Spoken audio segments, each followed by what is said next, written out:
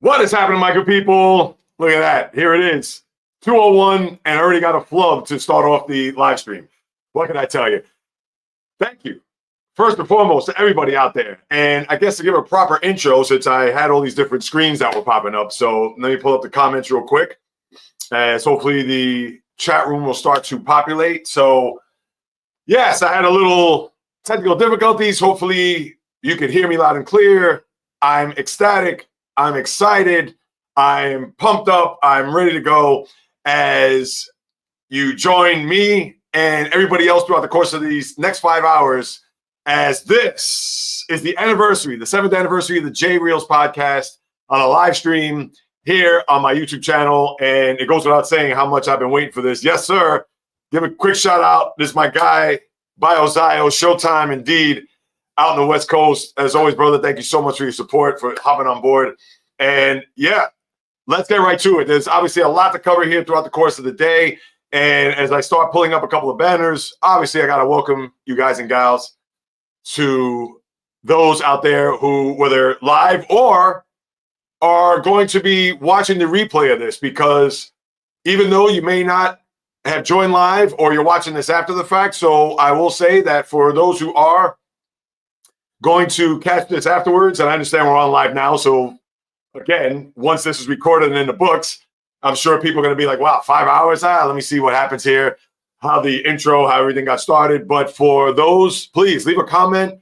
I'll get those comments. I'll make sure to follow up. I'll make sure to chime in on whatever it is that's on your mind. So don't think that you're going to feel discounted or neglected or because, you know what, let me just catch the first couple of minutes. Well, hey, hopefully this will make you stay on board just to listen to what it is I have to say. It's interactive. It's going to be back and forth. And obviously for those that aren't on live, it's still interactive. So please leave a comment, suggestion, whatever you want to do, please. And like I said, I will be more than happy to reply, obviously, when I get a shout or a few minutes to shout you out. So now, as far as for those throughout the course of the day, please interact. This is why I'm here.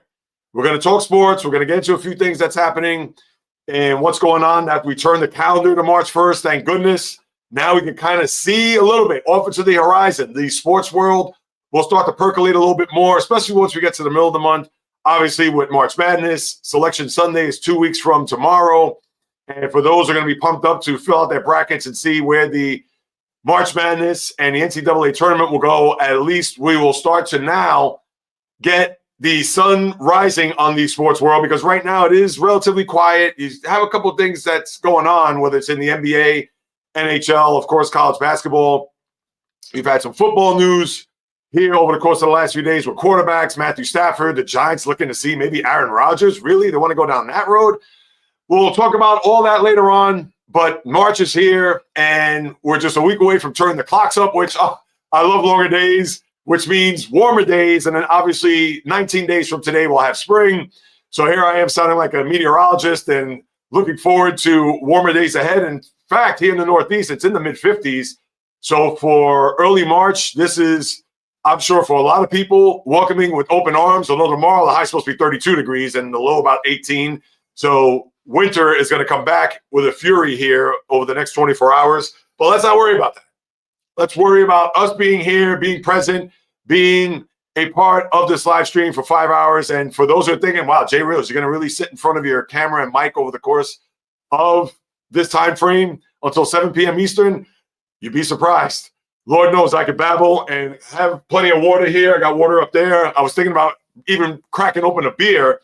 Not necessarily now, but just celebratory. But I'm going to put a pause on that as I do not have alcohol anywhere near me. So I just thought to keep you in mind as far as that goes. But I will say this, I am running strictly on adrenaline, strictly on a lot of energy that I've been anticipating for this day. Lord knows I haven't even eaten today. So here I am, and I'm not Muslim. And I mentioned this yesterday on the update or the preview live stream, how I said that with Ramadan yesterday, and here I am. I'm actually ushering in today, the day after, but I'm going to fast until 7 p.m. But Lord knows that meal's going to hit once I do sit down, relax, decompress after digesting over the course of these next 5 hours everything that's going to entail. So let's go right at it. Let me go back to the comments. And this is what I'm going to do. Please, people, I encourage you to post comments. I know I just put that banner up here one more time. As a matter of fact, I just had it there. Yes, please comment. We're going to interact. Now, I'm going to have a little bit of an opening monologue, which is going to talk about 7 years ago today, as well as just the journey leading up to today. Then I'll open it up. I'll make sure to highlight your questions. You will not be forgotten for those who are on live. So please, feel free. Don't be shy. We're going to be here for quite some time. So enjoy. Even if you happen to go out, run errands, and come back, I'm going to be here. Again, 7 p.m. Eastern, so you know that this is going to be a situation where, all right, I'm going to take a half-hour break, or I may have to go to the bathroom, of course, throughout the course of the next 4+ hours, but still, it'll only be for about 5 minutes. I'll take a break, but I'll give you guys and gals plenty of time to know when I'm going to do that. I'm not going to be abrupt to be like, all right, guys, I got to go see you. So plenty of time here to engage, to have a conversation, whatever questions, whatever comments, whatever is on your mind. And I mean that. So please share whatever it is. Don't be shy, and we'll go from there. But now what I want to do is talk about this day 7 years ago. And it's interesting because 2 months prior to that, or roughly 6 weeks, it was Martin Luther King Day, where I went down to a very known store in Manhattan called B&H Photo and Video. And I picked up my little podcasting kit with the microphones, the cables, everything to launch this thing. And the one thing I remember in trying to get this thing on track was it was a little bit more difficult than I thought. Because with the way technology is now, and granted, 7 years ago to today is almost like 1,000 years when you talk about technology. But when I think back as far as putting this together, getting my website in order, of course, JAYREELZ.com for those who don't know. And for me to put this thing together, and it was just so tricky trying to get the RSS feed and making sure that it was going to the right channels, whether it was Apple Podcast, even Spotify. Back then, I was even connected to Spreaker and Stitcher. And I still may or may not be, because I know I tied in my podcast with Spreaker, where I had to pay whatever it was at the time. I think it was $17 a month. But then I thought to myself, why am I paying them when I host on my website? Because you get all the podcasts there, well, at least the last 300 of them, because I think they only house up to 300. But if you go back in the archives, whether it be Apple or Spotify, I should have it going back to day one. And when I was trying to get this whole thing together, it was a little bit tricky. It was a little bit difficult because the only thing I could remember was, why can't I get this RSS feed? Why can't I get it to hit Apple? And it was just a mess. And even on the website, when I was trying to put the first podcast together and making sure that it launched, and of course, you're fanatic trying to get back to Apple to make sure that it popped up. And so it was a little bit of a headache, but obviously well worth it, because I knew that this was something that I had been longing to do. And of course, I was able to do so. Now, as far as getting that podcast up, it was pretty much an introductory scenario where I had put forth just a maiden voyage to the podcast universe. Of course, I could have talked sports. I could have gone into various directions, but I wanted to introduce myself to everybody out there because, again, here I am for the first time becoming a quote-unquote podcaster. I didn't want it to be a thing where it's like, all right, guys, I'm JAYREELZ, and let's get into sports.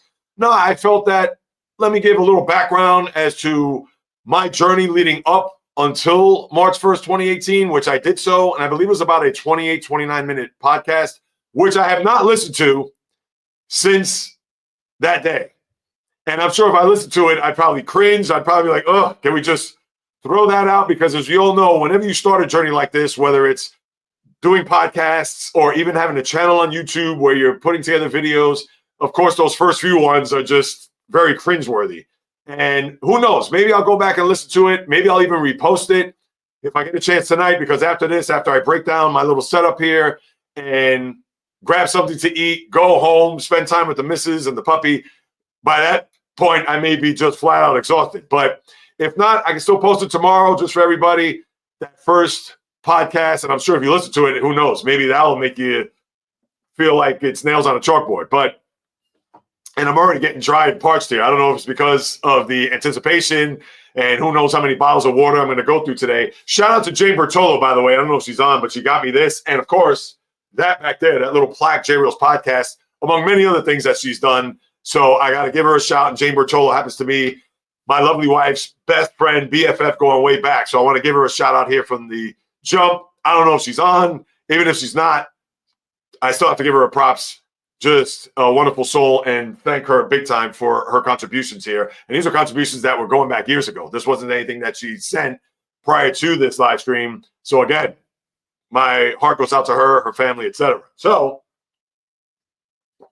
that's where we begin as far as remembering that day and just trying to get it out there. And once it was recorded and published, and if I'm not mistaken, I may have, no, I think I put that out in the afternoon. It was my second podcast, which is something, keep in mind, people, the second one is going to be interesting because not that I'm going to go through every podcast, but it's going to be part of the giveaway later on. So that's your hint when I'm talking about the second podcast, because throughout the course of the afternoon, and now I can segue from remembering what happened there 7 days ago, and I know I'll see some comments. Shout out my guy Nike there. Absolutely. Blessings to you, brother. Thank you so much for your support, as you know. So I got to give him a shout. But when we talk about 7 years ago, and we obviously reminisce, etc. But now what I want to get into is what's going to take place throughout the course of the day, the agenda. And I'll go back to this right here, 7th anniversary. Agenda today, it's going to be fascinating. I have a couple of guests, maybe a third, and I haven't heard back from him, so I don't know if he's just going to pop up and surprise me. That I'll have to wait and see. But my two guests that are confirmed, at 4 o'clock, I'm going to have Jai Shields. Who's Jai Shields? He hosts a podcast. He was actually on my podcast going back 5 years ago during the height of the pandemic. And he's a young cat. It's good to get a young perspective. He's, I believe, 22 years old. At the time I had him on, I think it was 17. So it just goes to show you he's also had some length in this broadcast space. He's going to join me, and he actually had yesterday on his podcast, which I'm going to give him a shout. And, of course, when he comes on, I will definitely unpack that. He had Christopher Mad Dog Russo on his podcast, I believe, for a third time. And then yesterday he just released another one, which he has on his YouTube channel. So we're going to get into that. And with Jai being a big-time fan of Christopher Mad Dog Russo and Mad Dog Radio on Sirius XM, for those who do have satellite radio, and for those who do listen to Sports Talk on Sirius XM, I'm going to ask him a few questions. There's a different dynamic when it comes to the callers. There's like a family environment, and I have some questions that I hope he's going to unpack because he doesn't know what I'm going to ask him, and it may come to him as a surprise. So we'll get into that. We'll get into his podcasting journey as well, where he's at, where he's going, etc. That's my guest at 4. And then at 5:30, I'll have Erica Fernandez, who is with the Sporting News as a digital content creator. She obviously goes into locker rooms. She has her little niche, mostly of baseball, but I think she gets into boxing as well. She covers a lot of events, and we'll handicap the baseball season. We'll take a look at what the locals, Mets and Yankees, will do. I understand I'm in New York, but with the Met fan that I am, and I don't even know if she's a Yankee fan, but we'll talk Mets, Yankees. We'll talk pretty much the whole broad scope of baseball. Not necessarily a preview, but I guess it's a preview to the preview, because maybe it's a little bit too early to even think about World Series predictions and how far teams may go this year and what could possibly happen. But we'll get a little bit of a handicap with her. We'll go through her career, what she has forthcoming. That'll be at 5:30. And then in between, I'll have the giveaways, a couple of trivia questions which pertain to the podcast. And with that, we'll have a couple of things that I'm going to give away. One being, of course, which I've seen, if you watch the podcast on YouTube or Spotify, of course, you'll get a JAYREELZ t-shirt. You got colors here. You got gray. You got black. And I'll probably rock these a little bit later on if you haven't seen them. So I'll have a couple of giveaways. And then the third guest, which I hope at some point he'll pop on board. I may have to check my phone to see whether or not he's going to hop on. But he is one that is near and dear to my heart. He is a part of this podcast and has been on my podcast going way back. But he is always a part of what it is that I've done. And if you follow me, even going way back, you may even know what I'm talking about. But if not, hopefully he jumps on board. Hopefully he'll surprise us. And that will be interesting because I have not actually seen him, whether in person or through the technology that we have, whether it's FaceTime or Zoom, or even in this particular case with the platform that I have here on YouTube. So to be able to get to see him will be just fascinating, and it'll be surprising, and it'll be good, I guess, TV or good live stream or whatever, because it's not really TV unless you're watching on your TV or your phone or whatever. So I got all that here over the next 5 hours. So as Vin Scully, the former Dodger, the late great Dodger Hall of Fame broadcast, which I'm sure my guy Bio Zio out on the West Coast will appreciate, pull up a chair, sit back, or if you're driving in your car, or who knows, maybe you're running on the treadmill at the gym, or if you're in the midst of food shopping, who knows, but I'm glad you're here. It is greatly appreciated. And throughout the course of this day, obviously, I'm sure you're going to have people in and out, etc. So let's go, people. Now, let's get kicking with this topic. Right, what's going on? What's happening? And I'm just going to pretty much freestyle it. I'm not going to go in a scenario where I'm going to talk about certain things, but at the same time, it's going to be a scenario where it's open to anything. So even if I'm talking about the NFL, or if I'm talking about what's going on in the NBA, or even baseball, whatever it may be, I will open it up to anything.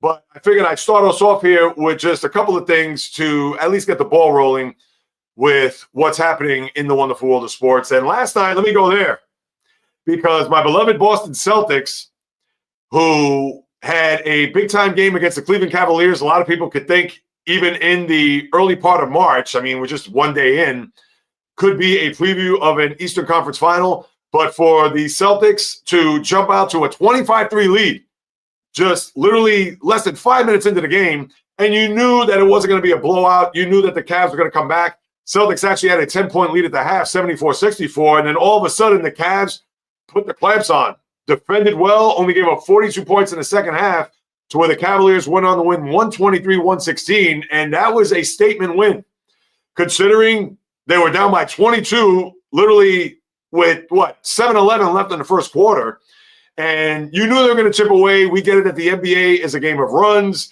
The NBA is always going to have those ebbs and flows. You're not going to have a stretch there where a lot of these games, let's say, even if it goes from 25, yeah, I know, absolutely, and I'll get to Bio's comment in a second.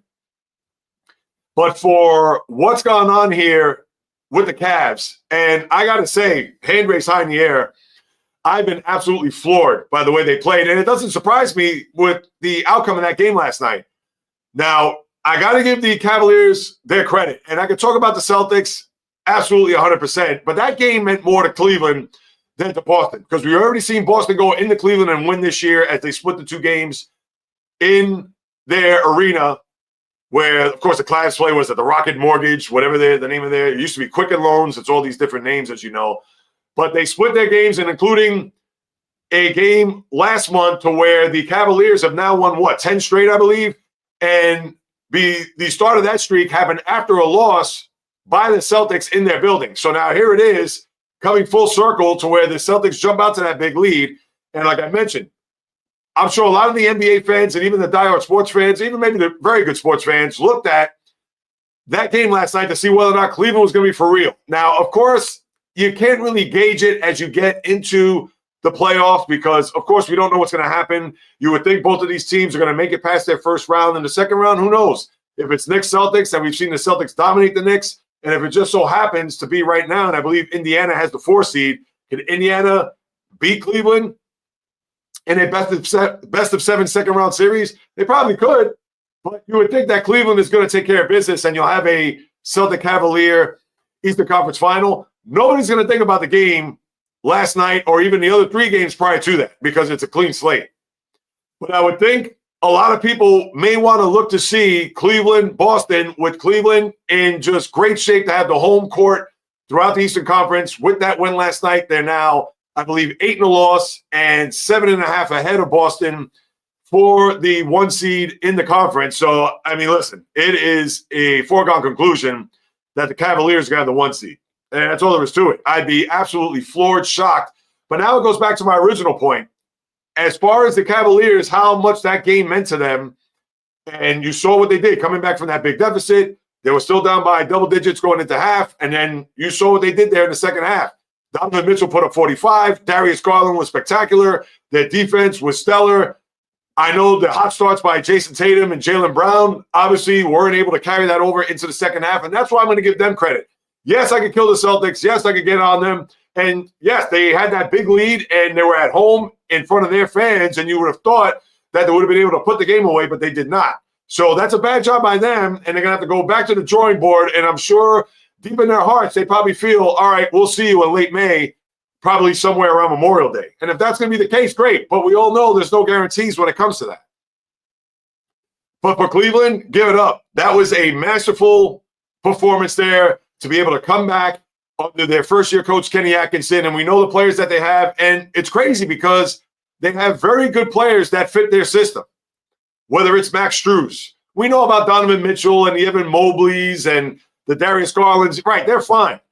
But it's the other guys, and you're going to need to have those other guys when it comes to crunch time or when it comes to a big series. And I get it that the Celtics did not have Kristaps Porzingis or Drew Holiday, but that doesn't excuse them from having that big lead and having a halftime lead. And I understand a 20-point lead in the NBA in this day and age is almost like a 5-point lead. It's not a 20-point lead like it was back in the 80s, 90s, etc. We understand it's a whole different ballgame now with the three-point shot and, of course, being able to take advantage of exercising the shots of from behind the arc and be able to get to a point where you can get back in the game quickly with big runs like that. And who knows, if the Celtics take the pedal off the metal there, you could say so considering what Cleveland had done. But even with the absence of Holiday and Porzingis, it's still no excuse. That's a game that they should have won, considering the start that they had, and they were in pretty much control of that whole first half, despite the fact that the Cavs cut it to, I think, as much as 2 points. There was a 2-point deficit before the Celtics expanded that to that 10-point halftime lead. But give it up. The Cavaliers, they're going to be a live dog here, and I can't see them, and you have to put them in the discussion of a team that can make it to an NBA final. I'm not going to sit here with any type of Celtic hubris to think, all right, yeah, we'll see you in late May, and we beat you last year in the playoffs, and all right, we split the season series this year, but we're the defending champs. We're going to go ahead and win. I'm not so fast. And I'm not being cynical. I'm not being jaded. I'm not thinking like, oh, no, I'm not shaking in my boots either. But I'm certainly not going to sit here with a puffed chest out to think that, oh, we got it in the bag. I'm not worried about it. When the playoffs come, we're certainly going to take a stranglehold. And remember, home court is going to be Cleveland. And again, the Celtics aren't going to be afraid to go on the road as they've exhibited in the past, whether it was in the series against Miami 2 years ago when they won a Game 7 in their building, and they've won big road games, as we've seen, in the Jason Tatum, Jaylen Brown era. But definitely doesn't automatically mean that they are going to have a cakewalk or they're going to win a 6-game series and then go back to an NBA final to defend that. So, yeah, and Bio said it here that the Celtics blew it last night, and they did. But you got to give credit to Cleveland because it's not as if the Cavaliers don't deserve their bouquets as far as them not panicking or them not shrinking in a spot on the road where they were down by 22. And, yeah, they may have chipped away and cut it to 10 or cut it to 8, but then the Celtics stepped on the gas and went going away. No, they kept at it. They kept chipping away. And like I mentioned, their defense in the second half was just phenomenal. When you give up 74 in the first half and then only 42 in the second half, you know that the adjustments were made in the locker room by the coaching staff in order to stop the two-headed monster of Tatum and Brown and then whomever else was going to contribute throughout the course of the night, whether it's the Peyton Pritchards of the world or the Sam Hausers who was filling in for Kristaps. So all you can say is tip your cap to the Cavaliers and let's see if there's going to be a meeting there in the latter part of spring because their season series is now over and done with them splitting it at 2 games apiece. So as we now turn the attention, we can talk about anything else. I know Donovan Mitchell is for real. He's probably going to be maybe not first team All-NBA. He'll probably end up being second team All-NBA because the Cavs have just been playing over their heads. I mean, they've overachieved this year to the likes of nobody even imagined or thought of that they would be this far out in an Eastern Conference. Could you have argued whether or not they could have been neck and neck with the Celtics, whether it be a game or two behind or a game or two ahead? if you would have said a game or two ahead, now kudos to you because you have a crystal ball that certainly, if you predicted that, kudos to you. But at the same time, nobody would have thought in any right frame of mind that the Cavaliers would be almost 10 games ahead of the Celtics here on March 1st. So that's what you got to say there and give them credit. So that is item number one. I know that with the other sports news, I know that the NFL, their season will open up in a couple of weeks. And I don't want to just get into the NFL space because right now their season is, of course, dormant.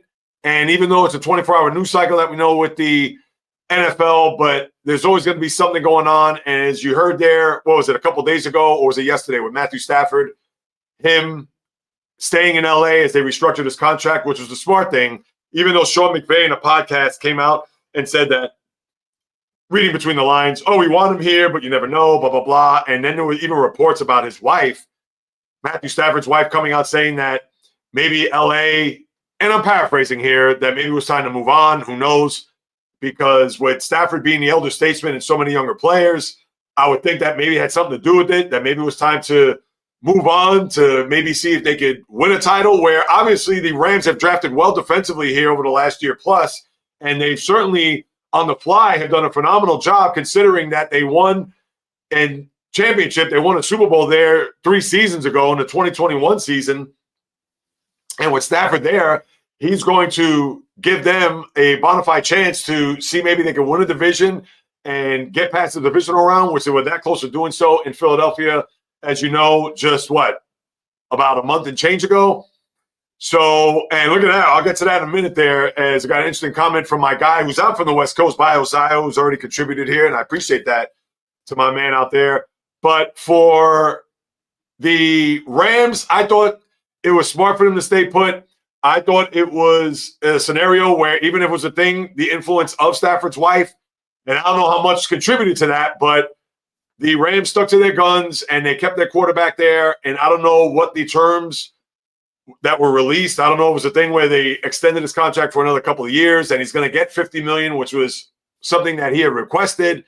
And I can understand that. This is his last big payday. He's 37 years of age. He's looking around the league and seeing guys like Tua Tagovailoa making $50 million a year, Trevor Lawrence making $50 million a year, Justin Herbert making $50 million a year. And with just those 3 guys alone, they have a combined 1 playoff win, where Matthew Stafford has said, hey, I won a Super Bowl, and here I am making $27 million. Now, I get it. $27 million is nothing to sneeze at. It's not as if he's in the poorhouse by any stretch, but guess what? I guess if you are a quarterback or whatever it is that you do, and then I get it when the average Joes like us, when we go into the office and we look at our counterparts, and let's say you're part of a department where you have equals, but if you can only find out that, hey, if that person was making that much more, I'm sure you're going to be, hey, I want to get equal pay to that person. Or maybe even a little bit more because of my worth. Now, I wish the corporate world worked that way. And as we all know, the corporate world does not function in that regard. Let me give a quick shout to my guy, Jonathan. Talking a little football here, Matthew Stafford Rams. So thank you so much. I appreciate you hopping on board again. You hopped on there not only on Wednesday's live stream, but last night. So again, much appreciated. Thank you so much. We'll talk a little bit of baseball in a minute. I know you want to chime in with the Mets. But going back to and I'll get to Bio's comment here. He wanted the Rams to trade Stafford. I'll jump on that in a second. But with Stafford having some leverage and knowing that, yes, I should be making close to the top or near the top of what the other quarterbacks are making. And how could you argue that? But the Rams felt he was a better fit. And think about it. You're not going to have Stetson Bennett be your starting quarterback next year, or you're not going to bring in a guy like Aaron Rodgers or Kirk Cousins. You might as well keep the guy you've had here over the last several years that won you a Super Bowl. So I thought it was wise. I thought it was shrewd. And for Bio, you wanted the Rams to trade Stafford. And I know we kind of talked about this. You sent me a note there on the post in reference to Stafford. I put a minute short there yesterday, I believe. And I know you made a comment about Stafford. Now, why? Now, let me ask you this. If you wanted him to trade Stafford, what were you looking at? Were you looking at bringing in another quarterback to trade? Were you just thinking about trading Stafford for a pick or two and then maybe signing somebody else or trading for another guy? I'm kind of curious to know your thoughts on what guy did you have in mind. And in fact, let me see. I wanted to see McVay start over with another quarterback. Okay, that's fine. I get it. But did you have a quarterback in mind? Were you thinking about maybe seeing if you could pluck somebody off of another team? Now, I knew you weren't going to have a Stafford for Goff scenario as you had a few years ago. So unless you did have a trade proposal like that, or were you just thinking about maybe trading to get a draft pick, whether it be probably not a top draft pick, because it's not as if the Giants, even though they were rumored, and I thought that would have been crazy for the Giants to trade their number 3 overall pick for Stafford and then have to sign him on top of that $50 million. I wouldn't have done that if I was Joe Schoen, the GM of the Giants. But for your intents and purposes, I'm curious to know who you would have wanted to get, whether it be as a free agent or trade. So please type that into the chat and I'll be sure to pull that up. But you had that scenario, and then the Giants. Why would they even think about dabbling with Aaron Rodgers? Seriously, did they not see what happened here over the last 2 years on the other side of the corridor when the Jets had him? I understand the first year he blew out his Achilles. All right, fine. But then last year, and I get it, the Jets are a dumpster fire, but the Giants aren't that much better when you think about it. So all I could see from afar is that why would you even try to kick the tires on bringing Rodgers here? Why? Because he knows the area? Why? Because he thinks that he can make the Giants a contender? Now, the Giants, they are, I don't want to say worse off than the Jets, but they're probably at equal. They're a team that's in flux. They're a team that's not ready to win. They're a team, exactly, to my guy Nike. And I know you also posted that on the YouTube channel. But seriously, like, why would you even want to go there? Rodgers is 41 years of age. I get it that he still may have a little bit of magic in that arm. We understand he doesn't move the way he once did. And who knows, maybe a full season under his belt and having one more year under center, maybe. Now, he's not going to be as fleet as foot as he was going back to his mid-30s. But, I mean, he's a guy that is probably going to have flashes and he's going to give you moments. But he's not a guy that's going to turn back the clock or bring you back to his days of when he won a Super Bowl in the 2011 season, or when they were 15-1, I believe a year or two after that, or a guy that was a 1 seed just a few years ago when San Francisco went into their building and beat them. I wouldn't want him, if you ask me. I didn't want him in Pittsburgh either. So even if the Steelers have any thoughts, and based on something that I read earlier, that the Steelers are going to move on from Russell Wilson, who, again, is a free agent, but they're not going to dabble in bringing him back, that the likelihood of bringing Justin Fields back is a lot more higher than Russell Wilson. I'm all for that. And I've said that even on the podcast, and I'll say it right here.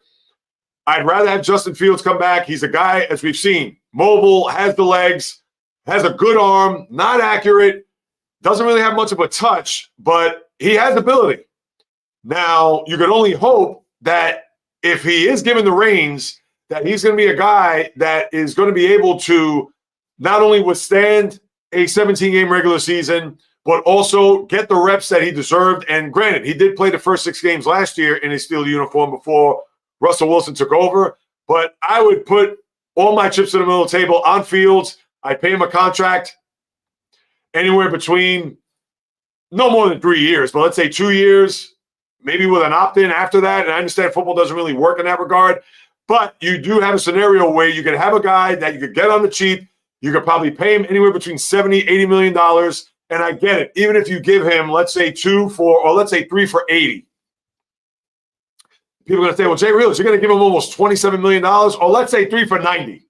All right, let's put that there. Now, and I see a couple of comments, which I'll get to. My thing is, 3 for 90, I get it. Justin Fields, what has he done? What has he proven?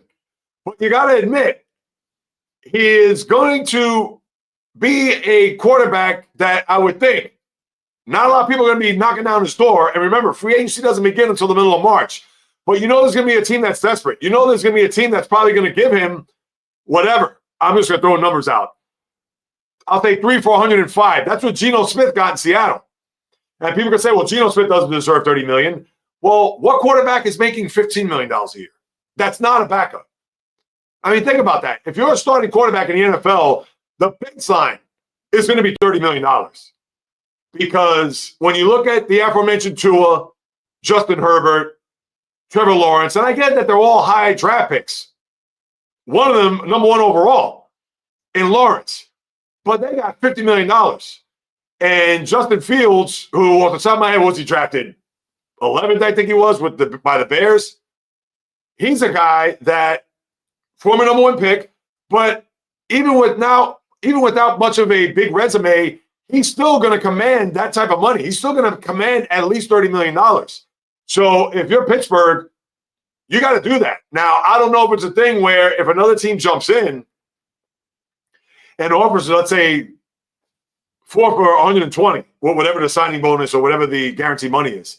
Now, does he stay in Pittsburgh because he likes Coach Tomlin? He loves the culture there. He loves the Steel City. Who knows? Obviously, I haven't spoken to Justin Fields, so I don't know what the scenario is as far as him wanting to stay in Pittsburgh or maybe even giving the Steelers a hometown bargain. But if he's going to go for the most money, and especially guaranteed, he may just do that. So we'll have to wait and see. But he's going to make minimum $30 million. So I don't want to hear from anybody out there to think that, oh, he doesn't deserve it. And right, technically he doesn't in the collective sports fans' brains, because we know his lifetime record. He was 4-2 in Pittsburgh, and I believe he was 11-28 in Chicago. So, right, do the math. It's not good. And I understand he has ability, but he hasn't been consistent. He hasn't shown that. But with that being said, he's still young. He's still relatively fresh. And on top of all that, he hasn't had much of a beating as far as playing a rigorous amount of games here throughout the course of his, 4 or 5 year career. But he's a guy that's still going to get that kind of money despite the fact what we think or what we believe, because the market is what the market is. Just like we may feel that Tua doesn't belong 50 or doesn't deserve $50 million, or just like we don't think Justin Herbert deserves that, despite the fact that he is talented. But has he won a playoff game? He's 0-2. In one of those games, he had a 27-0 lead against another guy, Trevor Lawrence, in Jacksonville, where he got that first win. So we can talk about this until we're blue in the face, but that's what you have there with the quarterback scenario, and how if I'm the Giants, I would not go after Rodgers, and who knows if they're going to go after Fields, or who knows what direction these teams are going to go, because we still have a couple of weeks before the quote-unquote new season begins, and that's where the free agency will be a frenzy for a few days in the middle of March, and then obviously we'll have the draft next month, and then OTAs, mini camps, and then training camp in late July, which I could certainly wait for. Because with the NFL, I want to enjoy spring, I want to enjoy summer, I want to enjoy the NBA Stanley Cup playoffs, the Masters. I know you have the Triple Crown of the Kentucky Derby, Preakness, and the Belmont, despite the fact that the sport is archaic, but that's a whole nother story. And so many sports to get to before we even think about pro football. So that's what you got there. Now, bio, Sam Darnold, he thrived with McConnell, Minnesota. So you wanted Darnold? I get it. And you know what? I could see that marriage, if that were to be the case. I understand it's moot now, but you got your guy, Sam Darnold, and I appreciate that. Darnold, who knows? He probably would have been a good fit, like you said, the connection that he had with McConnell, and for McVay, and we know his coaching tree living throughout the league. That certainly probably would have been the next best fit if Stafford wasn't going to be a part of the Rams, but as we know, that is the case. So good one there by bringing in Darnold. And even though he foiled there at the end with Minnesota, the Sunday night game against Detroit, not good, and then the playoff game, do I even need to go that? You've seen it live and in living color. So to think Darnold would have been your guy, despite the fact that your defense just obliterated the Vikings in their offense. But no, good choice there. And then shout out to my guy, the novice. The Giants are looking for a placeholder until Arch comes out. Quite possible. Now, who knows? I know tanking in the NFL, there's no lottery system.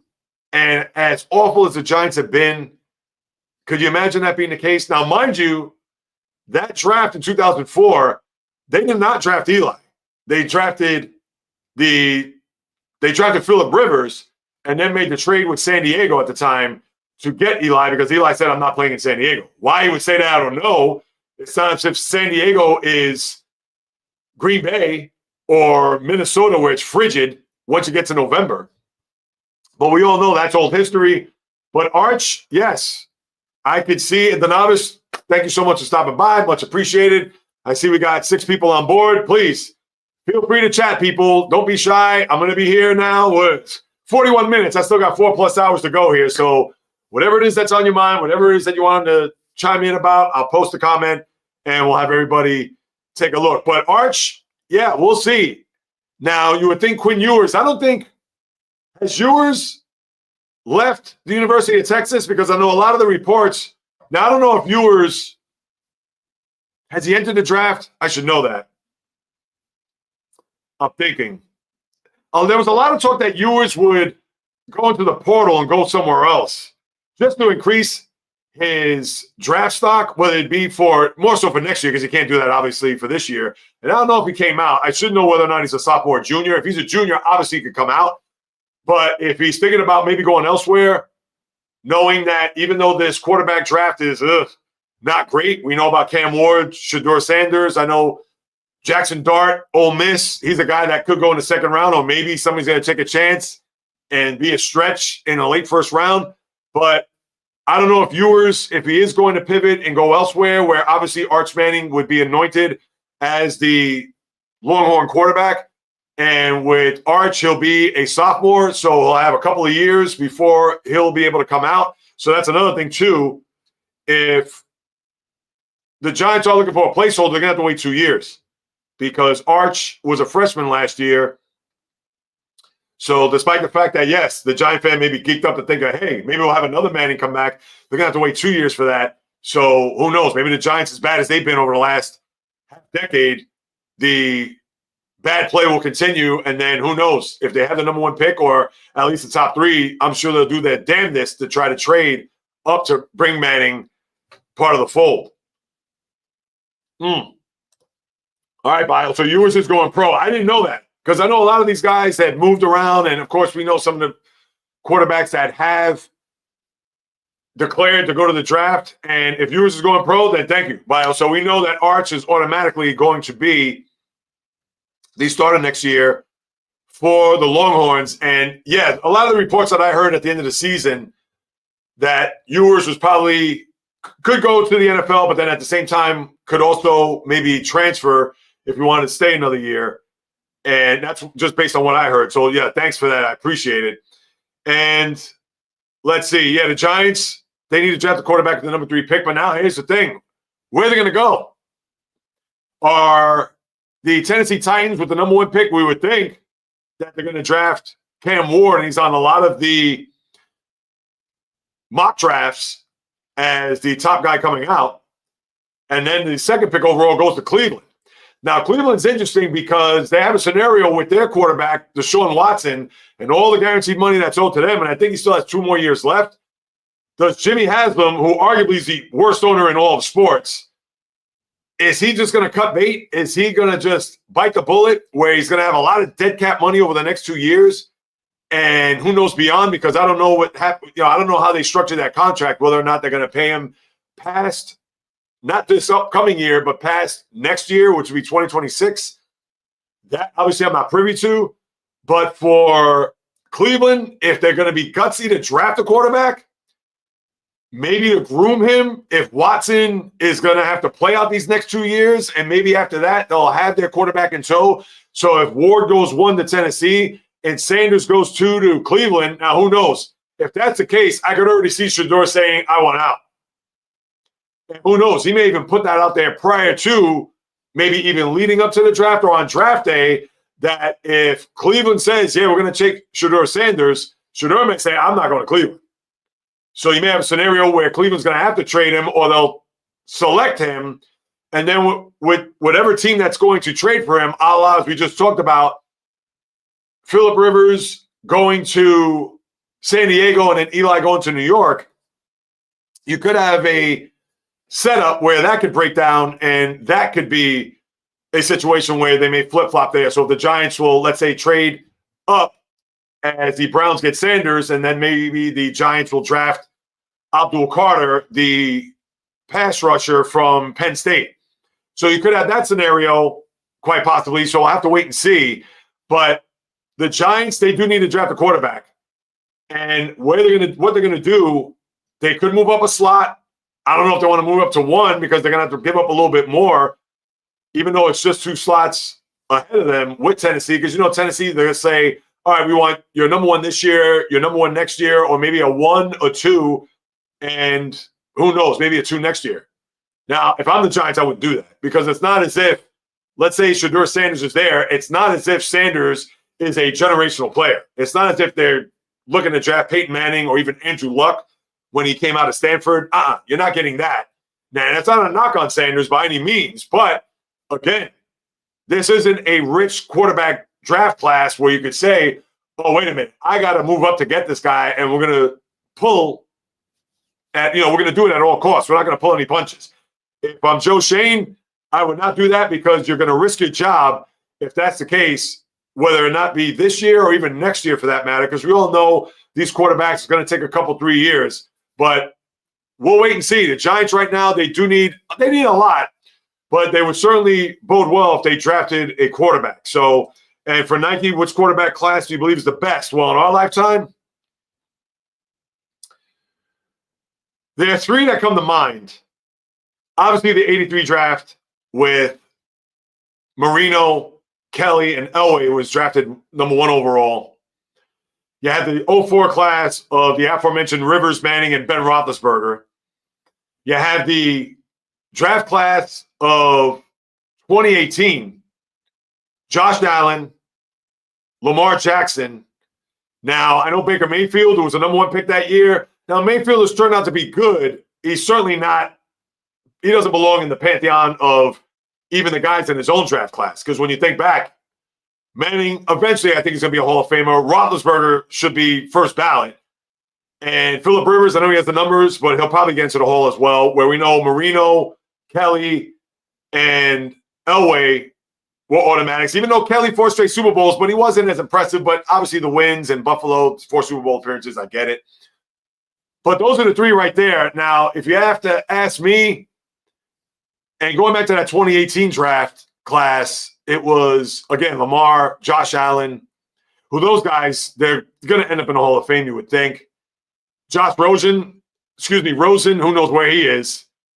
Then you have Baker Mayfield. Sam Darnold was a part of that class. He's not going to be anywhere close to a Hall of Famer unless he's going to build off of last year and go elsewhere and continue to light it up. But the likelihood of him having a bust in Canton is very small and none. So let's see. I don't know. I'd have to say you'd have to go with the 83 class. I know 04 is tough because think about this. The 83 class has Elway with 2 rings, and we just can't base it on the rings. I get it. But the 04 class is going to give them a run for its money because between Roethlisberger and Manning, they have 4 Super Bowls. And Manning's eventually going to get in. He didn't deserve a first ballot, and I talked about that on the podcast weeks ago when they had the class of 2025. But I really believe that he'll get in, and I think Roethlisberger should be an automatic shoo-in. And I'm not saying that because I'm a Steeler fan, but look at the numbers. You compare Roethlisberger to Manning, I mean, there is no comparison. He has 5 more playoff wins. He has a lot more regular season wins, and his percentage is a lot better where Eli's at 500. So I think he's a lock, first ballot. Rivers is going to get it just based on the numbers, but what was his signature moment in the postseason? Beating the Colts in 07 when they went to a championship game in Foxborough. That was the year where the Patriots are going for a perfect season. Sorry, Phillip Rivers does not have a signature moment or signature moments throughout his career where obviously Eli does. So all I could say is that he's going to get in, but you could probably argue 04 is better than 83, but I'll say right now that the 83 class is better. And can the 18 class even top that? Now, they're going to have to win a couple of Super Bowls, at least one. We know Elway won 2. We know Marino went to 1 and lost, and Kelly went to 4 and lost. So, and Marino, we know was a prolific quarterback, had all the records before, the Brett Favres, the Tom Brady's, the Drew Brees, the Peyton Mannings all shattered Marino's record. So we knew Marino at his time was a guy that was prolific as far as him being a passer in this league. But I would have to say right now, I'll say 83 Nike as far as that goes. All right, let's see what we got here. Jonathan, the salary cap is killing New York football. It's not fair. The Giants can't sign anybody at any price. Well, now they've actually increased the salary cap. I think it's what now, 275 or 279 million this year, and I think they increased it by 24, 25 million. Now with the Giants, now they released Daniel Jones. Now I don't know if they're going to have any dead cap money this coming year, but it's not as if they have a ton of players tied in. And what I mean by that is I know they signed Brian Burns to big time money, and I'd have to think. Now, I don't know how much under the cap. You could probably tell me better than I right now, Jonathan. I'm sure they have to be significantly under the cap. It's not as if they have a ton of players tied in, let's say, a la the Ravens, when you have players all over the place, or even the Bengals, who are going to have just a quandary. Obviously, they're paying Joe Burrow a ton of money. They got to pay Jamar Chase. They got to pay T. Higgins. Their pass rusher, Trey Hendrickson, is going to make a ton of money, and I'm sure he's probably going to go elsewhere. I think he's a free agent, if I'm not mistaken. Yeah, the novice. I see 2020. I'll get to that in a second. But for their salary cap situation, I don't know how bad it is. Now, the Jets, on the other hand, now with Rodgers gone, I'm sure they probably have to take a little bit of a cap hit. But the Garrett Wilsons they're going to have to sign, as we know. Sauce Gardner, what are you going to do with him when his contract is up, I believe, after this coming year? And we know they have contracts tied into other players on that team. I know Hassan Reddick, 1 year. I'm sure he's going to be dismissed. So I would think they have some wiggle room, the Jets and the Giants for that matter. But, yeah, I don't know. Killing may be a little bit too strong, and I'd have to pull up their rosters to see where they're at right now. But it's not as if they have a bunch of players tied in where you could say, oh, geez. Now, I know the Jets, Quentin Williams, I know he signed a big-time deal. C.J. Mosley, I think his deal has to be up by now. Who else? And, again, I'm going freestyle off the top of my head, people. So, Giants as well. I know Brian Burns.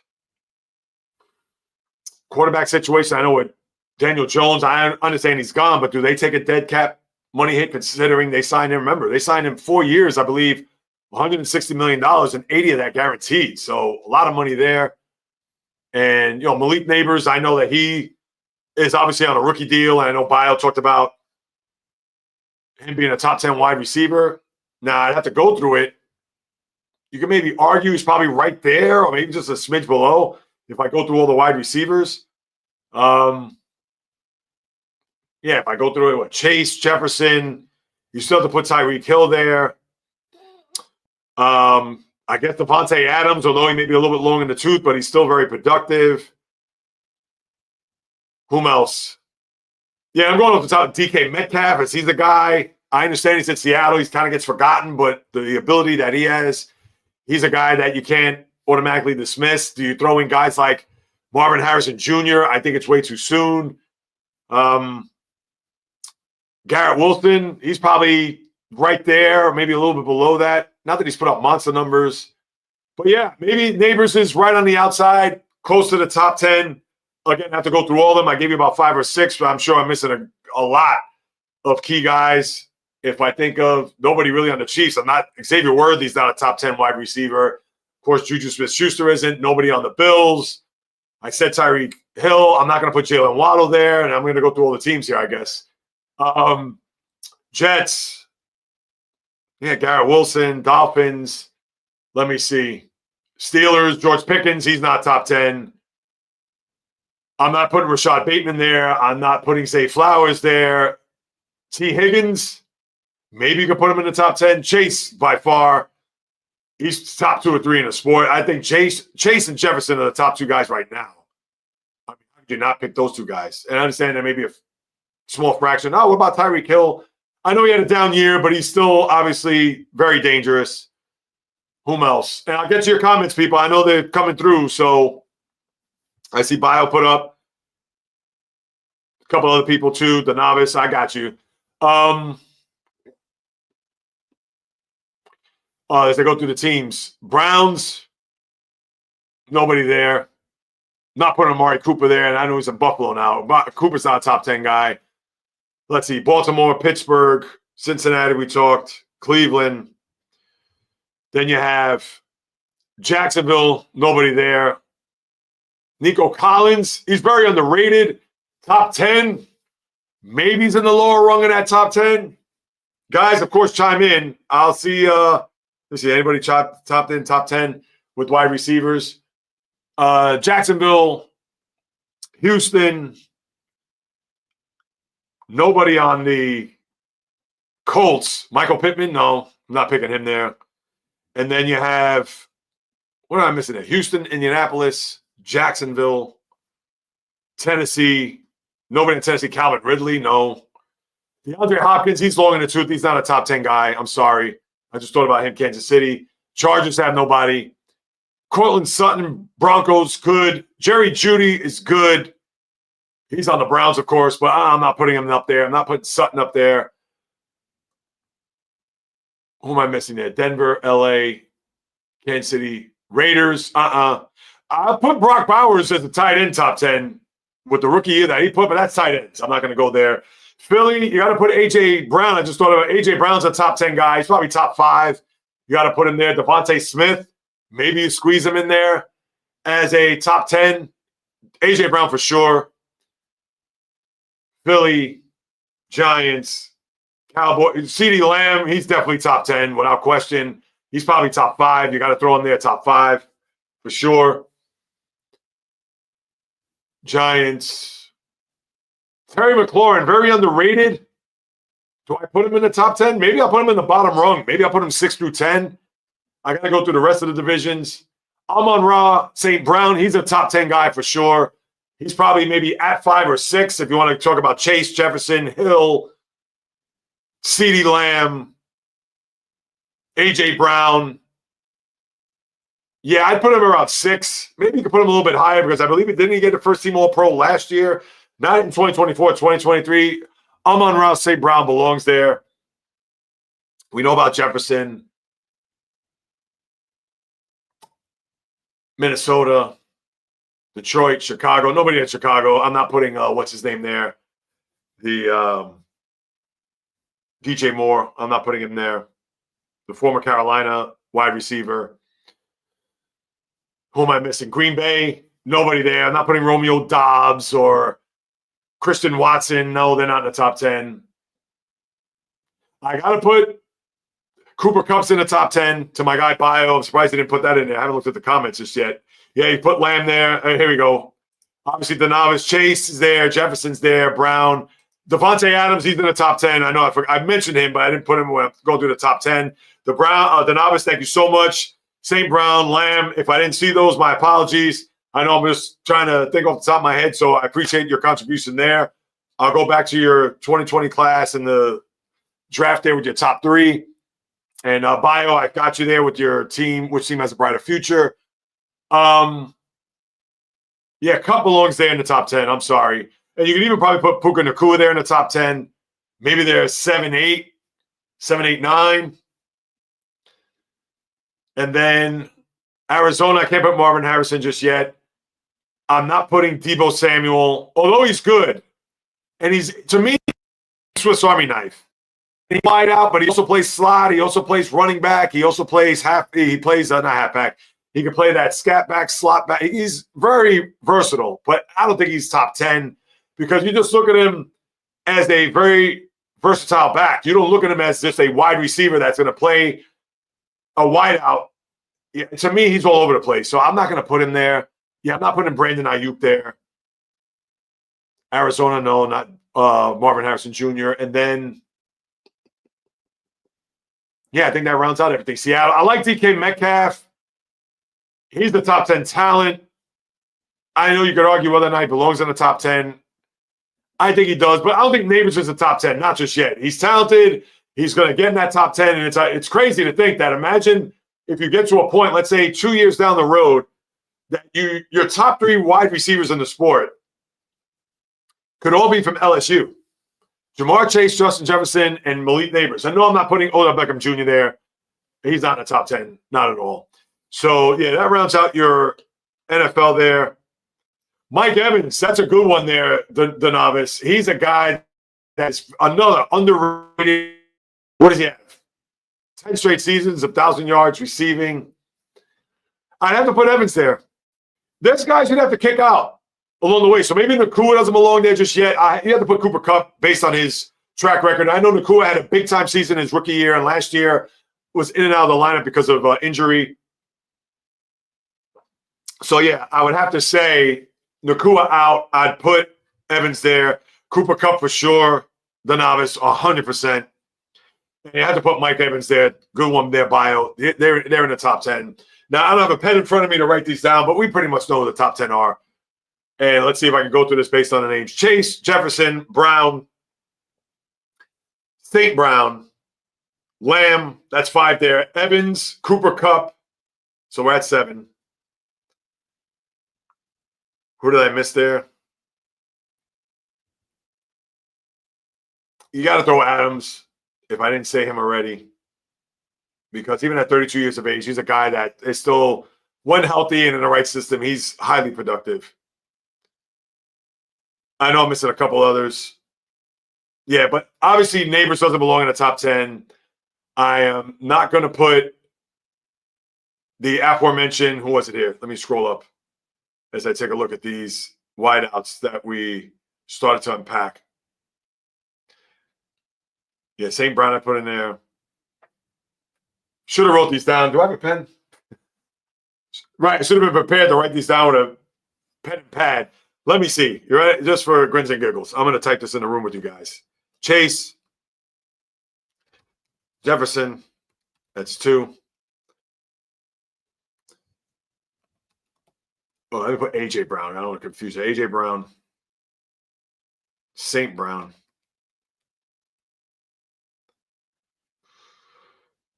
You got Tyreek Hill. All right, so that's 5 right there, people. All right, and I understand this may not be in any order, and I appreciate your patience as I go here. Now past the first hour. Look at that. 1 hour in, guys. 4 more to go. I appreciate you hopping on board, as you know, and I'm going to say that 1,000 times over. So my apologies if I just inundate you with the thanks. Let's see. So that's 7. So then we're going to put Evans, and again, no particular order. Kupp.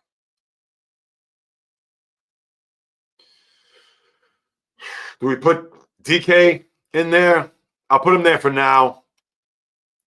That's 8. I'm not putting in OBJ. I'm not putting in, I got to go through these teams here. I'm not putting in DeAndre Hopkins, despite, let me go through it again. Yeah, I'm not putting in guys like Xavier Worthy or Rashad Bateman, God knows, Zay Flowers. Put T. Higgins there. Thank you, Denovis Lamb. So right there, that's what? 1, 2, 3, 4, 5, 6, 7, 8, 9. So whomever that 10th is, let's round this out here with 10. We'll put DK Metcalf there because we know he's a beast. Not putting Amari Cooper. Not putting Jalen Waddle. Do we put Adams? We didn't put Adams. Adams last. There you go. There's your top 10. What do you think, guys? Do you approve? Do you concur? Is there another guy you want to throw in that belongs in the top 10?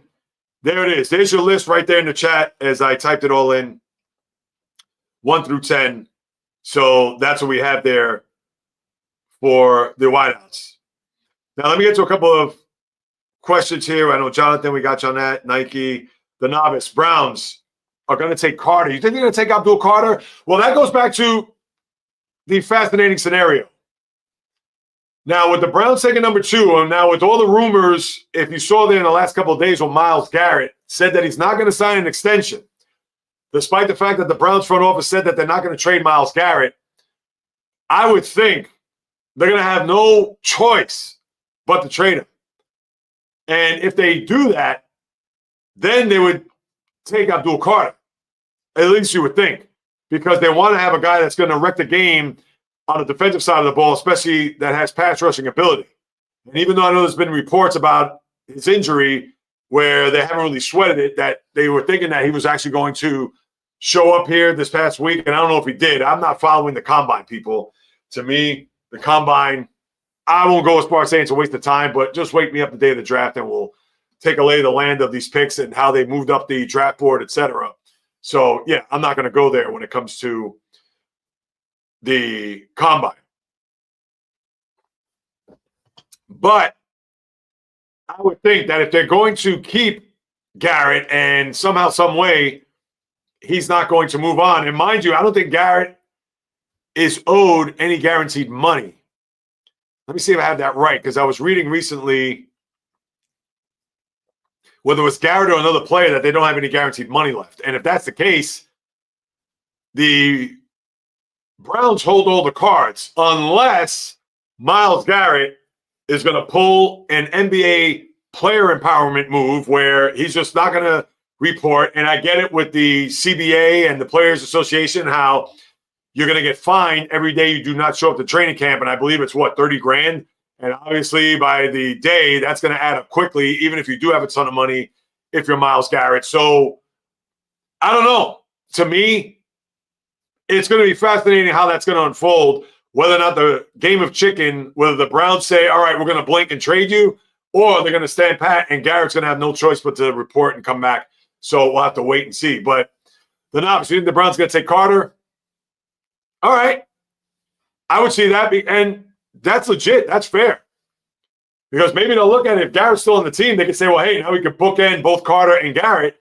And if for whatever the reason there becomes a situation where Garrett says, I'm not going to report. I don't care how much I get fined. I got plenty of money in the bank. You're going to have to trade me. And then they trade him. At least they got their pass rusher. And, of course, with their quarterback situation, as I discussed, knowing that they owe Watson all that money, they may not be ready to draft a quarterback. So, you know what? That is a good assessment of Carter possibly being a guy that could be drafted by Cleveland. And then Bio said Giants need a new head coach. Well, after that first year with Daboll, this is it for him. And for the GM, for that matter. And that's not to say they got to have a 9-8 record and maybe back into the playoffs like they did in 2023 when they went to Minnesota and won a playoff game before losing in Philly in the divisional round. But, yeah, to me, this is it for Daboll.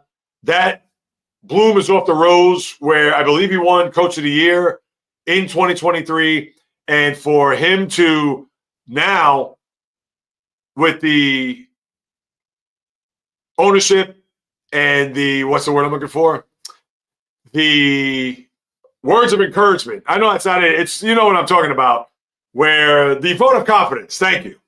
For whatever reason, I had the words, but I wasn't able to put it together. The vote of confidence by the ownership there, John Mara and with Joe Shane, the GM, I think it's a do or die year. More so for the coach than the GM, because if the GM brings in players and the coach doesn't perform, then that's it. I would think that Daboll is going to be out. But then next year, it's going to be on Shane whether or not he survives. And usually the coach and GM are hand in hand. If the owner's going to clean house, it's usually GM ownership, like you saw here with the Jets just a few weeks ago, where they fired Robert Saleh, and in the interim, we knew that was a disaster with Jeff Ulbrich. So they knew that they had to get a GM after they fired Joe Douglas. So although they hired the coach first, and then they brought in the GM from Denver, but even though it's in reverse, but both guys came in the same year, and it's not unprecedented that even though a GM fires a coach and they hire a coach, that the GM gets fired and they bring in a new GM, that is, oh, you got to make sure you get both out at the same time? Of course not. But I would think Shane, unless he does something weird, unless they draft Shedeur Sanders and he has a rookie year from hell where, all right, the ownership has no choice but to pull the plug on the GM and coach. But that is still relatively early. That would still have to wait and see. But, yes, I think a head coach is not too far behind. The novice, you got Ward, Carter, and Hunter, 1, 2, 3. I can see the Giants doing that. Now, I'd be afraid if I'm Daboll, an offensive coach, to play him two-way right out of the gate. I think you could draw up some plays where you allow Hunter to play offense and not even to use him as a decoy, because to me, he has to earn that. He just cannot, because he won a Heisman from playing both sides of the ball, and then let's say you draft him, and then you have a situation where you have Neighbors on one side and Hunter on the other, and then Neighbors is going to get a lot of attention and maybe some double teams, and then maybe Hunter's on an island by himself and get a bunch of catches. I don't know if that's going to be the case, A. And then B, I wouldn't want to put the risk of Hunter and his health playing offense, knowing that he's good on both sides. But I would think that the Giants would probably draft him more as a DB because they need defensive help than a wide receiver, considering they just drafted Neighbors. So that's how I would look at it if I'm the GM. That's not to shut him out completely from the offensive side of the ball. I would certainly try to script some plays and to make him a part of the game plan, but not from the standpoint of he's going to play every snap defensively and he's going to play, let's say, out of a game, 30 snaps. Because on average, an offense could have anywhere between 40 to 50 plays. Maybe a little bit more than that. So, and that may be a little bit too high, come to think of it. But let's just say, for argument's sake, 40. He's not, let's say, taking 40 to 50 defensive snaps, and he's going to take 40 offensive snaps offensively. Not going to do that. I don't care how young he is. I don't care how he's built. I don't care if he's a T-1000 from the days of Terminator 2. Not this guy. So I would look at it more from a perspective, defense first, and then we'll implement some plays for Hunter and get his feet wet. And then as the season goes along, maybe you could increase his workload there, but still, he's a guy that you want to have your team for a decade. And by playing both sides of the ball consistently, or even if there's more of a defense-offense balance, you got to pretty much go one way or the other and not just get your player out there to be a sacrificial lamb to get hurt and maybe worse, be out for a significant amount of time. Now, the novice, I don't know if you're still with me here as I scroll down. All right, well, let's go back to that, the novice, real quick.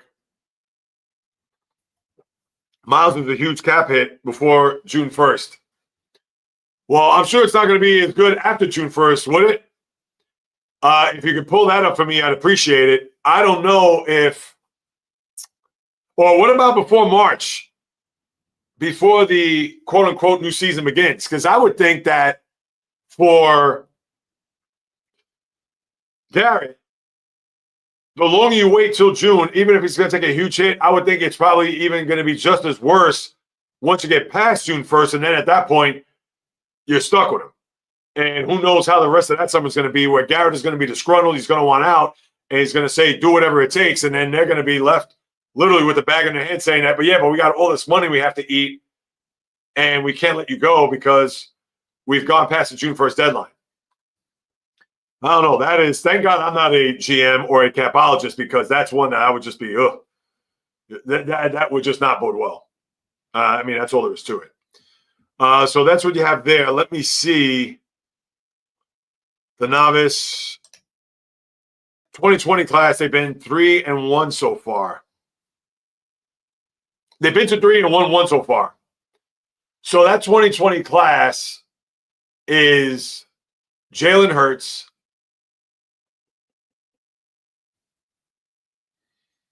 who were your first round picks that year? Drawing blanks. How dare I? All right, I'll have to pull this up real quick. Yeah, well, Hurts is, I know the guy. They've been to 3, so he's been to 2 Super Bowls. All right, I should be able to do this off the top of my head. Hang on. As I type this up, NFL draft. Let me think about this for a second. Been to 3-1. If you're including Hurts being twice, so that means either one player's been to 2 or 2 players. I would have to say, I'll go through all this. Brock Purdy, was he 2022? Wasn't Purdy drafted in 23? Wasn't he Mr. Irrelevant then? And then went to a Super Bowl, or 22 maybe? Yeah, it was 22. and then they lost in the championship game in Philly. 23 season, went to a Super Bowl. I think it was 22. All right. I don't want to. Oh, Burrow, hello. How could I forget that? My bad. And then I'm missing one more. Yeah, how could I forget Burrow? That's a bad job by me. Am I have to go through all these rounds? Jordan Love did not make it to the Super Bowl, as we know. All right, now it's better if I just go Super Bowls, right? Yeah, Burrow, obviously. So there you go. Been to 3-1-1. So there it is. So it's Burrow and Hurts. So Hurts was a second-round pick, I believe, Philly that year, as I pull that up. Philly. Yes, he was. So there you go. Too early to tell. I'd have to see the other quarterbacks that were drafted that obviously were past the second round. Let me see. Should I go through all these rounds now? Listen, I know I have plenty of time, but I don't want to bore you while you watch me trying to click through all of the quarterbacks that were drafted in the 2020 draft.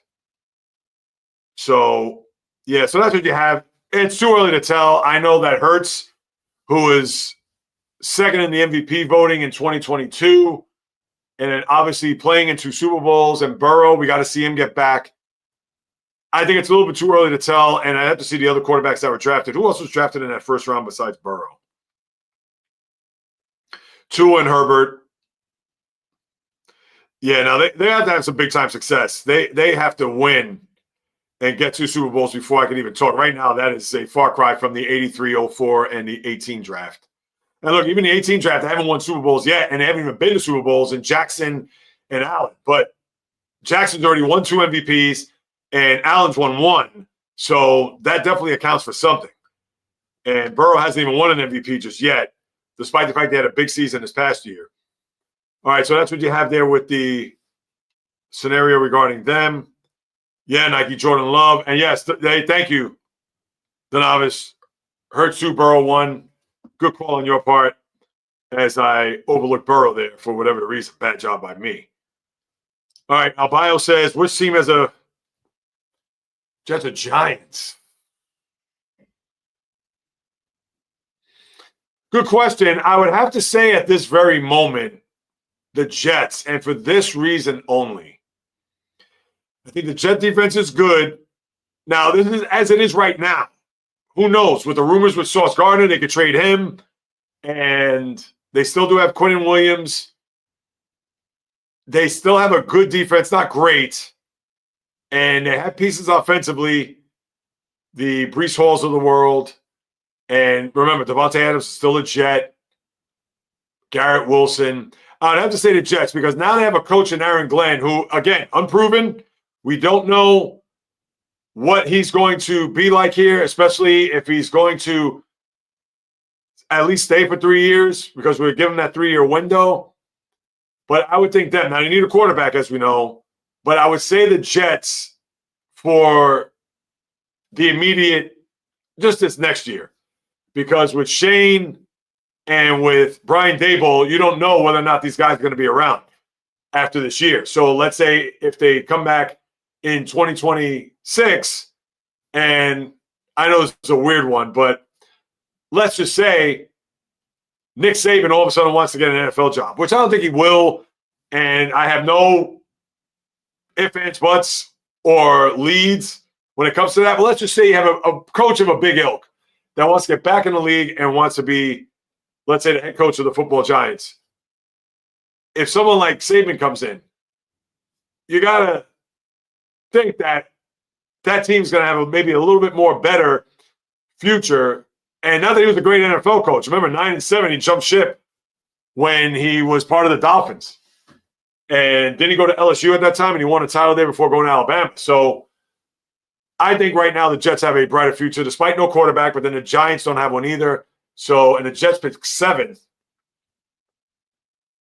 I couldn't even tell you who they'll draft. And I don't even know if they'll move up to get a quarterback. So who knows? That we'll have to wait and see. Let's see what else we got here in the chat. Yeah, you mentioned that too. Donavis, good one. Tua, Herbert, Burrow. Those are your 3 in the first round. Jordan Love, go on there, Nike. And those are guys that Think about it. Those are 4 quarterbacks in the first round. And Hurts not too far behind in the second. I have to say that has potential to be a good quarterback draft class. It does not belong in the annals of what we've been talking about here over the last however many minutes or almost hour, because I believe we started off with that. But I would think with the talent, and Tua, I know the jury's still out because he doesn't have a big arm and he's always injured. And the concussion history, you never know. But those are 5 guys from Burrow, Hurts, Tua, Herbert, and Jordan Love. That's a pretty good 5 quarterbacks there in the first, 40 picks of the draft. So, yeah, that jury's still out overall, but right now I cannot put him in that class as far as overall best quarterback draft class of all time. All right, one other thing I want to get to is it's now 3:20, and at 4 o'clock, top of the hour, we're going to have a special guest. And in fact, what I will do is at 3:50 or wherever you are, and shout out where you're at, people. I'm curious to know. Of course, I know where you guys are, or at least most of you that are in the chat right now. Put where you're at, where you're from, just so we can get an idea who we got here in the room. And I got 4 people on right now. So again, you know how much I appreciate you guys and gals. And I can't just discount the gals that are out there. But let me see. Let me just scroll up here. Oh, let me save that. That's important. That's for my guest. But yeah, if you could post in the chat where you're from, that'll also be good just to get an idea what time zone you're in. Because again, we're right now at 3:20 Eastern. So at 3:50 Eastern, in another less than half hour, I'll take a 5-minute break, come back on for a few minutes, and then introduce the first guest of the afternoon. And that is JAYREELZ, podcaster from the I'ma Tell It Like a T.I. Is podcast. I'm sure you can get that on Apple, Spotify. We'll shout it out. And, of course, I have a graphic that I'll show once we get them on board. So that's coming at 4. And then after my first guest, I'll have the first giveaway. So I'll put the first trivia question of the podcast. Maybe I'll put it before my first guest. In fact, I'll do that. So before my first guest, right at 3:55, I'll put up the first question for the giveaway, which will be, of course, and maybe I'll even switch into it during the break, the JAYREELZ t-shirt. There you go. So I'll put up a trivia question. First one to answer it gets the shirt. You'll have to send me your address, though. And if you don't want to put it in the chat room, you don't want to put your address, you could just send it to me either through YouTube, or if not, you want to do it the old-fashioned way, the JAYREELZ Podcast at gmail.com, or you could go to any of my socials, JAYREELZ or the JAYREELZ Podcast on Instagram. So if anything, maybe I'll type that up real quick. I'll enter a banner and I'll save it. So, and that would be the best way. I'm also on TikTok too. So let's see, JAYREELZ. And yes, that's my Instagram handle. So for those who do win and do not want to put your address here in the chat box, you could definitely do so. And I will post that at the top or right before the top of the hour. And I see a few comments. So let's see where we're at, guys. Let's see. All right, Nike, my guy, of course, always. Bridgeport, shout out to BPT up there. And Zio, my guy out in Redlands, California, huge Dodger fan, huge LA fan. And of course, I got a shout out. That's my lovely wife watching from my dreams. Yes, Nini927, I love you dearly as she contributes here. And I sincerely appreciate that, my love. So thank you so much for putting that up there. And yes, watching from my dream. She is hilarious. I love her dearly. So, all right. So now let's see. Where can we pivot here? You know what? I'm going to put this out there as far as what's going on in sports. And let me put that up there real quick. Banners. That's not going to work. So, Joel Embiid. I know he's a lightning rod. And I know he's a guy that last year when he was in the Olympics and knowing that he has these injury history of his knees, feet, etc., for Embiid and the Sixers to shut it down this year, and we can pretty much say that their playoff chances are shot.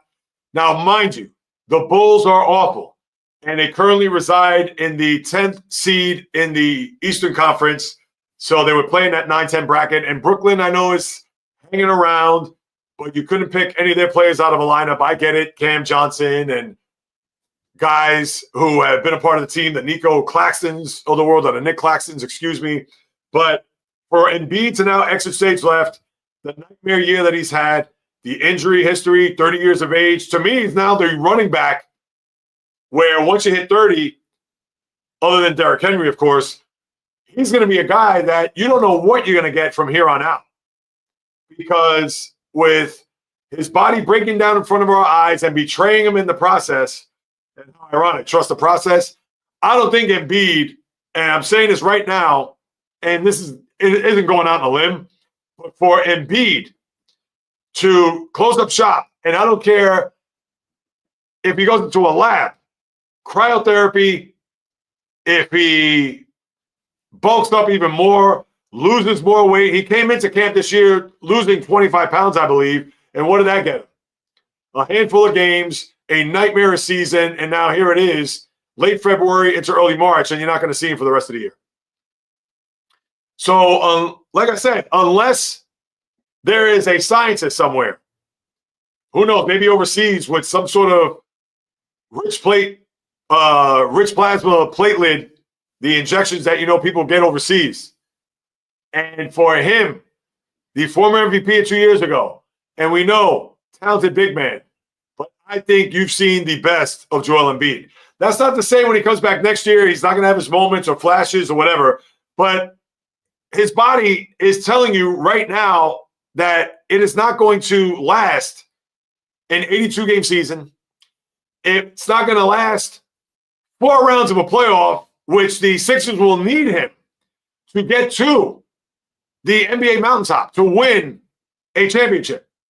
So Embiid could play half the games, no back-to-backs, and get the amount of money that he's going to get, whatever he's making, in upwards of $50, $60 million a year. So he can play every other game in the NBA next year and be 100% healthy and anything short of being bionic. He still has to go through 4 playoff rounds to win a title. So that means he's going to play not in the first round, but once you get into the second round and right before the finals, he's going to play every other day. You think his body's going to withstand that with all the surgeries and all the injuries and all the wear and tear? And no flipping way. That's it. I'm sorry. So if you're a Dynamo Sixer fan, if you bleed red, white, and blue and break out these Sixer pom-poms, I'm sorry. At me, fight at me all you want. Embiid is not going to be the same player. And that's not to say he's going to be a bum. That's not to say he's not going to be productive. I'm sure he'll have his moments and his flashes, etc. And who knows? Maybe he may be in the running for an MVP if he does come back physically fit and right. But do you think he's going to be sustainable over the course of a long season and a playoff? Not this guy. I don't believe it. I don't see it. And I will believe it when I see it. So, my guy James, what up? Yo, I know there were reports after that Sixer playoff series of last year that maybe the Knicks would dabble, knowing that they had to get another guy to go with Jalen Brunson. And, of course, they went with Mikal Bridges that they got from the Brooklyn Nets, that maybe the Sixers would unload Embiid to the Knicks. Now, I don't know if the Sixers would have done that. Now, if they did with the Nets, now it's not a scenario where with the Knicks-Nets making a trade, this isn't the Yankees and Mets making a trade or the Jets and Giants making a trade. It's nothing like that. Because Islanders and Rangers making a trade, they would never. And not that it's impossible, because the Mets and Yankees have made trades over the years, but not a trade of an impact-type player. As I think I talked about yesterday or even a couple of days ago on the live stream, where I don't think the Mets would trade Brett Beatty, their third baseman, or you would think third baseman, a guy who's been drafted and, of course, one of their prospects for Marcus Stroman. As you know, the Mets need starting pitching. I would not do that. And that would be a trade that it does make sense, but I wouldn't do that because watch Brett Beatty turn out to be the left-handed David Wright for all we know when it's all said and done. And how that would look on David Stearns and the Met front office would be just deplorable. So I wouldn't do that, but I don't think the Knicks and Sixers would have done that, despite the fact that Knicks and Nets would do so. But look at the Nets got. The Nets got a ton of draft capital, including unprotected picks later on. And so they did the right thing. And you could argue whether or not it was too much. We talked about it at that time when the trade was made sometime in the summer, right after July 1st. But I'm sure, to my guy James, you got to be ecstatic knowing that Embiid is not a part of your team, despite the fact all the potential and the MVP caliber player that he is when right, but he is a walking match unit. So, I mean, that's all you got to say about that. The novice, he should start a season after All-Star break. Yeah. It's almost like having a pitcher, and I know, Bio, if you're still on, you would appreciate this. It's like having Clayton Kershaw, who I get it. He's been around a long time. He's a guy that obviously in the back nine of his career, he's probably in hole 17 right now. Maybe he's approaching 18 when you think about it, as I believe the Dodgers signed him to another one-year deal. But Clayton Kershaw is not pitching. He's not going to be penciled in for 32 starts this year. He's a guy that I'm sure he's going to be physically ready. Maybe in this early going, he may have a start or two. I would think a handful of starts, and maybe not even start him at all until the All-Star break, so maybe they'll ratchet it up. So by the time we get to October, and we know the back of Clayton Kershaw's baseball card in October has not been great. Certainly hasn't been a carbon copy from what we've seen throughout his career during the regular season. But that is a situation where if you're the Sixers, Embiid, et cetera, let me move up a little bit here. I got too much headroom as I'm looking at it. If you're Embiid and the Sixers, maybe that's a scenario where you got to get him right. You got to get him to the point where, not that you're going to start him because you're paying him a ton of money, but you kind of slowly but surely wean him in. And then when you get to the All-Star break, you kind of ramp it up. Now, Embiid, I'm sure he's going to say, oh, I'm good enough to play. I want to show people that I could play 60, 70 games. And I understand that's up to the front office for them to make that decision and obviously for the doctors to clear him. But I would also think that with their investment and knowing that Embiid, if there's going to be any type of sustainability for him to have length in a season, to start him later and to play him in April, May, and dare I even say June, that sounds more feasible. But again, I can't make that call. It sounds easier said than done because you're paying this guy in upwards of $50, $60 million. And if he's cleared to play, you got to play him. You just can't look at it like, oh, all right, well, we're going to play him every third game into the All-Star break, and then we'll play him every other game. And by the time we get to April, we'll be off and running. Obviously, you can't do that because we all know Embiid could hurt himself in a game, and then you have him laboring and lumbering around, and you're going to have a scenario where you're back to square one, and what do you do? So let's see. Nike watching Info Combine, Sanders Ward up there. Is that right? Wait, I thought Sanders wasn't participating in the NFL Combine. I thought I saw that. I thought I saw that he was not going to throw, unless I misread that. But I find that a little bit surprising. But Sanders was brought up next. All right, so Nike, I know if you're on, please keep us abreast, keep us what's going on. And in fact, let me see. Is anything, let me pull up. Oh, do I even bring this up?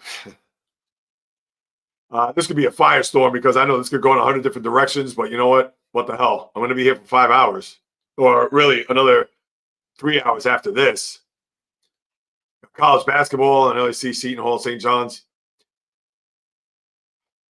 This is dangerous, but I'm going to do it. Hey, it's good. I'll do it for 15 minutes leading up to the first break here.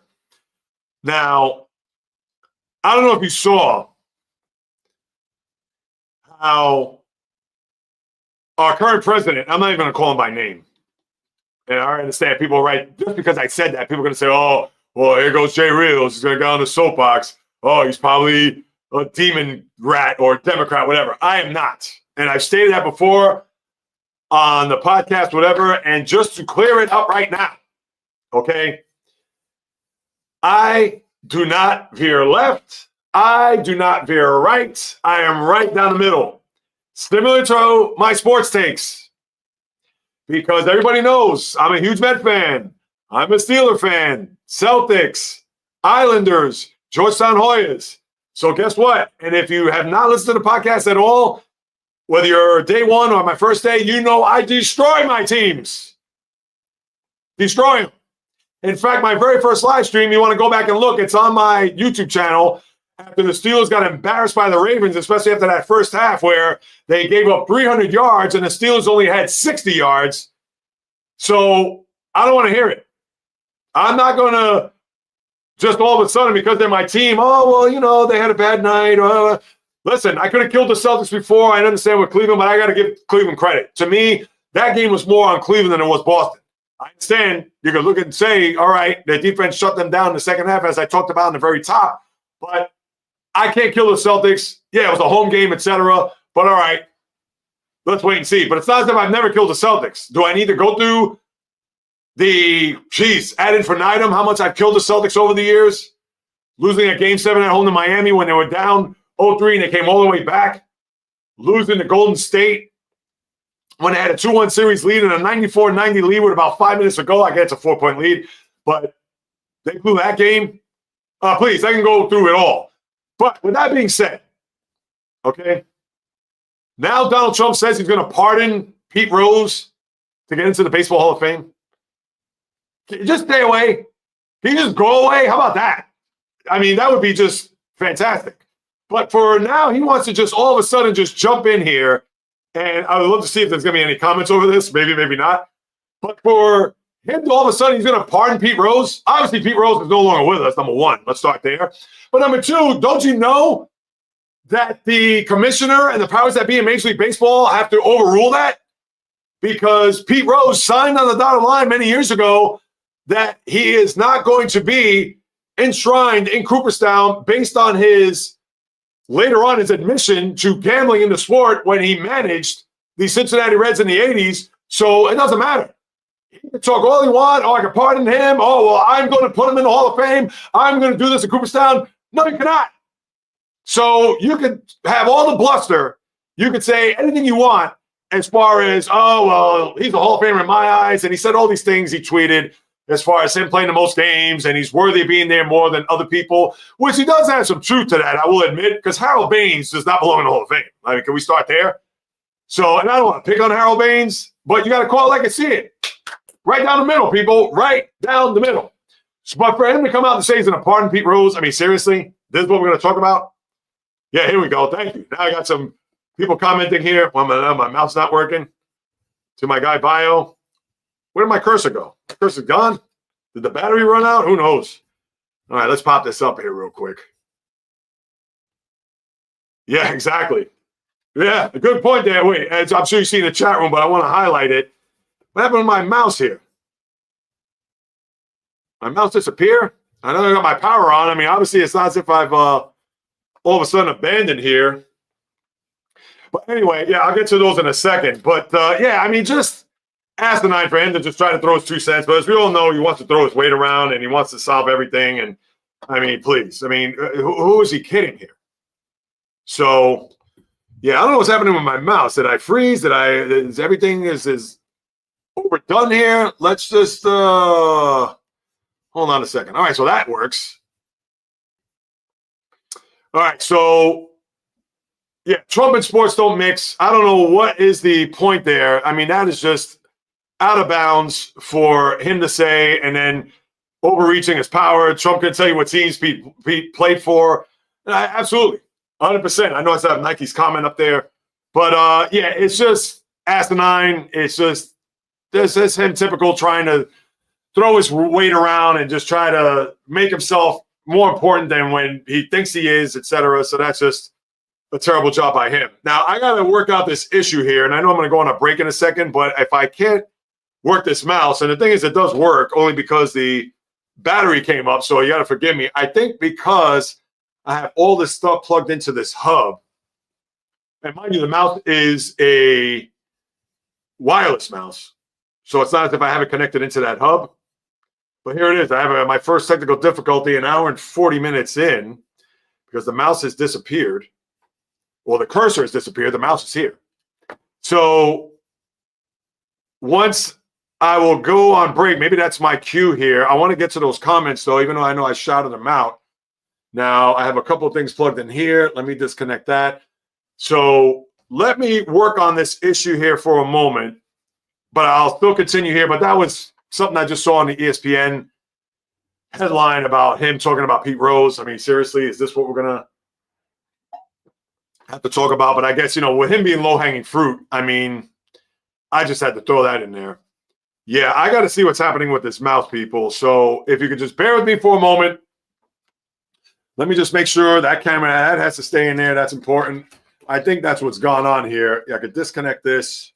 And I know my guest coming up. I just want to make sure I'm using a microphone that's actually in my laptop, or it's actually in the hub here, but I don't want to disconnect that. This is my external mic just in case. And this one here, is that going to, I know, look at this. What is that going to? Oh, yeah, I could definitely take them out of this. All right. Yeah, I think what happened is that I got overkill with the connections. And a lot of this is backup stuff, so hopefully I could plug and play right after. So let's just make sure we move some of this stuff aside. Let's get this cable out. I know. Here's what happens when you're doing something live and on the fly. You got no choice, but the show must go on, right? So I got to make sure, look at that, as I get the cable right in front of the camera there. My apologies. So, all right, let's get that out of the way. Now, let's see if that's going to do the trick. I know I will end up taking a break here in a moment. Oh, I see what the issue is here. Hold on. Yeah, this is weird. This is something I have not experienced, and I wish I could even just pivot to the screen right now because I would take the break right at this present moment. But for whatever the reason, it is just my laptop is starting to betray me. So, and that's obviously not a good thing. What is this right here? This is another cable. Oh, yeah, that I could take out too. Goodbye. Yeah, maybe that's what it's doing. Just sucking. Ah, there we go. That's what it was. Thank you. Sorry for the technical difficulties, people. Let's get this out of here. Right. So, Bio, my guy, Trumps and sports don't mix. Everything was plugged in here. I may have to plug some of this back when we get to the break. Typical overreaches power Nike, of course, as always. James, Chunk could tell you what Team Speed played for, of course. I mean, really, do we have to hear from him? Absolutely not. I got to give a shout out to none other. Nancy, thank you so much. I appreciate you stopping on board. Nancy's blood. So I got to give her just due. And she was also part of my live streams when I was on, I am on Instagram, but I did my Wednesday live streams. And that's also another point I'm going to make later on. So don't forget. And in fact, let me just pull this up. Future weekly live streams. Now, I've done my live streams 12 noon, and I know it could be a tough time for a lot of people, especially if you live on the East Coast, or even on the West Coast for that matter. But my live streams, pretty much, I talked about more so a lot of stuff that had nothing to do with sports. And this dates back to last May. From May to I think about October, I did a weekly live stream. And you have to go back to my Instagram feed if you even want to do that. But I want to do a live stream, interactive like this, and a situation where I'll talk sports. I'll kind of just go through the gamut of what's happening in sports, or if anybody wants to just talk about whatever. It's just an open forum, a safe space, just to back and forth, similar to what we've been doing here throughout the course of the afternoon. So all I'll say is that future weekly live stream, just to know. I'd like to hear your comments. And I understand if you all say no, I'll be humbled and be like, all right, I understand. But I'm still going to come at you anyway. It's just a matter of when. It's just a matter of what time. I get it that there's a good time slot at night where people are at home for the most part, especially from coast to coast. So whether I start 8 p.m. Eastern or 9 p.m. Eastern. But remember, I don't live in a fancy abode where I have several rooms or my own studio. Today, as a matter of fact, I got to shout out my in-laws, my mother and father-in-law, for blessing me to host here where they have a huge home. So I'd be remiss not to give them a shout out. But yes, it's not as if I have a separate room or a studio where I could just close the door and hold myself up for an hour or 2 hours on a Wednesday evening or even a whatever, weeknight, weekend, etc. Yes, I'll be able to do live streams even if I happen to do something off the cuff like I did with the Super Bowl, doing a live stream then, or even with the post-game Steeler-Raven wildcard game. But to do anything of length, and sometimes these live streams, I get it, they could go more than an hour or 2 hours during the middle of the week. But still, that's at least a little bit reasonable as opposed to doing a 5 hour. And originally, before I take my first break in a few minutes, if you recall, I wanted to do a 24-hour live stream. That is a fact. I thought about that because considering it was a Saturday, I wanted to start at midnight, just this past midnight, and go to 11:59 p.m. tonight. I figured, what the hell? I got to do something big. I got to do something that's a lot of people haven't done. I know it's Mr. Beast-like, for those who know who Mr. Beast is, but you know what? I'm sure people would come in and now tune in to see, oh, is JAYREELZ falling asleep? Is he at his desk like that? I would have done whatever it takes to try to get as long as I can, but then I cut that from 24 to 12, and then I even cut that from 12 to 7 hours, that is, wanting to do from 12 p.m. to 7. But the thing is, it would have been unfair to the missus in our small abode and to hear me babble for the course of 7 hours. And obviously, we would have had the synergy, 7 hours, 7th anniversary of the podcast. But I decided to cut it 2 to 7. And as it is, I'm just grateful for this space that I have here, for my in-laws to just have me here for 5 hours, door closed. And obviously, I'm far away from where they are. So that's the blessing and the good thing that I have. So without them, who knows where I would have hosted this podcast? Probably would have been in a pizzeria somewhere. And I did think about a restaurant or an establishment. But of course, with music and copyrights and things of that nature, it would have been tricky because obviously, if they would have been playing in the background, my guy, Bio, if you would have done that, I tell you, I would have had to make you a guest. And maybe, who knows, next year, somewhere along the line, I'll have you on as a guest. One of my just good fans, or even I'll even call him a friend here. Absolutely. I know we never met in person, etc. But obviously, you've been a big-time supporter of this podcast, and you know I appreciate you, and I've said that a million times over, as well as everybody else that's in here. James is one of my day ones. Nancy, obviously, she's family. I got to shout out my beloved wife, the novice, who I'm still trying to figure out who you are. And I know that's a bad job on my part, but I know you've given me clues.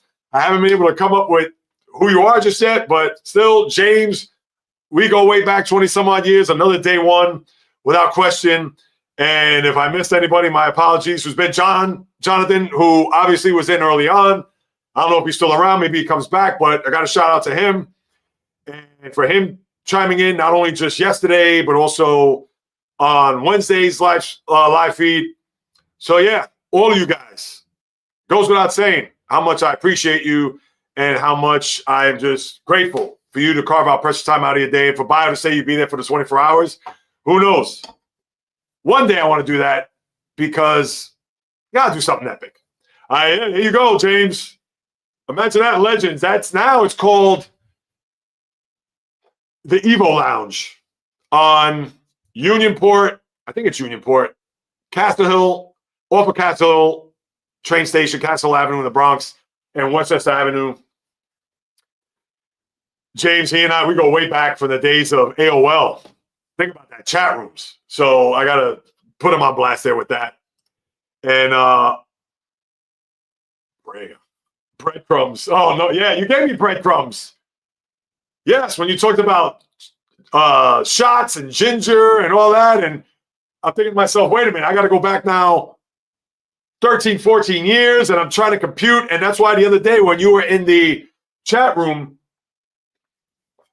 and I asked you if it was your birthday that day, because the only Eagle fan that I know that was part of that little, I don't want to say community, but we're part of that little group was, and I won't call him out because just to protect his identity, it's a situation where, yeah, we gotta, I'm trying to put it together, and yet you still weren't that person. So what am I supposed to do? So I'm still trying to figure you out. So again, my bad.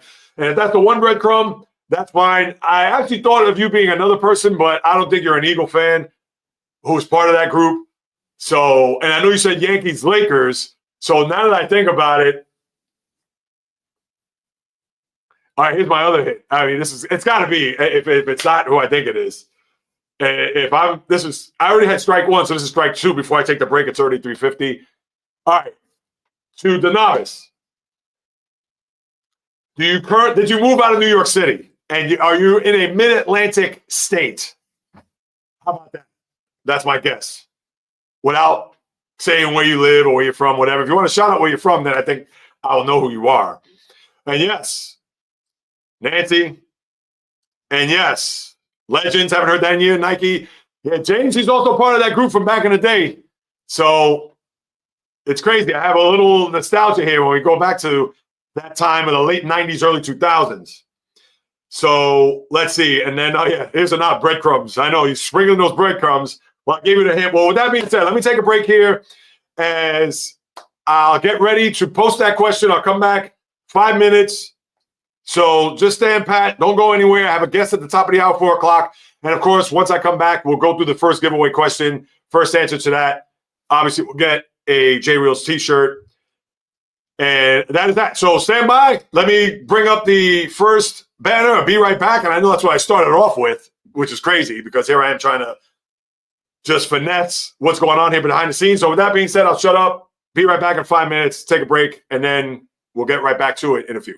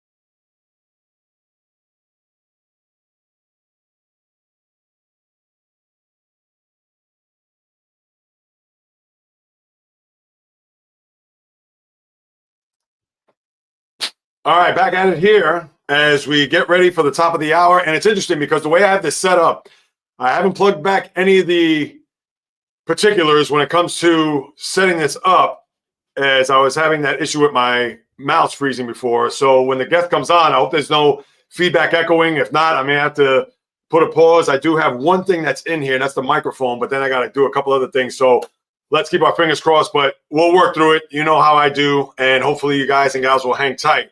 Now, real quick, before we get to the top of the hour, two things. So that was the warning sign. Hopefully there will be no interference because I'm using an external mic, which is connected, which hopefully I believe is coming loud and clear, because if not, I would have gotten issues or heard it by you guys and gals out there. But now let me get to the giveaway. So question number one, all right? Drum roll here, and you can just put it in the chat box. If you just leave the answer there, and it's for the first person who gets this.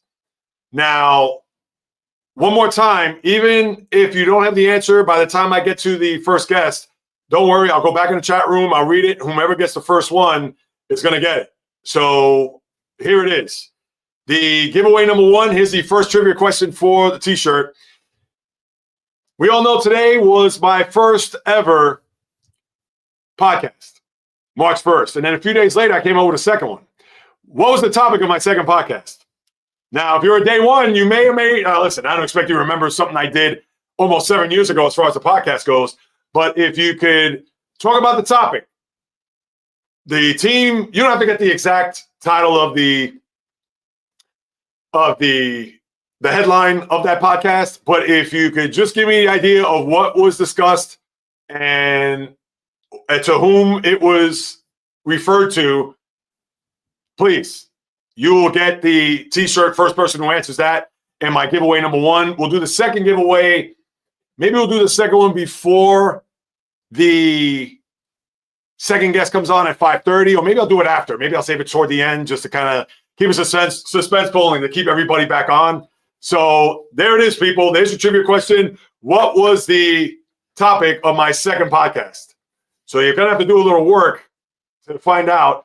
And again, first person who gets that, fine. If you don't get the answer, that's fine. I have a couple more questions that we could get into. So don't worry. And I think the second and the third one should be a little bit easier to find or whatever. But as you all know, everything's out there on the internet for everybody to watch or to see or to witness, to view, etc. So we got that going on.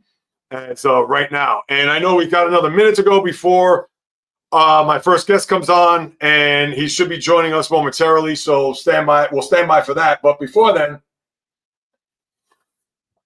more water. Yes, I'm going to need a lot of that. And so now 2 hours officially into the podcast. Feeling good, feeling great. Obviously on a high here, just doing this. And I tell you, it is just an honor, and it's just a pleasure to have you guys and gals here just join me on this day, this momentous day for me, considering it's been 7 years, and I wanted to highlight that. And obviously with you guys and gals being a huge part of this, I mean, I figure we all share it together, and what better platform to do it than here. So with that being said, let's see. Yeah, exactly. That'd be nice. James, I'll take it. Let me see if I can get a water sponsor. There's two that are in mind that I have, and we'll have some fun with this before our guest comes on. Number one is Mountain Valley, and number two is Saratoga. Saratoga, I believe, they're from upstate New York, and Mountain Valley, I don't know where they're from, but they have spring and sparkling water, bottled, and to me, that's the best water. I understand. It's funny. I've been using water out of a tumbler here, and I do have a bottle of water on backup with a brand. And the thing is that I am not fond of drinking out of plastic. And I know I sound like I'm Mr. Environmental police or whatever. But yeah, as we get older, I'm trying to curtail and using single-use plastics and things of that nature. So that's why Mountain Valley and Saratoga. And I actually reached out to Mountain Valley once upon a time, maybe within the last 3 months, because I started drinking that bottled water wherever I could find it. I would say last summer, dating back to when I was in Florida visiting that one time many moons ago. So if I could only hope to get a water sponsor, that'd be fantastic. Of course, I do have a soda sponsor and a little partnership, not really a sponsor, because if they were sponsoring me, obviously I would get it. We get a little bit more. Hey, look at this. Is that right? I'll have to look into that.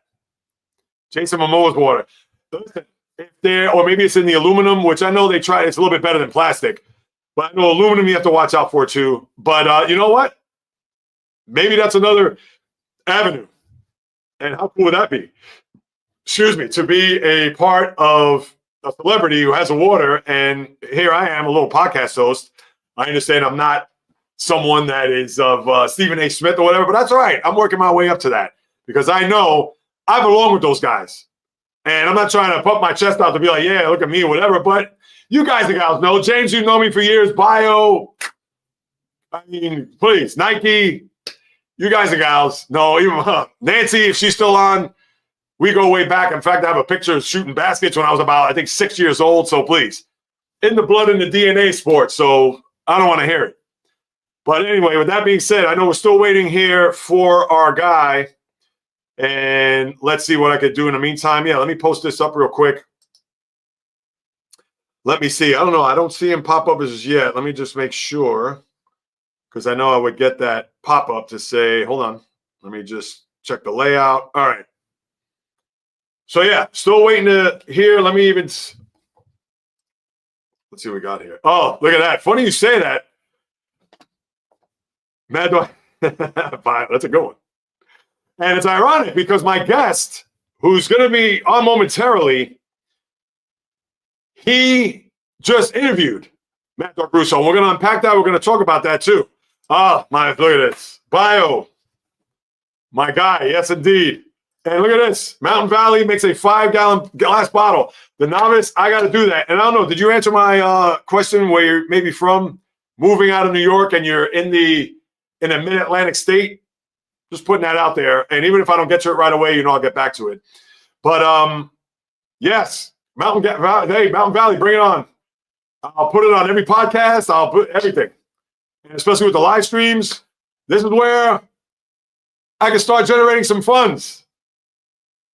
I know I joked around a couple days ago, the Kai Cenat Sports Talk right here. That's right. And listen, I've never watched 1 second of Kai Cenat. I'm not into gaming or anything like that, but we know how popular he is, especially with the young folks. So, and then, Mad Dog versus JAYREELZ, got to see that debate. I would think that, oh, man, if I would have, that would be awesome. I'd rather do Stephen A because I got a lot of issues with Stephen A.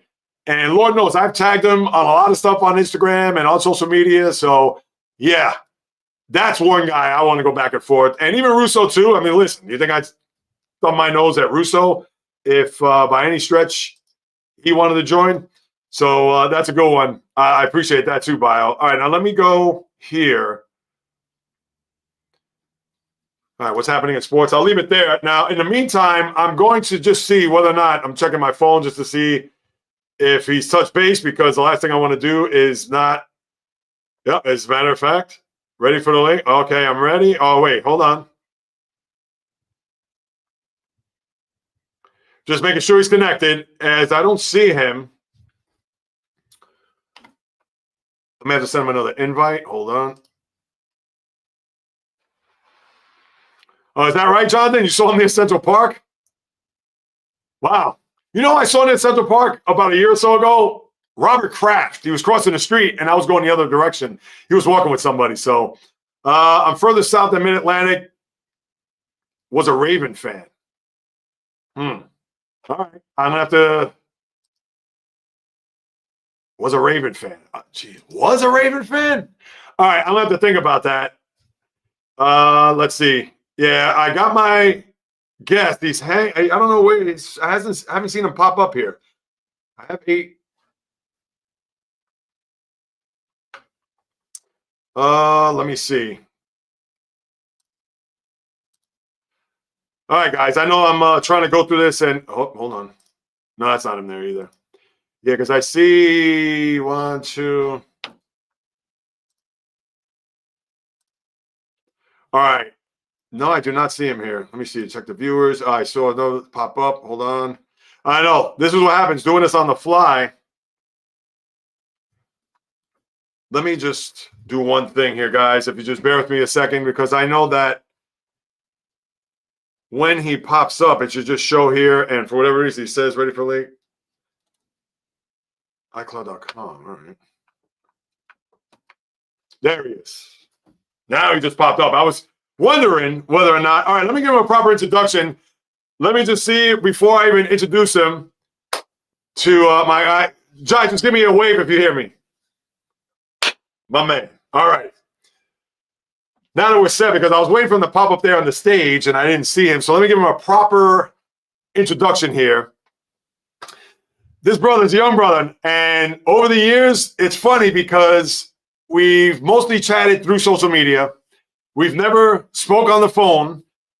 I've been on his podcast. He's been on mine. And in fact, he was on my podcast during the pandemic when he was, I believe, 17 turning 18. He was a prodigy then, and now he's a young man who has his own podcast, the I'ma Tell It Like It T.I. Is podcast. So let me introduce none other as I add to the stage, Jai Shields from the I'ma Tell It Like It T.I. Is podcast. Jai, welcome to the podcast. How you doing, my man? What's going on, Jason? Good to talk to you. How you doing, man? What's going on? I am good. I am jacked up. I'm 2 hours in. I've had some technical difficulties here to start. I just saw you reach out to me through Instagram, and I wrote back. And obviously, when I saw you pop up there on the stage, I just wanted to make sure that everything was smooth and good to go. So now that the technical difficulties are out of the way, I'm doing good. I'm flying high. I'm 2 hours in. I'm parched. I got water. I got a few people here in the chat that were waiting for you. So let's get right to it. Sir. And before we begin, for those who aren't aware or familiar with who you are, as even though I gave you the intro there, your own podcast, 22 years of age, the man-child that you are, please give us a little background on you, what you do, so on and so forth. And we also want to hear the allegiance of the teams that you root for on top of all that. So the floor is yours. All right. Well, first of all, get the easy part out the way. I don't know if you can see it. And the reason why I have sunglasses on is not because I think I'm some movie star, but the way my room is set up, I got my window that's sitting, the sun is literally just beaming down. So I got to wear sunglasses. Plus, I got the LED light, so it's a lot of brightness. So I got to keep the sunglasses on inside. So that's the first thing. Second thing, I don't know if you can see it, but I got the Orioles pennant, I guess you could call it that right here. And then if I move over there, that's throwback AJ Green. That is my Cincinnati Bengals AFC champions frame that my brother and sister gave me my 20? Yeah, because the season was 21. The winter of the 22 season, and in 22 I turned 20, so they gave me that as a 20th birthday gift. And I got the Orioles. We good? No, we good. Yeah, I'm trying to get this to where we're. There we go. I wanted there you go. Just to get a better idea of the background. That's all. There you go. So you got the the Orioles City Connect. It's been a long day. Got up 6 o'clock in the morning to go to work. And the brother's got to make the money somehow. So you got Bengals, Orioles. Originally, the first sport that I ever fell in love with, first love, so to speak, was the game of baseball. And that's obviously because I'm a local native Baltimorean where I still live to this day, 410 through and through. So obviously became an Oriole fan first, got into football, obviously like any other American sports fan in this country. And 5 years old, wanted to, choose a different path. It's like your first sign of rebellion or making your own choices, choose your own sports teams. The Orioles you're born into, Bengals I kind of chose because I'm a contrarian at heart. The way I put it to you this way, the way I root for my teams is like my personality. One side of me likes to go with the flow and go with the group of the community and, stay what's comfortable. And then the other half of me likes to, veer off to the right and do my own thing. So I like the beat of my own drum. So I chose the Bengals. They share the same color scheme as my Baltimore Orioles. So that's the story with that. In terms of me, upcoming sports, like I said, I'm a native Baltimorean. Sports is it was like the first thing that I gravitated towards. And I can remember going to my grandmother's house and her passing down her love and her passion for the Orioles and the game of baseball on to me. And then that kind of sprouted, to basketball, sprouted to football, sprouted even a little golf a little bit because my grandmother's a big time golf fan, a big time golf aficionado. But they have that, obviously native of the 410. Got great parents, got a brother and sister who I love dearly. When I was a sophomore in high school, I had the epiphany that I wanted to become a sportscaster as my career choice, play-by-play on television, and obviously dip my toes into the radio/podcast field because I love, giving my opinions and giving my analysis and everything in the world of sports. But that's it. At school currently at Morgan State, graduate within a year's time, give or take. Obviously journalism major. I've been the host and the creator and editor, producer, whole 9 yards of my own sports talk podcast, the JAYREELZ Podcast, which I've been doing and going strong since September of 2018, believe it or not. So it's been a long time since I've been doing that. So what am I, like seven going on 8 years? So so I have that, and then I as recently as this past August, I also provide sports commentary on my school radio station here in Baltimore, WEAA 88.9 FM during their news hour program on weeknights. So there you go.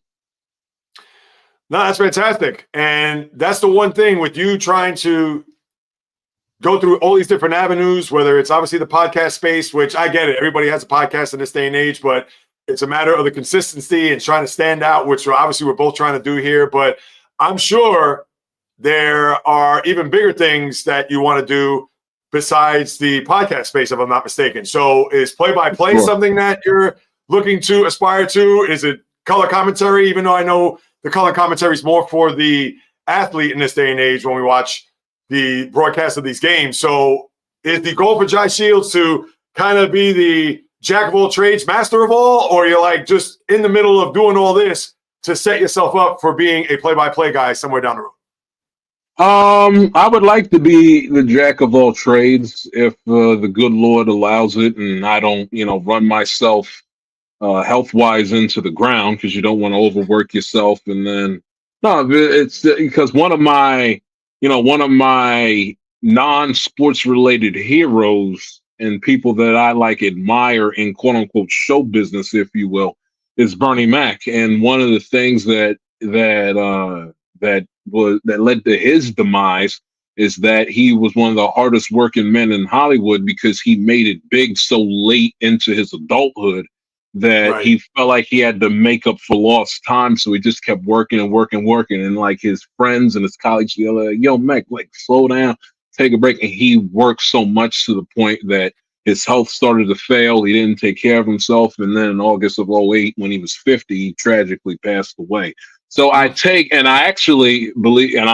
got the name of my show in inspiration from him, because in the studies, I'm telling like T.I. is kick ass. So I actually got the name of my show inspiration from him, and from one of a joke, from like a one-liner that he used to tell during the stand-up routine. So I always take that into the back of my mind, because I always have the conversation, like if I'm ever faced with that, and it'd be a good problem to have, if I'm ever faced with that question, you can either do one or the other. You can't do both, especially if I, who knows, become a father, husband, I can't stretch myself so thin. So I know probably if I making them as good as I hope and believe that I can be professionally, I know that decision is going to be made. But for now, try to become the jack of all trades.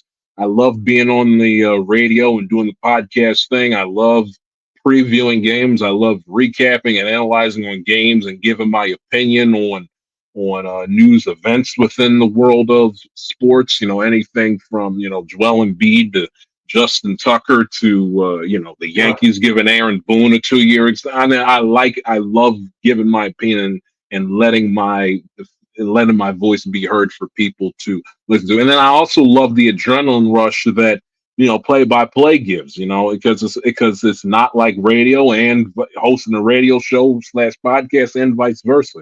One of the people that I admire in the broadcasting business, unrelated to Mad Dog, is Kevin Harlan. And Kevin Harlan, Joe Angel, who was the radio voice of the Orioles during my childhood, Gary Thorne, who's the TV voice of the Orioles during my childhood. I mean, I look up and I admire those guys. Their ability to always deliver and always know what to say, unscripted, spur of the moment, at the snap of a finger, and like having that voice and that presence to where when they get a big moment during a game, they know exactly what to say that can provide the exclamation point on that walk-off home run, on that amazing comeback victory, on that 60-yard touchdown, on that game-winning buzzer beater, and in the round of 64 during the NCAA tournament. So I look up and I admire those guys, and just like that thrill and that adrenaline rush of being on TV and being paid to be at some big time events that people would pay their mortgage to be at. Me being paid handsomely to be at the Super Bowl when people are trying to, or people are have to put a second mortgage on the house because they want to get to the Super Bowl, and I'm there being paid to be there, calling it for millions upon millions of people to listen to. That's something about that particular element of sports broadcasting that the radio and the radio show and the podcast side of things can't compare. No, 100%. And it's interesting because just as I was listening to your answer, the first thing that popped up in my head, and I'll be curious to get your opinion on this. Mm-hmm. Now, we all understand everybody has a podcast this day and age. That's fine. And even with the athletes. Now, for you and I, obviously I have plenty of years on you, but you're a great sports fan, because even though, don't let the young 22-year-old face fool you, he knows the sports, this guy. And trust me, I wouldn't have somebody on my podcast who didn't know what they were talking about. So, and you go back in history, that sports did not start in the year 2010. You obviously go back, and of course, we're going to talk about Mad Dog a little bit later on, as obviously one of your idols, Christopher Mad Dog Russo. But when I see, especially athletes, and even the regular guys like you and I who are trying to get into podcast, it's a thing where I wonder how deep their fandom goes, because anybody can talk about what's happening in the NFL. Anybody can talk about what's happening in the NBA. And I'm not trying to say we have to get all broad with sports, but my point is that the regurgitated narratives, the same tired storylines, which I know you're sick of, whether it's Patrick Mahomes, Travis Kelce, LeBron James, you name it. We could go through all of the different teams, sports, Cowboys, Dak Prescott, etc., to where, to me, it's refreshing to hear people talk about other than those lightning rod topics. And then that's number one. And then number two, with the athlete, I get it that they played in the games. They've done things that we could only imagine and grew up wanting to do. But to me, that's where the fandom comes in, because when I see certain athletes make comments or the lazy narratives or whatever, and it's just like, wait a second, I understand I may not have played, but I bleed this, I watch this, I follow this. And again, I understand I may be getting on my soapbox, but my point is that as someone who, just like you and I in that same boat, how do you feel about those people who don't take the craft seriously, on top of the athlete who they already had the advantage of playing in these games, but not really going full bore or reporting it, just kind of giving the fluff, not asking the hard question to whomever it is that they have on their podcast? Well, to answer your first question, I think, listen, in order to do this and to do it well, you got to be able to, I know it sounds kind of goofy because it's not real work, but you got to be able to put the work in, Not only do you have to do not only do you have to execute the broadcasting side of the job, which I think a large part of people that are on TV, I think, know how to do, and they do it, fairly well. But you got to be able to do your homework. And sports fans, we're the most intelligent collection of idiots on the planet. We can be dumb as hell and just, act like pure morons, whether it's get drunk and throw fits at games or just, I mean, I don't know if you've heard of the Jerry Seinfeld routine, but I mean, we root for colors and we root for uniforms. I mean, Yeah. when you boil it down, like it's kind of goofy when you think about it.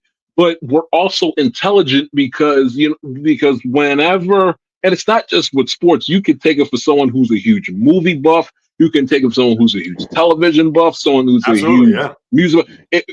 Any of the arts, movies, television, music, theater, sports. If you care and you truly deeply love, even if it's not something that you do for a living, it has no real big impact on your life one way, but you love it as like it being your outlet. More likely than not, you're intelligent enough on it. You know the more than the basic surface level ins and out. So if you're hearing an opinion or hearing a line of analysis from somebody that is on television or has a podcast or on the internet or is in charge of writing it in the digital newspaper age that we live in, you got to know what you're talking about. That's it.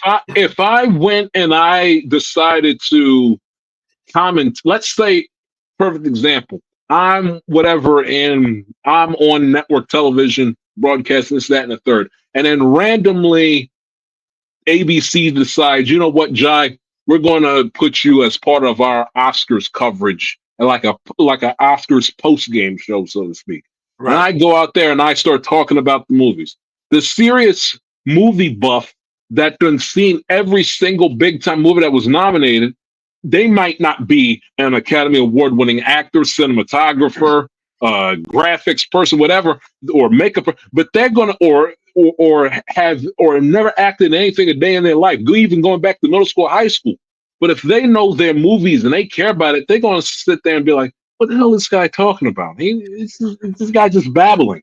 So us as sports fans, we can tell, we have a BS detector. And when someone gets on television and they're either giving us the broad surface level and or we can just automatically right out the gate notice that they did not do their full-fledged homework, whether that's watching the game from start to finish, whether that's looking the box score and doing a little bit of digging into some important stats that provides context to a particular argument or opinion or takeaway you have from a given game. Like we can tell, and you got to be able to do this well. You got to be able to care about it. And listen, I've come to this realization at 22, everything, and you're, old enough to be my dad, Jason, for crying out loud. So I know you get this as a grown man. Everything that you do in life comes with a cost, positively and negatively. Everything comes with a cost. There's a trade-off to everything. So in order for you, people, now I understand he isn't, the best person in the world. He's got plenty of his misdeeds, but people make fun of Skip Bayless. Well, he's a hermit. He sits. Well, hold on. To Skip's credit, he knows, like, for his job, he can't go out on the town on Friday or on Saturday nights. He can't spend his Sunday mornings or Sunday afternoons at brunch and be out all day on his weekends because he's got an NFL games to watch. He knows it's a full slate of college football, college basketball games. He knows the Lakers have a big time game against, the Golden State Warriors, and he can't go out on a fall Friday night in late October. So it's like, in order for you to, and people can talk and say what they want, but Skip Bayless got a career that spans damn near 50 years, if not 50 years and longer. So in order for you to do this well, and at the bare bones minimum, do it for a long time, you gotta be able to do the work and put the work in and do your homework, which means you can't go to every single social function. Now you can pick and choose. I'm not saying lock yourself in the house and basically have no social life, but you can't basically operate the way the regular common folk that aren't into this business. You can't operate the way that they operate. You got to be able, and you have to make peace with that from the jump. Because if you don't, you may talk great on the air, you may be a great writer, but at the end of the day, if you don't know what the hell it is you're talking about and your audience knows it, there's a finite level you can go to within the sports media industry. Because like you said, everyone's got a microphone, everybody's got a podcast. You got to be able to put the extra work into to make yourself different than everybody else. Just at the bare bones minimum before we even get to the extracurricular stuff. No, of course. No, and that's the thing, because there's a lot of people that with the clickbait titles, and for them just to try to add whatever shock value. I know on Twitter, was it NBA Centile? They got terminated, and I know that was one of those. And again, I understand it was for fun, and you're not going to take them seriously, but there were times you look at me like, no, that couldn't have happened. But again, you do have jokers like that, which will ruin it for people like us, even though, right, we take it seriously and we take it as our jobs. But you do have a lot of other trolls or a lot of other people out there that do that, and it just obviously ruins it for people like us. And then with the athlete, like I mentioned, because I don't know if you feel this way, but I know enough of you, not that I know you from A to Z by any means, Jai. Right. And it's interesting. I'll even explain how we first got together to the people who don't know, who are obviously online. But when I watch certain things, and I don't watch a lot of these podcasts. I mean, I know if there's a particular guest that's on, whether it's, let's say, All the Smoke or what have you, and I'll look and I'll see, it's all right, let me see what they're going to say here, what they're going to ask. Because as a fan, I know I'm going to want to ask a particular question. Or I know that, oh, this particular incident happened, and I want to know about it as a fan. But of course, they don't do that. They don't go there. They don't do a deep dive on certain things. And I'll give a quick example. I know when Kevin Garnett was on, and I don't want to pick on Matt Barnes or Steven Jackson, because I like both of those guys, and I have a problem with them. But, right, when Kevin Garnett's there, I'm sorry. As a fan, you got to ask about what happened with you and Carmelo on the court. With the whole Honey Nut Cheerios thing. And it wasn't until Carmelo on his podcast, he finally admitted to all that happened and whatever. And we could speculate and rumors and people what they wrote about, but that's something you got to ask. And that's the thing that bothers me about athletes, because they can look at it as, well, we're part of this fraternity and you're not. And I get that. But there is a way to ask it in order for with their fan base to at least gravitate to. It's like, oh, wow, he asked about that. And as fans, you and I, off the rip, we're going to ask that question. Maybe not the first question, but as we move it along. Where the athlete, it bothers me to see that they really don't go in the way a fan would, like you and I. I'd like to hear your thoughts about that based on maybe what you've watched, what you've seen, what you've experienced as someone who does podcasting and looks at the athletes and like, yo, you're falling short. What's going on? Yeah, I just think that that's the byproduct of these guys basically. Not too many of them you see that have podcasts and are on TV. Not a whole hell of a lot of them went to college to become a broadcaster. Like as of more recently, every now and again you'll watch a college football or a college basketball game. You'll hear, well, such and such is the communications, or such and such is a journalism major. So, but that's only like as of now, because my generation has kind of grown up, with the rise of sports media and the rise of sports cable television and sports talk radio and sports. But the retired players aren't us. The retired players are the older millennials and the younger Gen X guys. The ones that are from ages 40 to 49, 50, 51, 52. Guys born in the mid-late 60s through the 70s. So I just think that that's just the byproduct of them not going to broadcasting school, or being a broadcasting or journalism or communications major when they went to school. That's more. I mean, and I think this is my humble personal opinion. I think that these podcasting, these broadcasting companies also have to keep that in mind as well. Like, yes, you do have the experience that makes you qualified, but there's more to the medium than just being an ex-player. Because not everybody who's an ex-player or is an ex-coach makes a good broadcaster, and vice versa. So that's a byproduct of them just not being broadcasters, and I don't think they don't mean any harm by it.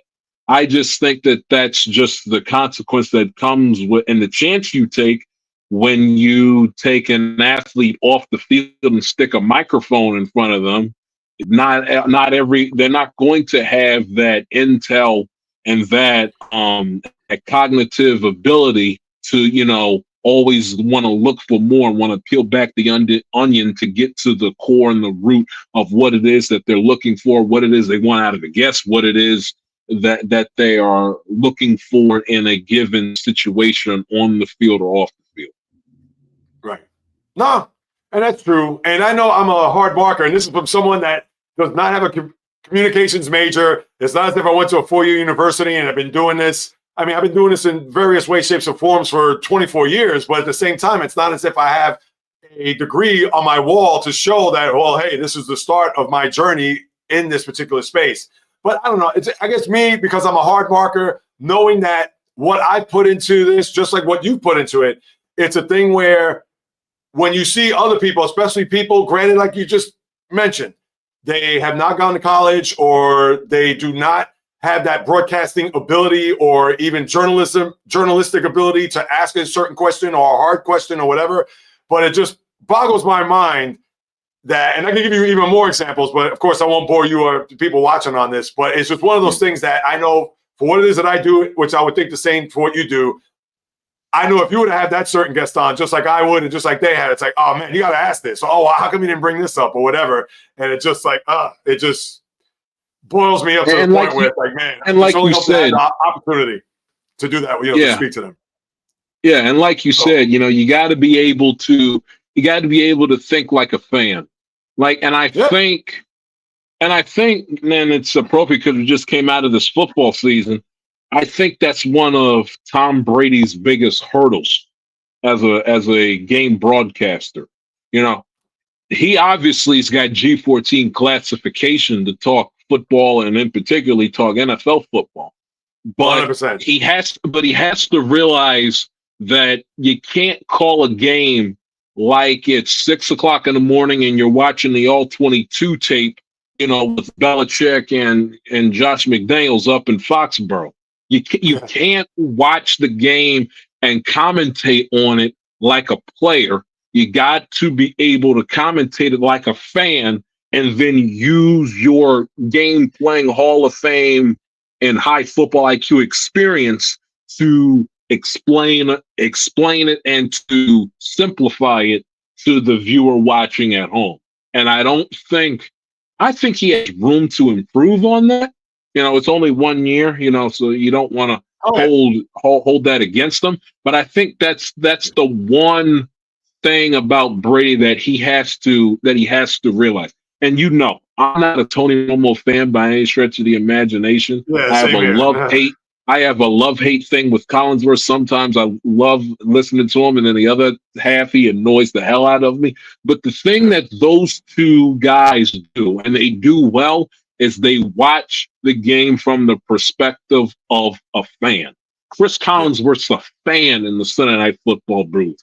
Tony Romo is a fan in the CBS booth. When you listen to him call a game and just their mere presence in the booth, you forget that Chris Collinsworth is a former Pro Bowl wide receiver for the Bengals back in the 80s that played in 2 Super Bowls. You forget that Tony Romo was the quarterback of the Dallas Cowboys a short 10 years ago. When it's Tom Brady in the booth, it's like that's Tom Brady in the booth.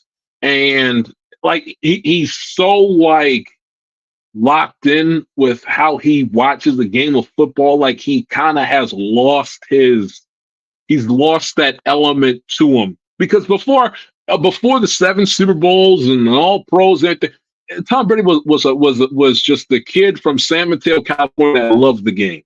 Let me see the Tom Brady, the school age, the teenage Tom Brady that watched his childhood hero Joe Montana in the living room. Let me hear that boyish love of the game fandom of Tom Brady from yesteryear. Let me hear that during the game. And trust me, the first time we need your G14 classification to break down a play or to give your opinion in relation to what's happening on the field, by all means, let it rip.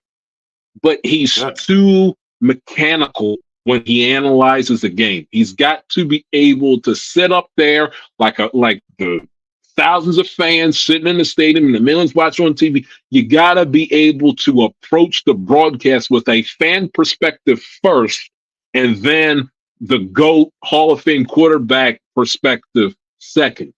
Aikman knows how to do it. Collinsworth knows how to do it.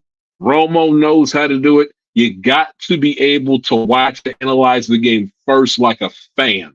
You got to watch it like a fan and then provide your knowledge and your expertise and your genius when it's time to explain and analyze. No, excellent point. And now I want to get back to the origins of you and I, and it's going to be interesting too because it's going to lead to a question that I think is going to be a bit of a curveball, and I can't wait to see your reaction. Yeah, exactly. Here it comes. So I listen to SiriusXM, Mad Dog Radio, Mad Dog Russo, 3 to 6, depending on where you live, of course. That's on the Eastern Seaboard, obviously where Giant I live. But for 5 years ago or so, when I first started listening to it, and I've listened to Russo, of course, dating back to the days of FAN, but when I got my subscription, especially the app on the phone, I started listening religiously on the phone. So then Jai is a longtime caller and one that is part of the quote-unquote Mad Dog family. So after hearing him call in several times, and for whatever the reason, I'm looking on Twitter, and sometimes you have certain people that may pop up, whatever, and it just dawned on me and said, I wonder if Jai's on Twitter. So sure enough, and I'm not a Twitter guy. I know you are more than I am. But for me to find you and then to obviously engage with you, have you on my podcast, and we've done so back and forth over the years. And it was a thing where it was just surprising because you're probably thinking, well, who's this guy trying to reach out to me just to do a podcast, et cetera. But with that being said, so now for those who do listen to Mad Dog on Sirius, maybe the name sounds familiar or whatever, but if it doesn't, maybe they'll go listen to Mad Dog 3 to 6. Not next week because he's going to be on vacation. And, of course, we'll get to Russo in a second. But now here's my question to you. Yes, exactly. So now here's my question to you. Are you part of the text thread that's led by the matriarch of the group, Monica from Allentown? Yes, I am, actually. Yes, I am. My phone stays, it blows up all hours of the day and night. I get so many text messages in the day that I put the chat on mute. And every now and again, certain points of the day I'm bored, I'll check in, see what the hell they're talking about. But yeah, I am. Me, obviously the great Alan White Plains and a whole lot of it. Yep. Yeah, absolutely. Right. And then I'm just curious also, two other things about that. One, how long is that thread? Because, of course, and not to bore everybody with like who's on or whatever, because we're going to mention names that people are going to be like, we don't know that we're talking about, or they're not going to know who we're talking about. They probably don't care. But I'm curious, how many names are on that thread, number one? Well, let me see. Because I honestly don't even. I don't even know. 23 people. Really? I thought there'd be more for some reason. And I'm sure offline I'll think about who those 23 are. Because I listen every day religiously, and I know I've never called in once, but I know all the cast of characters. And number two is what is said throughout. Is it just pretty much what maybe Russo's talking about that day? Is it just, I know it's all hours of the night, so maybe something that happened in sports, people are throwing in their 2 cents about what's going on. I'm curious to kind of give us the inside scoop on what goes on during these text threads or text exchange. Yeah, it's commentary on Russo's show. They give their 2 cents on other shows that's going on the channel outside of Dogs. They'll give their commentary on sports stories like Stafford coming back to the Rams, or we created it during the NFL. During the NFL playoffs. So it was going off during the weekends of the NFL playoffs and the Super Bowl and everything else. And now they talking all day and night about Gene Hackman and they talk about Bob Dylan with The Complete Unknown with Dogs. Damn obsession with that movie. Oh my God. Exactly. He's been nonstop. Yeah, so they talk about everything and anything, and I give my two Oh, cents that's cool. whenever I got. No, that's awesome. And because I was fascinated by that, considering I was going to have you on today, and I was curious to know like how many people are on that thread, and who knows, maybe if not later today, tomorrow, I'll text you. I'll be like curious to find out who are the people that are involved, and then just curious to know what you had talked about, especially whether it was a thing where if it's Hackman just recently or Bob Dylan over the last God knows how long, and with Dog being off next week, and of course I'll segue to him next. And with the Oscars tomorrow, we can only imagine how he's gonna react in response to, especially the Best Actor and Best Picture when it comes to a complete unknown and Bob Dylan. But obviously, we'll have to wait and see tomorrow night, and of course a week later to see whether or not his take and his feelings on that. So, but with Russo, Yes. I know that you and him have a pretty cool bond, and that you guys obviously have connected not just on the airwaves when you call in from time to time, but also off the air. Just had a podcast yesterday. I believe he's been on for the third time, so definitely check it out, people. Like you see right there at the bottom, I'm going to tell like a TIS podcast. It's on YouTube. Check out his channel. Check out his podcast, Apple, Spotify, all the available platforms. So the origins of your relationship with Russo in light of your interview with him yesterday, if you could please expound on that, I'm sure myself and the people who are on would love to hear that as well. Yeah, sure. Well, honestly, it's a three-pronged story. Wow, Back when I was in middle school, which is when I kind of started to get that hunger and that fever for sports broadcasting and everything, sports talk-based radio, television.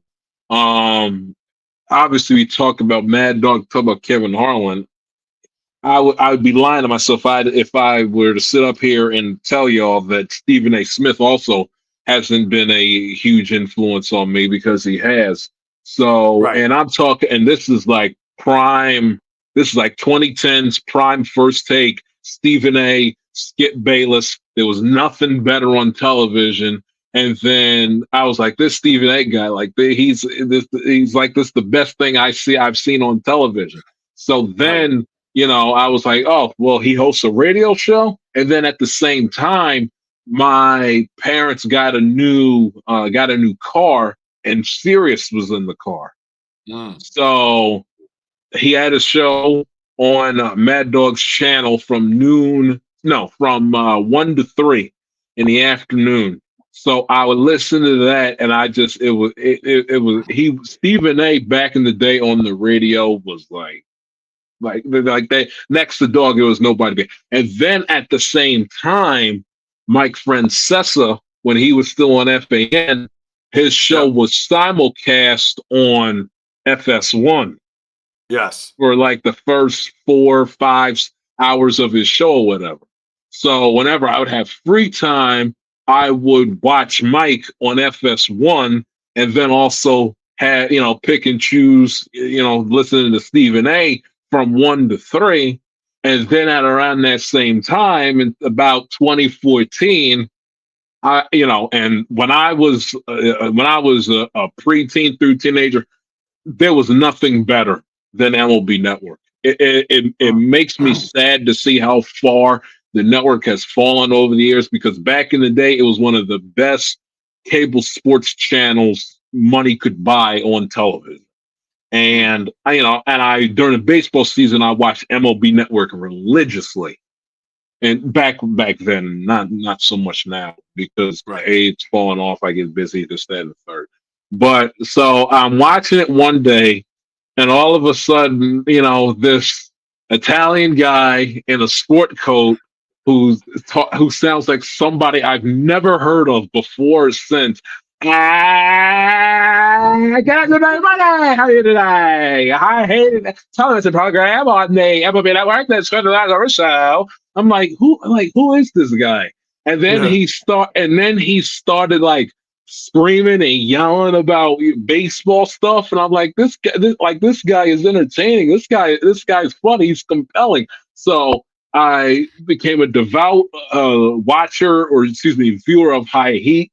And then that's when I connected the dots.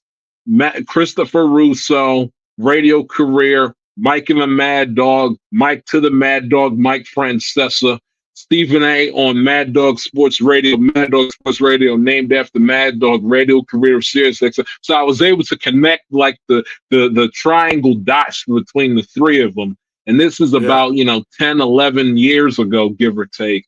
And then, I've been a fan of Dog since 2014, but I didn't start listening to his radio show until 2015. So I listened to it in 2015, and then I listened from 15, 16, and then 10 months into 17. I was a sophomore in high school. I never will forget it. It was the day of game 2 of the ALDS between the Yankees and the then Cleveland Indians. And the game where they had that tremendous comeback and Lindor hit the grand slam to pull them within one and everything else when they had that phenomenal winning streak that earlier that season, the month prior. And I was a sophomore in high school, and I had gotten grounded earlier in the week because my progress report had come out for like the first half of the first semester of the school year. And my grades were fine, except I had a D in art. And I got grounded, and I couldn't watch TV or play video games, do anything that Friday. So I said to myself, damn, Friday, I know the baseball playoffs are on. I can't play Madden, can't watch. What the hell am I going to do with my time? And then it occurred to me, Mad Dog is on. So I said, well, I've never called in before. I ain't got nothing to do. It's Friday. I ain't got really no homework or anything. Why don't I pick up the phone and call Mad Dog? And I made the call. I was like one of the first few callers on. And I told him, you're an inspiration. I look up to you. I want to become a radio broadcaster just like you. I remember the words he said, being a sports talk show host, it's a great living. It's at the candy store every day. It's not sport. It's sports. It's not work. It's fun. But let me hear what's on your mind. Let me hear your baseball. So I never will forget that. I never will forget the call. I still have it. The call saved and on my iCloud file on my phone. So, I started calling in then, and I've been calling in ever since October of 2017, and I've been listening to him in some form of capacity for the last 10, 11 years. Interesting. And then to think, he's been on your podcast a couple of times, including yesterday, which you just released. So I'm sure that Russo probably wonders, like, wait a minute, if I had you on your podcast there for a couple of times, then you want me again. And it's one of those things where I'm sure you have a good banter back and forth with him. And listen, he's gracious enough to do it, which is a great thing. And that's what you look at. I'm sure you're grateful. But off the air and off that, what kind of relationship do you have with him? I mean, I know you live in Baltimore and he's obviously in Connecticut, but is it a thing where you're often in his ear? I know he'll talk on the broadcast. Oh, Jai texted me about this or Jai texted me about that. But how is it more off the air than it is when you guys are either where you're on his show or obviously he comes onto your podcast? It's no different when I talk to him on the radio or when he comes on my show. I early in the beginning when I first got his number, I would blow it up over every little thing, and then as I got older, get more mature, you kind of learn how to lean back a little bit. So I don't obviously, especially now, I don't text him much for anything. And if I'm listening and he said something I know the quick answer to, or he calls me out on something, I'll text them a rebuttal back. But the primary thing really is when my teams are on and it drives me crazy and it pisses me off. And I just, I text them, right then and there what I'm thinking. Because especially now as I've gotten older, busier schedule, I don't have time to call in. So it's I just let them know just by sending this, that, and the third. And then, I'll check on him, when he was out a few years ago, like a week and a half, 2 weeks with COVID. I checked in and made sure and saw how he was doing. He goes out of his way, tries to every single year on my birthday to to actually call me. So we have a nice telephone conversation on the phone once a year. I always make sure I text him happy birthday when his birthday rolls around in October. He got my address and I got his, so he sends me. Matter of fact, you'll enjoy this. He Uh-oh. he got my address and I have his, so he sends me a Christmas card every single Oh, year. look at that. So, and I Pretty didn't cool. I didn't send him one this year because my family, it was busy during the holiday season. We didn't do one this year, but he sends one to me. I send one to him. So it's like a uncle to nephew, grandfather to grandson type of dynamic with me and him. And actually, the first time I got to meet him and see him in person was, I don't know if I've told you the story, but I'll regurgitate it in case I did for the audience to hear. It was July of 2021, and during the summer he took a week, 2 weeks off, and he and his son Colin, who's now obviously on ESPN West Palm, who I've had on my show himself a few times in the years past, they decided to do a ballpark tour along the East Coast. So take the train, they go to Philadelphia, they go to Pittsburgh, they go to DC, they go to Boston, they come here. So, and I got wind that he was coming here, and I texted him. I was like, well, when are you going to be in Baltimore? And he, texted me July, such and such and such and such. So I said, okay, well, I keep that in mind. Keep me posted when you get to town, and then I'll come into the city and I'll, finally get an opportunity to meet you. So it was, I remember I got a workout and I was so excited. So I went down into the city. He stayed at the Sagamore Pendry Hotel in Fells Point, which is one of the oldest and wealthiest hotels within my city, in one of the oldest and wealthiest parts of downtown Baltimore, Fells Point, that sits right there on the water in the Inner Harbor. So I get dropped off down there. I get out the car, and I text them, I'm here. And the way that the hotel was set up, that I don't know if it's like this in the wintertime, but it was in the summertime, where the receptionist desk was actually outside. So I'm standing outside the hotel waiting for him. The hotel is at my back. I'm facing towards the street. And the Orioles were pathetic this year in 2021. And he went to go to the Marlins Orioles game that night. So I look over my left shoulder, and I do a double check, and I look again. I'm like, is that Chris Davis? And Chris Davis hadn't played a game for us all year. And I look and I'm like that's Chris Davis. So I look and I'm like, I'm staring him, so I'm eyeballing him, and he makes eye contact with me and sees that I'm staring at him like my parents say I always walk around with RBF. So maybe to him, I looked out. I was like 6'1", 170 something pounds, soaking wet. Like me and Chris Davis get into a fight, he's winning. But I must have looked at him so intently that he felt that I was looking at him. So he looks back at me and he says, "What's up?" I was like, "Hey man, what's up? What's up with you?" And like I talked to him in a way as if I had known him or whatever. So. Right. And Chris Davis walks right by me into the hotel. So then about a few minutes later, and I'm texting my family, it's like, Chris Davis just walked by. So as I'm texting my family, all of a sudden, I had, John, how you doing, baby? How you doing? So I see him walk out with Colin, whatever. He gives me a hug. We walk around like the little sidewalk that's around the harbor. We talk, for 20 minutes. I get to know Colin because it's the first time me meeting him face to face. And they're just asking me. It was like I was having a phone call into his show in real person, because he's just peppering me with, like, I can't get the answers out fast enough, and he's asking me a next one, asking me a next question.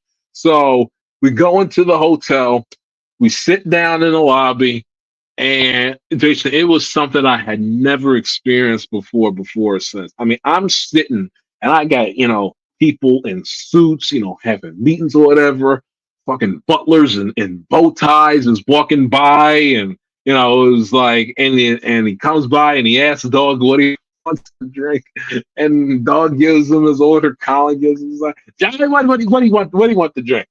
And it's like, and I'm laughing because it's like, going back to what I said earlier, I'm a big Bernie Mac fan. And one of Bernie Mac's jokes that's funny that he says is like, you can tell like when a man, and he says, you can tell like a wealthy white man, they got a lot of money because they're very, like, they make like a lot of gestures to make them look, very flamboyant, very feminine, but they're not gay. They just, they got so much money, they're secure in who they are. So Mad Dog is like sitting there, and he sits there like with his legs crossed. So he's probably like he's sitting like in his living room sofa. So he's sitting there, legs crossed, chilling or whatever. And he's like, and I'm chuckling because it's like art imitating life, and like it's replaying in my head. And he's like, Dad, what do you want to drink? Now keep in mind, at the time I'm like 19 years old, not 21. I'm not gonna ask him, for Jack Daniels on the rocks or anything like that. So it's like, I'll have a ginger ale. So it's like I'm sitting there sipping a ginger ale. Mad Dog's like 5 feet in front of me, and I'm like, the whole experience was surreal. And initially I went down there, just to meet him, spend time with him for like 45 minutes, whatever, and I was going to go back home. And then it's about 5:30, 5:45. He says, well, me and Con gonna go over to the stadium. You want to go to the game with us. So he invites me to go to the game. We walk up, again, Orioles were pathetic.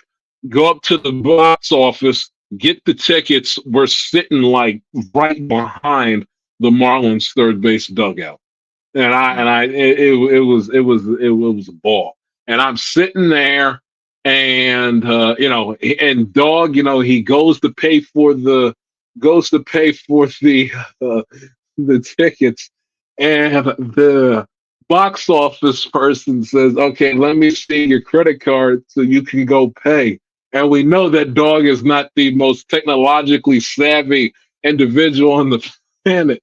So Dog whips out his credit card and like sticks it on the glass. He sticks it on like that little circle microphone thing, thinking that it scans the thing. So me and Colin are literally laughing our asses off and are breaking Dog's balls. It's like, no, you gotta you gotta take the card and actually give it to her. Like, that's the microphone, so she can hear us and we can hear her. That's not the damn credit card scanner or whatever. Yeah. So we had a laugh, and me and Colin get to know each other over Boog's Barbecue on the flag court and right, and Dog gets recognized in the stadium, saying, "Hey, are you Chris Russo? Are you Chris Russo?" He's bouncing. He's literally bouncing around, having conversation after conversation after conversation. So we sit third base dugout, and in the middle of the game, I'm sitting in the middle. Colin's sitting to my left. Dog sitting to my right, and I love Dog, man. He looks over and he says, "Colin, keep in mind, this is in the middle of Marlins Orioles in July in 2021. He turns over and he says, Colin, think about all the great Baltimore athletes that were here and played in this city in the 60s.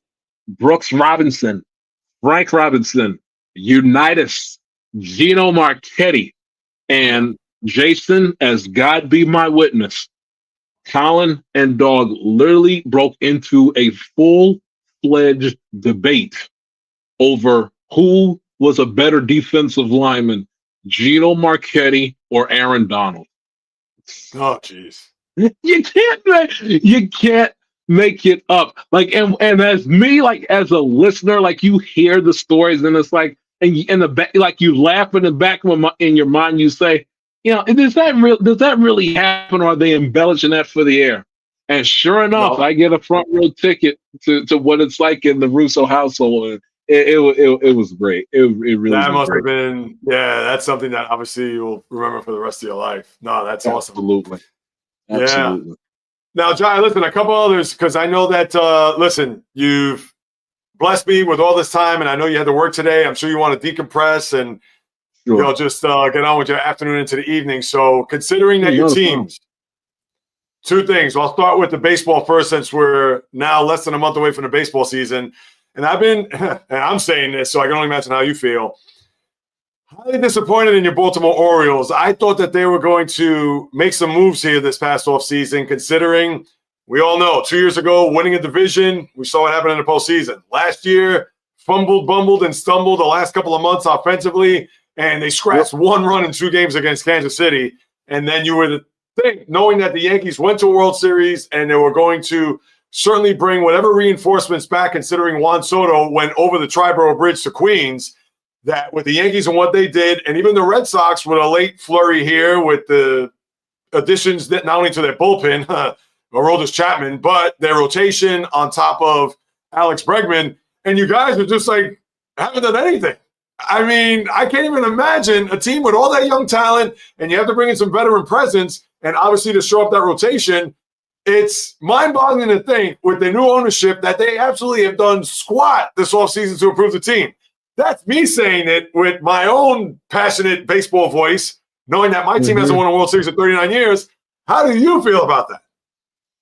Let me read you the list of players they brought in over this past offseason, Jason. Ramon Laureano. Does that inspire you? Tyler O'Neill, who it's 247, built like The Rock, but can't hit consistently. Boomer bust guy. Does that inspire you? He's from the Red Sox. Dylan Carlson, Daz Cameron, Gary Sanchez, Andrew. To be the backup catcher because James McCann's feeble bat wasn't enough. Andrew Kittredge, right-handed pitcher. Tomo Yuki Sugano from Japan, who's 35 years of age and not 25, by the way. And the old relic himself from the ATL, Charlie Morton. Does that scream World Series to you? That barely screams wild card. It's not this man's fault. He has been on record in saying, money is no object. I will do whatever it takes to bring the Orioles a World Series. And this is his words, not mine. He says bringing the Orioles a World Series championship would be God's work on earth. And that's a quote. It's not his fault. It's Mike Elias's fault. Yes. Mike Elias, who thinks he is the Brad Pitt version of Billy Bean from Moneyball with the open Oxford shirts and the sunglasses sitting on the top of his head. He thinks that he is the real life version of great value Hollywood Billy Bean. And he keeps on dumpster diving, getting these table scraps and operating as if John Angelos is still owning the team. Someone needs to shake him and wake him up and get a clue. I don't care about the prospects. I don't care about the farm talent. I don't care where you rank on MLB.com, your top 100 best prospects in baseball. I am not interested. This team has played about 90% of their playoff games in their building, and their offense outside of garbage time numbers in game 2 in the ALDS against the Texas Rangers, they've done diddly squat offensively. Diddly squat. They've lost 5 consecutive playoff games. They haven't even won a playoff game, let alone a series. This franchise has not been to a World Series, nor has won one since 1983. enough is enough. You lose out on Corbin Burns, really? And your replacement is not Blake Snell. It's Charlie Morton. Really? 100 years old. Yeah. Really? And you lose out on Anthony Santander when he was a free agent for months.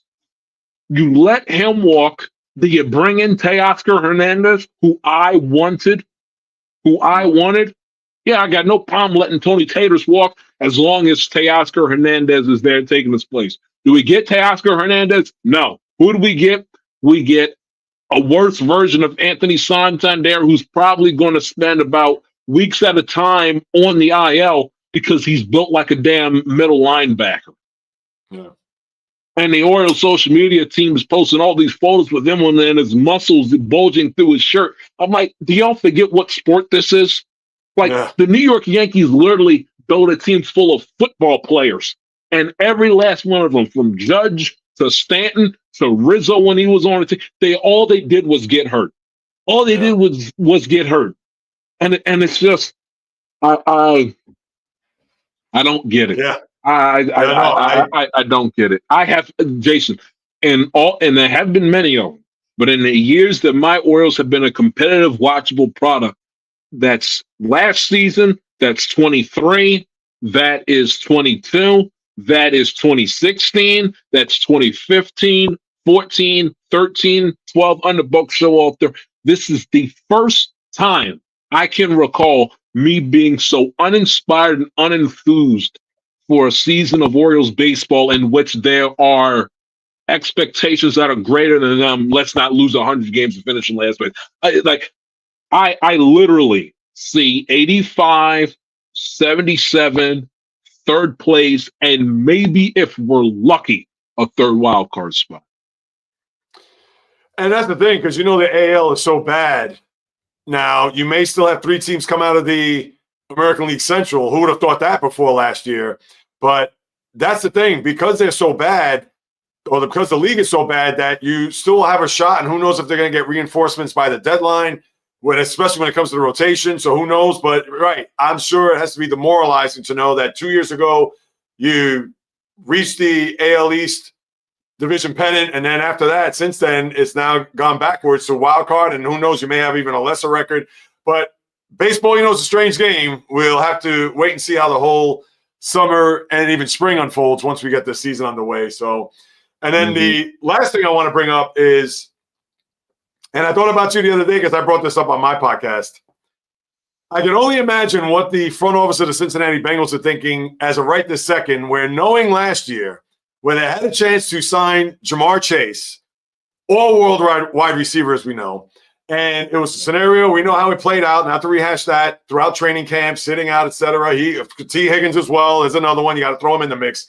But I specifically pointing at Chase because we know the numbers. We know how great he is, all-pro, triple crown, et cetera. Of course, receptions, yards, touchdowns. And now I'm sure they're kicking themselves to know that they could have had this taken care of last year. Granted, it still would have been a pretty penny, but now they have no choice but to give him the prettiest penny on top of trying to also re-sign Higgins on top of Trey Hendrickson, who I know wants to go, the defensive lineman who led the league in sacks. So I'm sure, even as ecstatic as you are with the talent that you have on the team as currently constituted, but knowing that this could have been A, all avoided, and B, how this is all may shape up, has to frustrate you to no end. Your thoughts? Frustrating doesn't even begin to scratch me, Jason. Yes. This team, that they and the Orioles, they know how to get under my skin in ways that not even people can accomplish. With the Bengals, it's just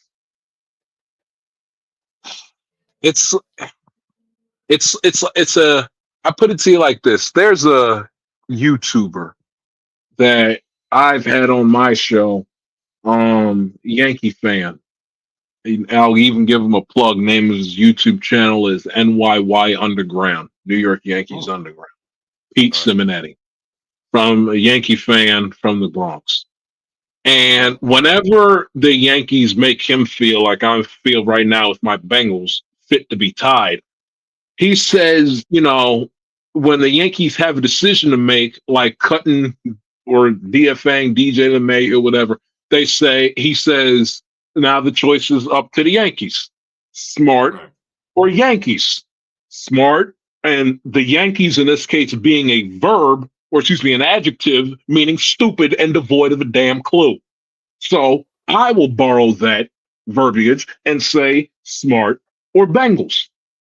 Yeah. Because smart teams make sure that T. Higgins is signed before Jamar Chase is signed, because he's been in the league a year longer than Jamar Chase.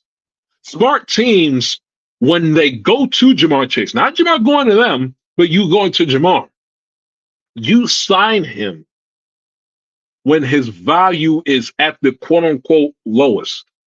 When he doesn't have a triple crown season on his resume, he can go to the negotiation table with. You get it done then, so that when Trey Hendrickson says, I want his money, and you go ahead and you look and you see salary cap's up to $273.5 million next season, you see that, oh, wow, we actually got more cap room than we anticipated because of how the machinations with Bro's contract don't kick in for another few years down the road. So then you can go ahead and you can be like, okay, we don't have to put ourselves in a situation where we have to get all three players signed or two out of the three players signed and have to worry about tag and trade and all this nonsense. We can just say, T's under contract, Jamar's under contract. We actually got a great value for what we got at the time. Trey Hendrickson, you lead the league in sacks. Okay, we can go ahead and take care of you and then dress our other needs with our football team. But the Cincinnati Bengals don't operate that way. And although they do themselves no favors, and I said it on my show yesterday, are they historically been notoriously cheap with the Brown and the Blackburn family? Absolutely. But even going back to our conversation about tired narratives and the media doing homework and everything, them being cheap is only one part of the puzzle. Because I can find somebody who's cheap, but also smart and savvy enough to save themselves money or any anguish on the back end.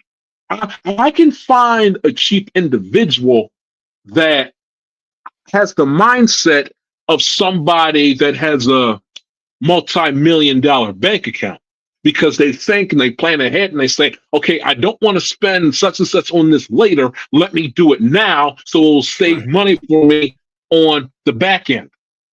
The Bengals, they're cheap, but they're stupid, because a smart individual would have realized that T. Higgins and Jamar Chase's contract would have been cheaper in the years prior instead of what it's going to be right now in 2025.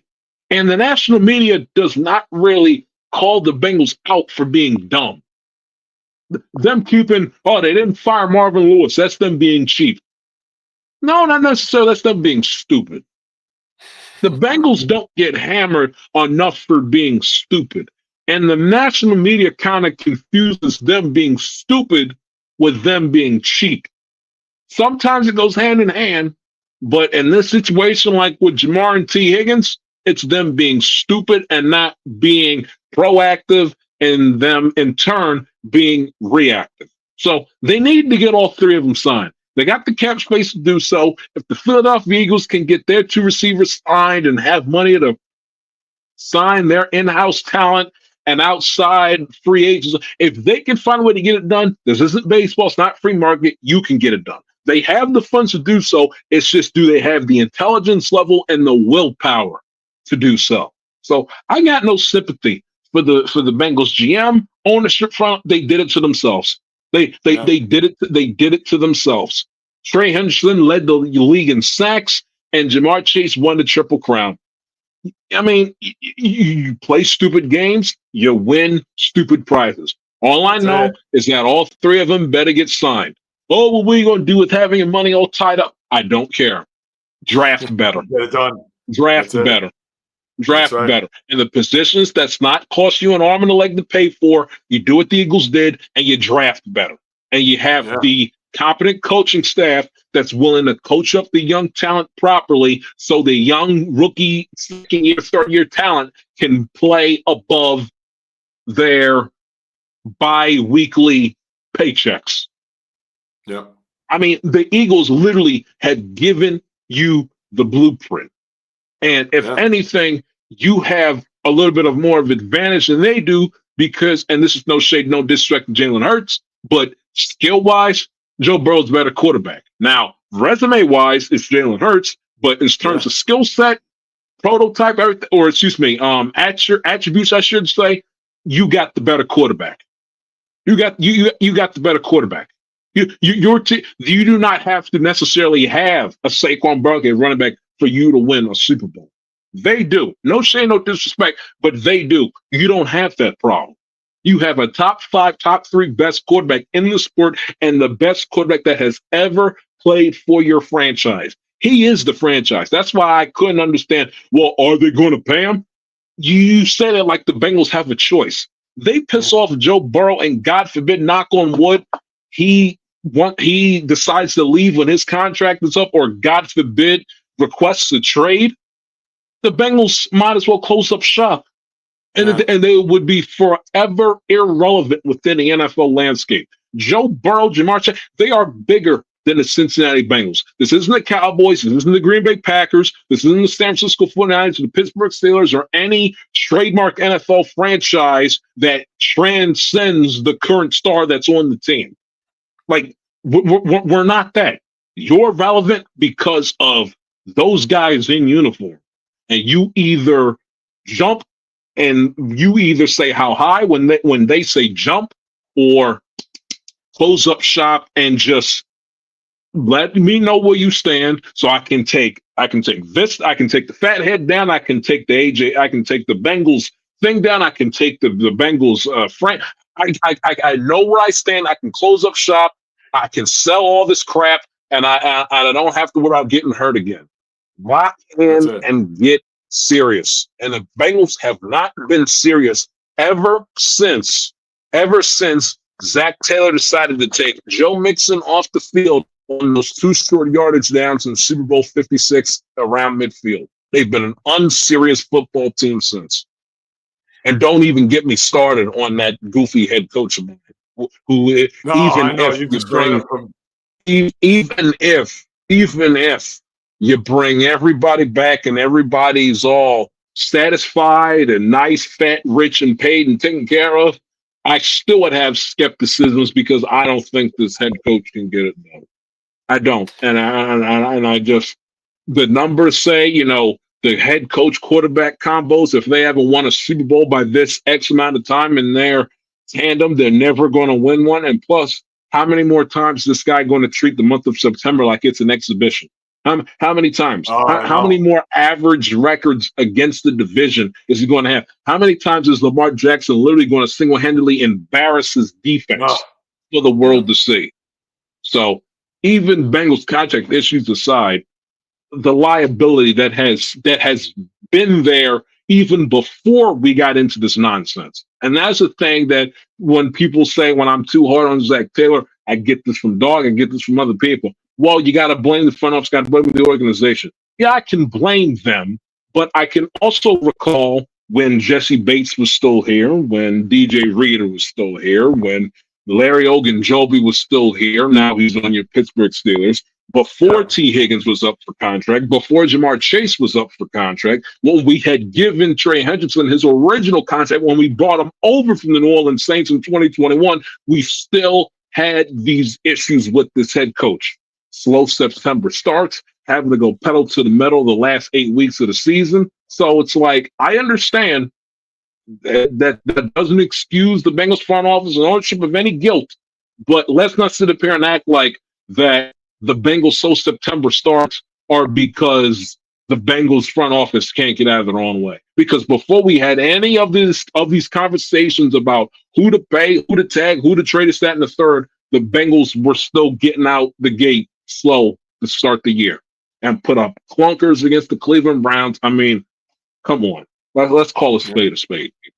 That's it. Jai, I tell you, man, great stuff. And before I let you go, a couple of comments here from the people in the chat room here. My guy James, I would have loved the FAN days with Mike and Chris, which I'm sure you probably saw a lot of that stuff's on YouTube when they were on Yes Network. Yeah, then, I've heard a lot of clips.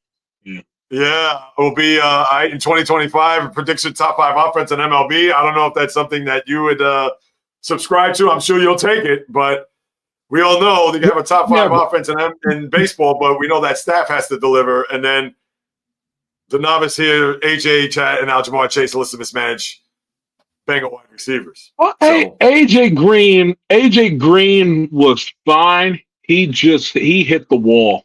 Like in 2020, I would have loved to have seen he and Joe Burrow play together more than 1 year. And I felt bad for the fact that he wasn't on the 21 team the year he leaves, the year we go to the Super Bowl, because he was a great Bengal. So AJ Green wasn't necessarily mismanaged. He just kind of hit injuries caught up to him, and his career was what it was. Chad, I agree. They traded him to the Patriots, and they're going to pay Jamar Chase, but they're going to regret the fact they could have had him for a cheaper price, around this time in 2024 instead of here in March of 2025.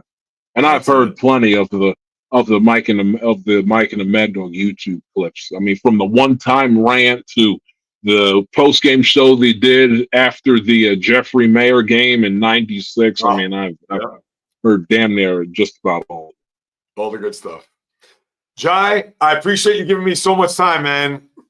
Considering it's a 5-hour live stream, I didn't know if I was going to get 45 minutes, an hour, and you gave me almost an hour and a half. So considering that you've been up since 6 in the morning and you spend all this time with me, goes without saying how much I appreciate it. And people, go check out the podcast. Like I said yesterday, he just released his interview with Christopher Mad Dog Russo. Check it out on his YouTube channel. Like you see right there on the graphic, I'm going to tell it like it T.I. is podcast. Jai, thank you so much again. And I'll be listening and we'll be in touch. You got it, Jason. Let me just put my Twitter handle in the chat right quick. Oh, yeah. Go ahead, please. Do that as well. Yeah, so I'm sure he's going to put that in there. You'll see that come up shortly. Yep. Yeah, please on Twitter. Twitter and Instagram. He's always on there. So be sure to check him out, subscribe, follow him, etc.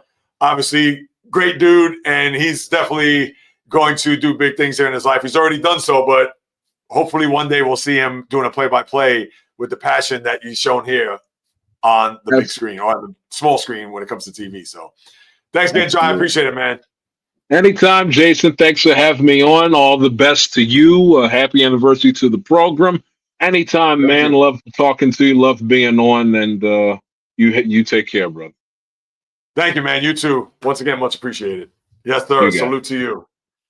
All right, Jai. So, there you go. Jai Shields, people. And listen, he helped me out, and it happens to be right on time because in 5 minutes, I'm going to have my next guest, which will be Erica Fernandez of the Sporting News. So you definitely just 6 minutes. So if you got to go to the bathroom or if you feel like you need a break and come back, you can definitely do so.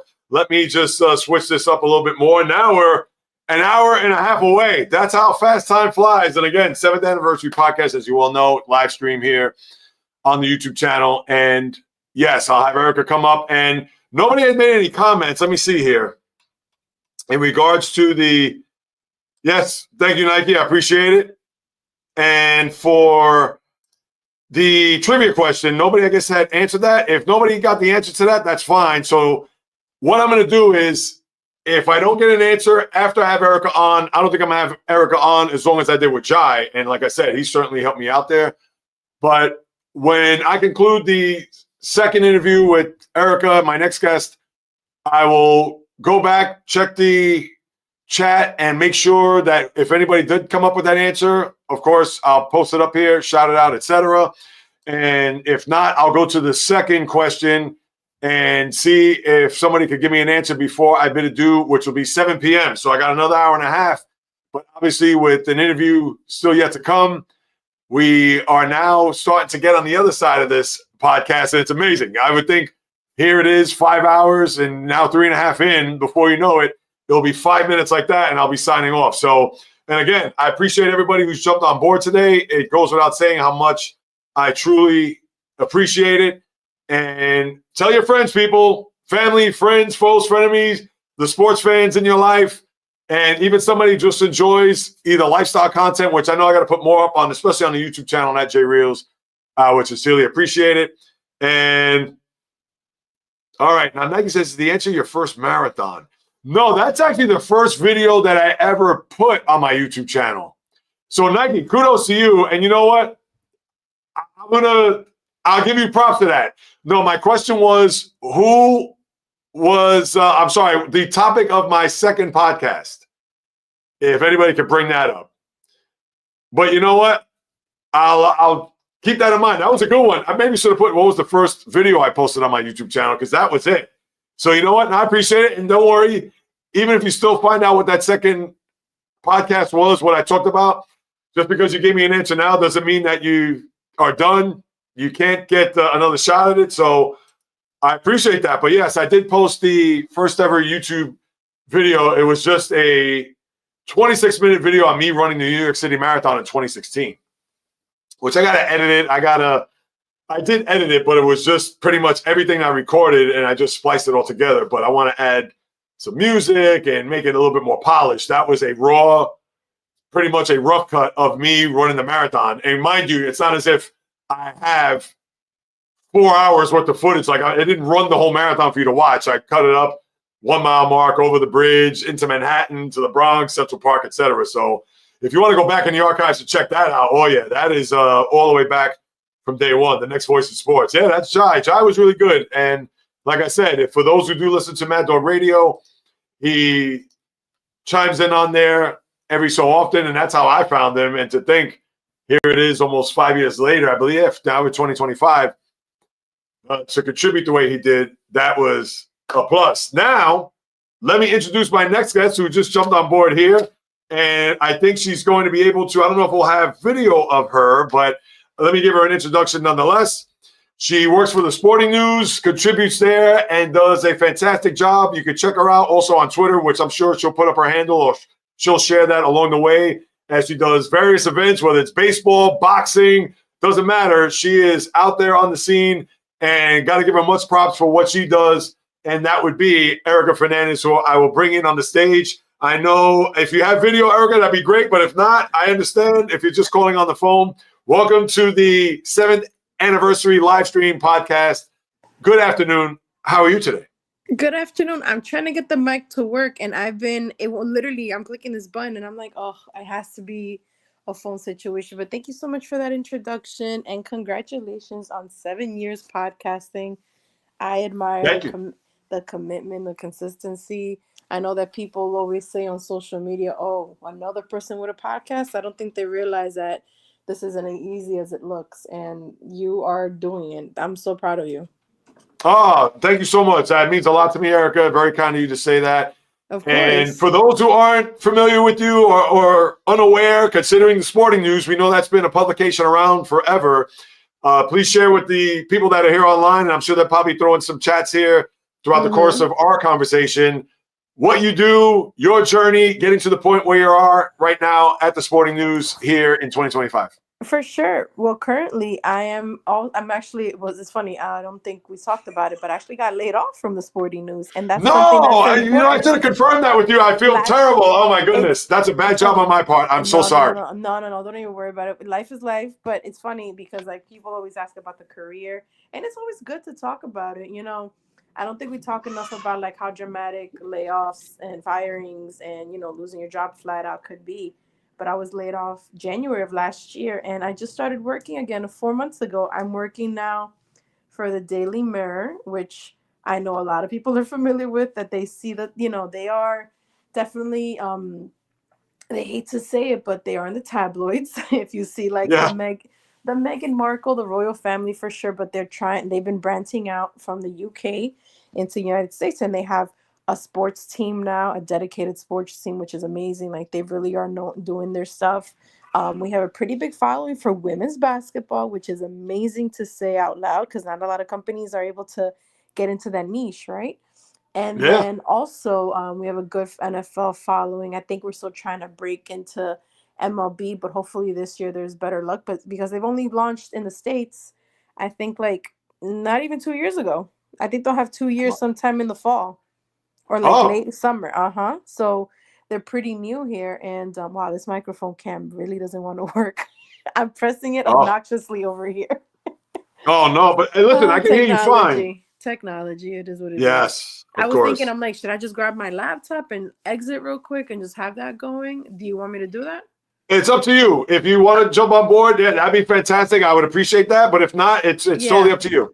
Let me email this to myself, and can you still hear me? Yes, loud and Perfect. Because clear. I didn't know when you left the live stream that you wouldn't be able to see. Hold on. Let me email the link to myself from StreamYard, and give me a couple minutes. I'll be right back. Maybe it's Sure, my no phone. problem. Maybe the phone. Yeah, I'll be right back, everyone.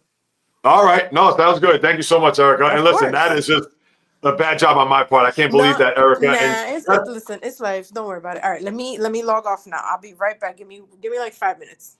Sure, no problem. No problem whatsoever. I'll be here. All right. Listen, that's my super ultra mega bad. I know when, and granted, I hadn't had her on my podcast for quite some time, but I thought she was still at the Sporting News. I know she posts a lot of things on her social media, whether it be Instagram or even Twitter. And for me to not be on top of that, that is just awful. And I thought she was still at the Sporting News. I was going, as a matter of fact, I got to even change the graphic. I should have put that up there. So, and I know she said was it the Daily Mail? When I heard that, if anybody could just double check that, you see it's the Sporting News. So I got to obviously erase that. Yeah, that was one thing that I was unaware of. And again, the only finger you get to point at is me for not knowing that prior to her and obviously during that introduction. So we'll wait for her to come back on. I guess she's going to get onto our laptop. Maybe we'll get a chance to get the visual too so we could banter back and forth. And I also want to give props here as I saw him pop up. Now, right here, that's my comment to this comment here. JD, so for those who know or do not know, that is my cousin, and that's my former radio partner who I'm trying to get on here. And then he also writes that the same Erica. ESL Sports, Robert Littell. I don't think so, JD. I don't believe that's the case. And I know he's working on trying to get on. So now once I get Erica back, I'll have her on. And then maybe right after that, JD could squeeze him in there. Now, listen, if I go past 7 o'clock, I'll go past 7 because I got to get JD on here. For those who don't know, that was my third guest and my surprise. And I know he threw it, his name in the ring here in the chat room. But JD is not only my blood from the mother side of my family, my mother and his mom are sisters. Not only is he my cousin, but we also did a sports talk radio program on the internet back in the day, that being Blog Talk Radio from 2008 to 2013. We had a ton of guests. I'm sure you could probably find that if you Google it somewhere. And mind you, even though you may see it as JAYREELZ final word, it used to be the JAYREELZ, or the final word with JAYREELZ and JD. Oh, and here's Erica right now, so I'll bring her up here momentarily. Okay. There she is. I turned off my phone and turned it on again because I was like, let me see if it's my phone, and that's exactly what it was. Oh, wow. Interesting. All right. Well, no, listen, I appreciate the extra effort. Even just hearing your voice was fine, but knowing we can have the visual, and obviously maybe we can even chop this up and send it to clips. I'll send it to you afterwards, etc. Yeah, for sure. So you can post on social. So, but again, my apologies with the whole Sporting News thing. No, I'm sorry. We can even maybe unpack that if you want later. I was going to say, yeah, I think it's important to unpack that. Like, trust me, go for it. If anything, I think people need to hear these type of things because all they see is like the social facade. Oh, they're going to these events. They're out grabbing dinner with friends. And meanwhile, it's like, oh, you updated this on LinkedIn, but you didn't share it on other socials. Why? But feel free to of course. So before we get to that, so now you're with the Daily Mirror. Mail, you said? No, the Daily Mirror. Ironically, Daily Mail there are competitors. So, but okay. Oops, we don't want to talk about them. No. But they are. So the name of the company is Reach PLC. It's under that umbrella. So, but we are the largest publication largest publication in the UK. So basically, like we run the show out there. And there's so many other publications, like it's crazy to see, like even the smaller branch newspapers like Manchester News, Irish Star. It's been really interesting because this is my third time working with a UK entity and working with British people as well. So I'm just like, oh my God, 3 for 3. So I've learned a lot of the lingo. The slang is very interesting. Yes. And it's just interesting to see like what gets picked up. Like people are really into the royal family, and I'm just like, Oh no. okay, I'm not. I could care less, but I've learned so much about like the niches, what the audience actually likes. Like Kate Middleton's earrings actually took off, and I'm just like, okay, I guess people care to see what earrings she's wearing. Wow. And listen, I know any move they make, it becomes just mainstream and widespread news.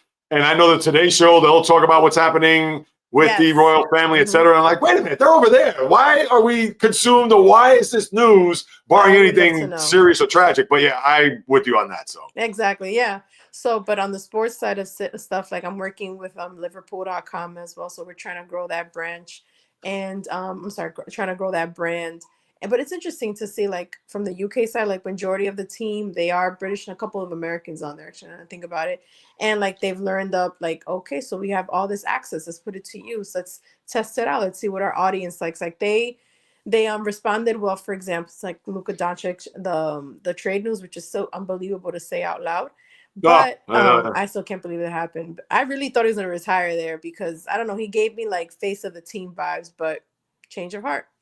Yeah. But yeah, like but Wow. that people resonated that well with that. So I'm like, all right, so maybe let's keep sprinkling it in. So as you know, as I'm learning as I go, so are we learning about the audience as well.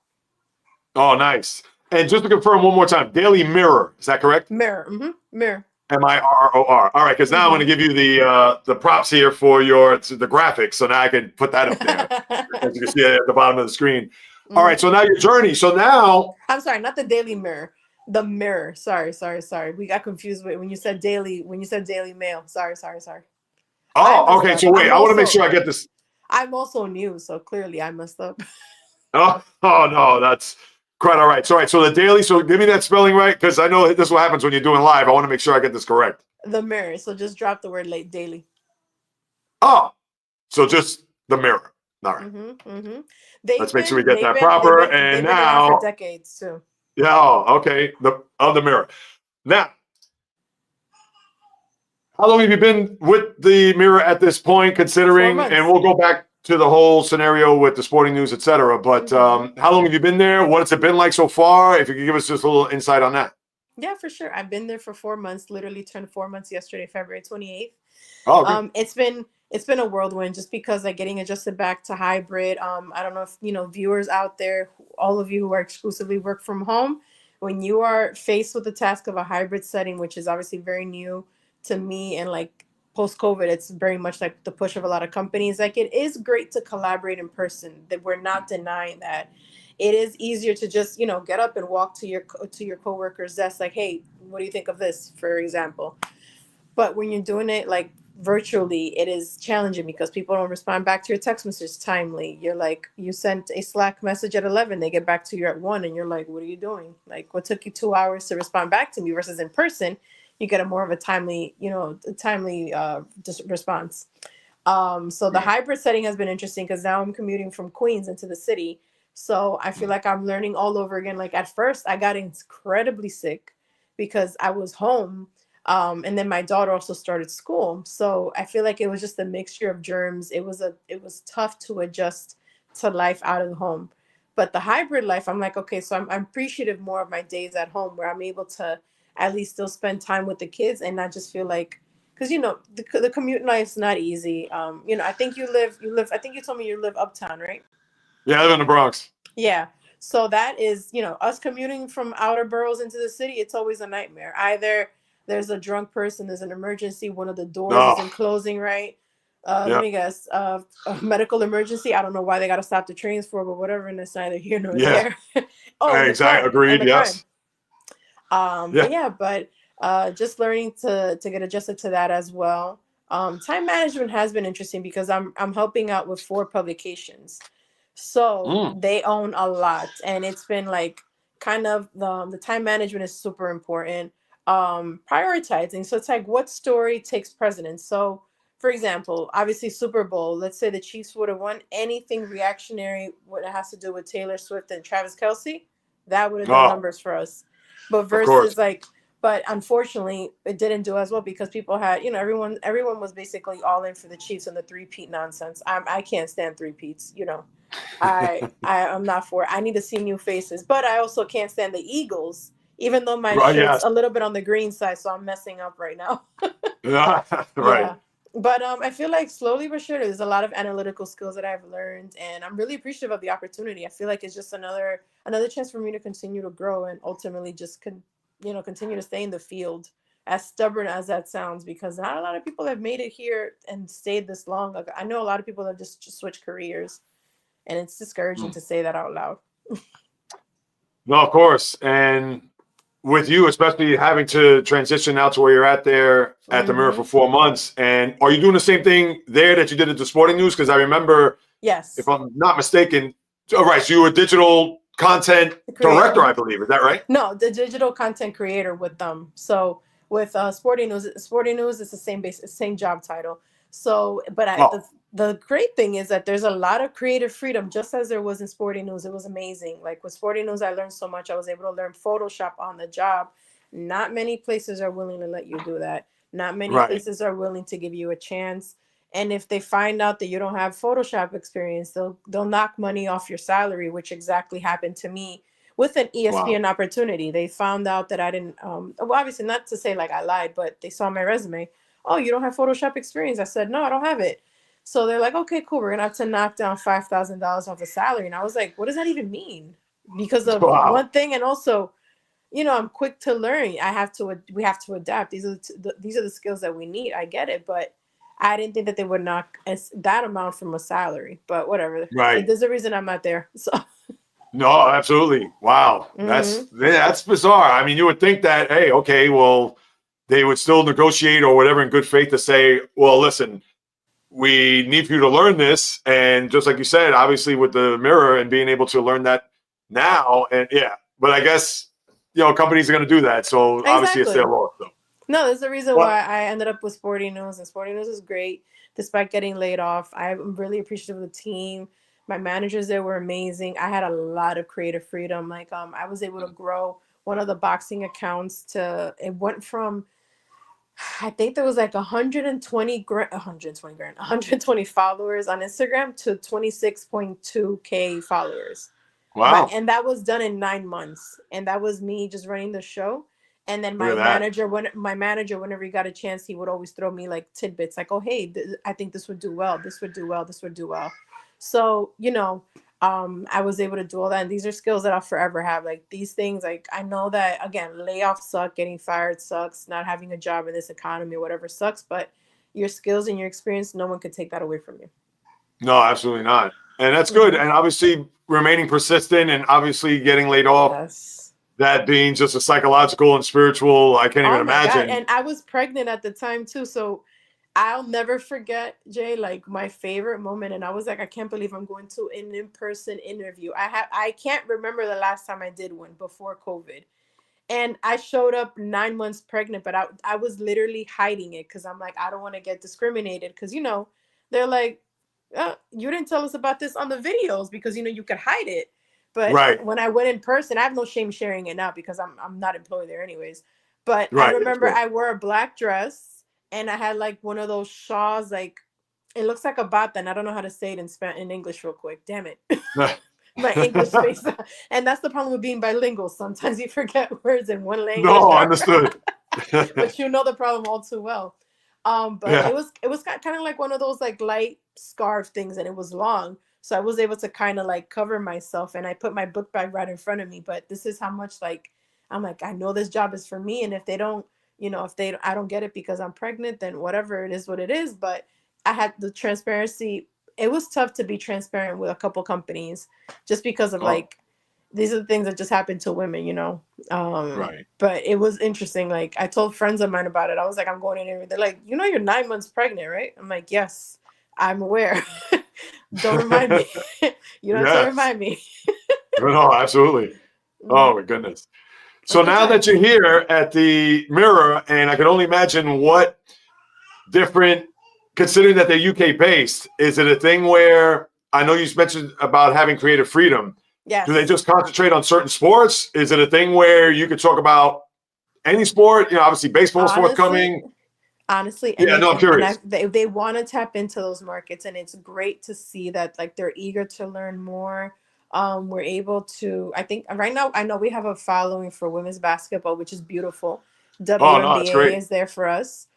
Yes. NFL for sure, and then golf and NASCAR, Mm. which I'm not too familiar with either of those. But I just, like what a birdie is.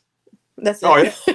That's Oh a no, but golf, simple. yeah, I know. Yeah, NASCAR, not so much, but yeah, yes. same. No, I have no clue about. Like, I didn't know ignorantly. And please, listeners out there who are fans of NASCAR, I'm not trying to come across as a diss, but I'm just not interested in the sport. But Right. I had no clue that Daytona 500 was literally 500 laps. Who knew?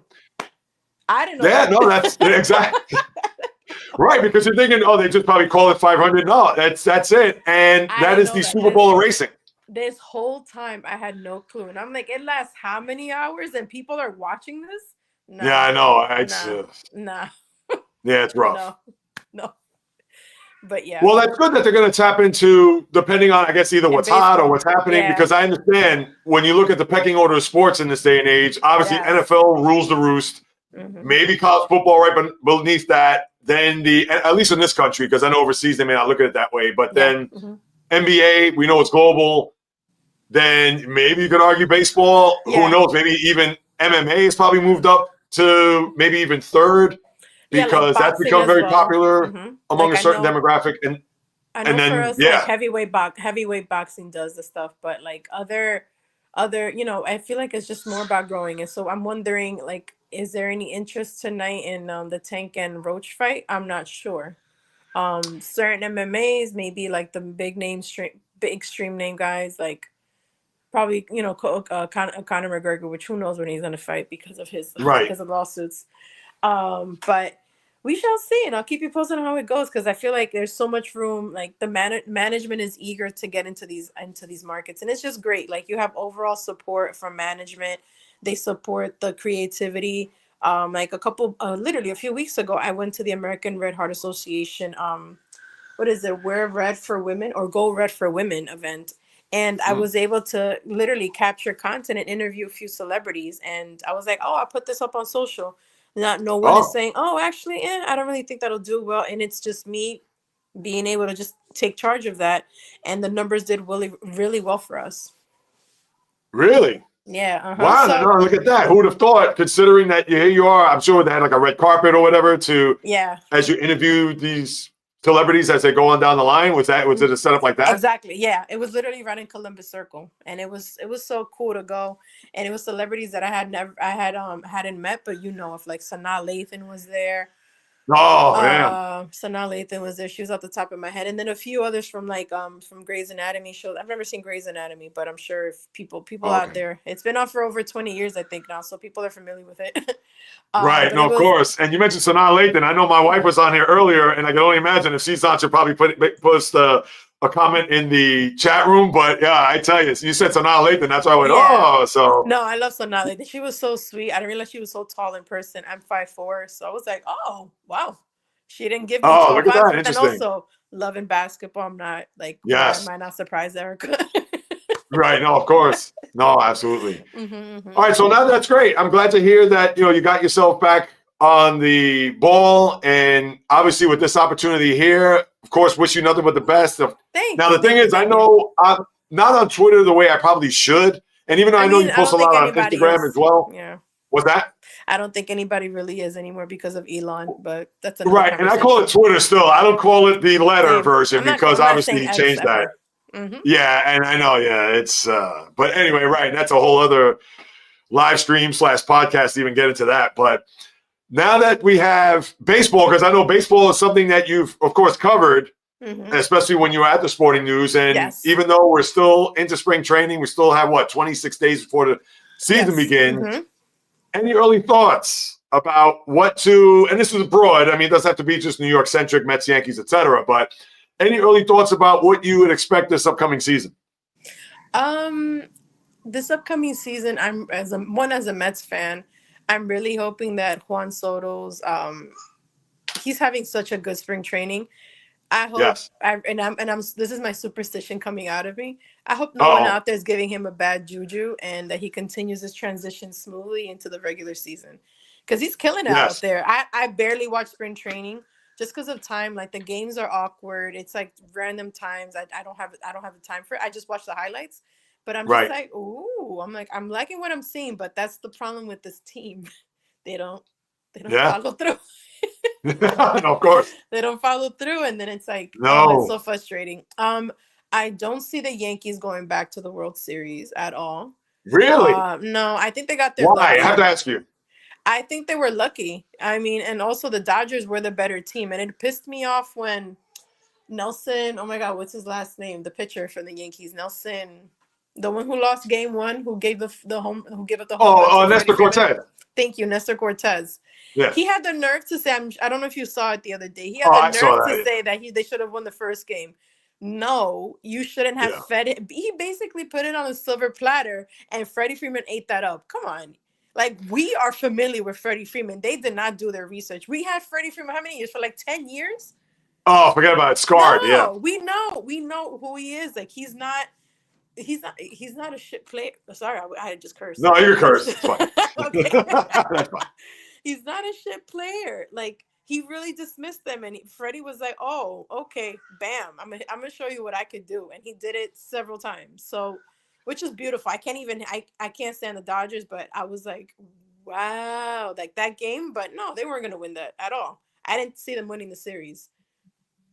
No, I picked the Dodgers to win. I think I may have said 6 last year, but I'm actually surprised you said that the Yankees won't make it to the World Series. And here's the reason why I think that they will go back. I hate to say it. I know I'm tipping my hand. I'm not going through my baseball preview, and I'm a Met fan like yourself, and I'm putting this out there. I know this is just for a goof, so don't take it literal. Who knows what people are going to say.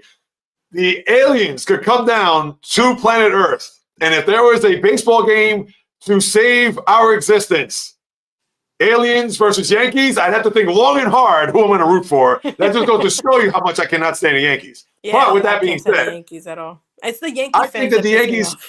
Yeah, I hate to say this, but who in the American League is going to beat the Yankees? Nobody from the Central. The Red Sox made some moves, but I don't think they're going to have enough.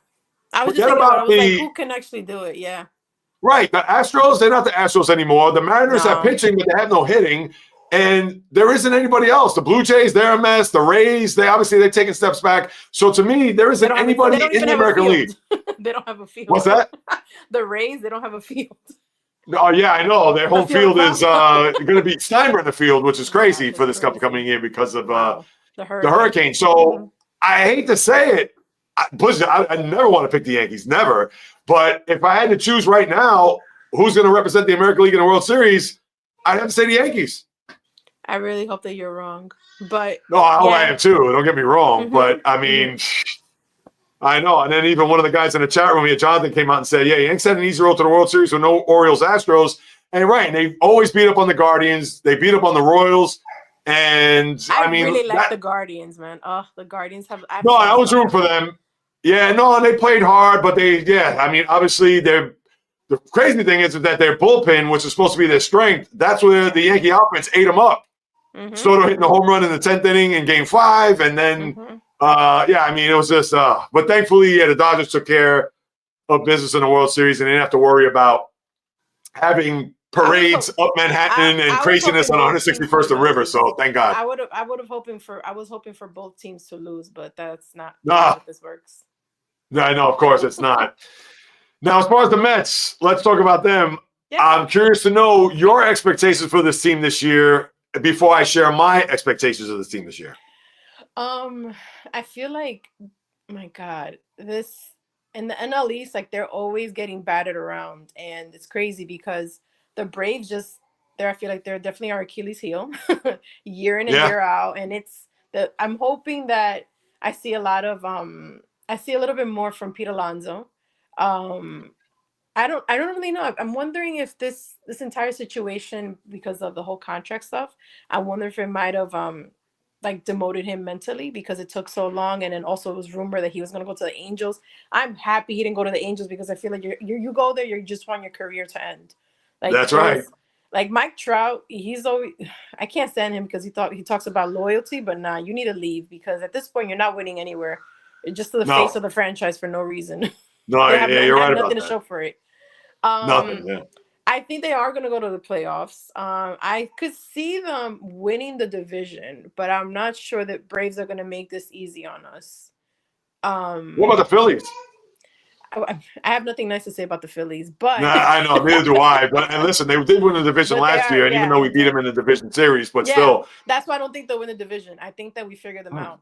Yeah, but I think Bryce Harper is probably going to come back a little hungry whenever we face them for the 8 games that we see them this season. Is it 8 games? I forget.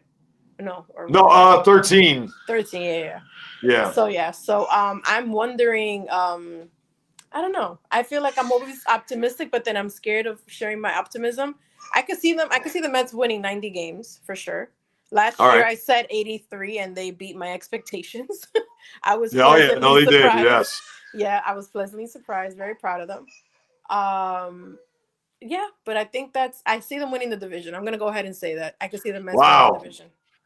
I'm gonna stick. Yeah, listen, I'll tip my hand a little bit, and I know I've shared with people in the chat room, especially I had a couple of live streams this week. And to me, the one thing that I would really concern myself is their rotation because but Senga, listen, if he stays healthy, I think he'll be good. And he has to worry about I worry about his control a little bit because although he misses a lot of bats, but he also walks a lot of batters. But after that, sorry, Clay Holmes, I'm not breaking a pom-pom to him to think he's going to transition from a reliever to a starter and be successful. Then when you look at Sean Manaea, he's already hurt. So who knows if he's going to start the year with the team as far as if he's going to be on the IL or not. Dave Peterson, good arm, serviceable arm, but you don't know what you're going to get from one start to the next. Tyler McGill, kind of the same. Frankie Montas, who I did not want any part of, not because he was a Yankee once upon a time, but the guy never stays healthy. So bad enough your bullpen isn't great on top of that, but you're going to have a rotation that you're going to barely get through 5 innings to depend 4 innings on your bullpen. And is that going to be the recipe the whole year? I get it. Baseball is not 30 years ago where pitchers are going to go 7, 8, maybe 9 innings. Yeah, it's crazy it's crazy how the game has changed in that aspect. Oh, without question. But you got to get some length from your rotation. And because we don't have Jacob deGrom or Noah Syndergaard, Matt Harvey of yesteryear, you're going to have to piecemeal this rotation some way, shape, or form to get length out of it so you could spare your bullpen to be taxed by the All-Star break. So that is my big concern. I'm not worried about the lineup. And the bullpen scares me a little bit, but the rotation, to me, that is their big Achilles heel. Yeah. And I don't even know if they're going to win the division just based on their rotation. So, okay. Yeah, that's just my early thought, considering that we still have the rest of spring training. Who knows if they're going to, let's say, re-sign a guy like Jose Quintana, who's still out there. Or I don't think you're going to see any major trades that's going to happen between now and the start of the year. So that's why I mentioned Quintana. But yeah, the Met team, cautiously optimistic. I don't know if they can win a division. And I'll have to say right now, as I write the second, props to you, Erica. I hope you're 100% right, but I can't say they'll win a division as of right this moment. I hope so. But let's see. Hey, you never know. Stranger things have happened. It's a long season, etc. Yeah. All right, so that's what happened in baseball. It's funny. I know earlier you mentioned about the Davis fight tonight with Lamont Roach. Now that's in Brooklyn. Are you going to attend that, or are you just going to watch from home? I'm going to watch from home. I would have loved to have gone just because it's great to see Brooklyn boxing back. Oh, yeah. No, and to think, I know Barclays have had a lot of fights over the years, and of course the Garden, we all know, is the Mecca, etc.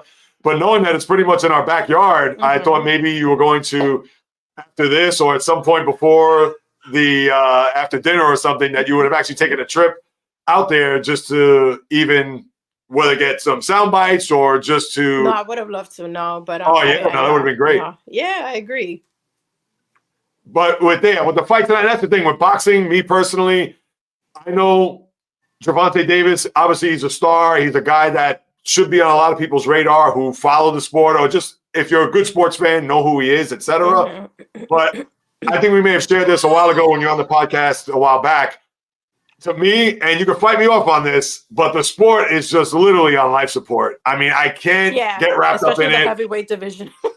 Oh my God, it's been a disaster. I mean, it is. And I understand you had Tyson Fury with Alexander Usyk fighting not too long ago, but it is just a far cry from what it once was. And let me ask you this. Do you think boxing, as pretty much, I hate to say it like this, it's irrelevant when you look at the broad picture of sports overall, but do you think it has any shot, considering MMA and its popularity over the years, to get back to any sort of semblance of what it once was?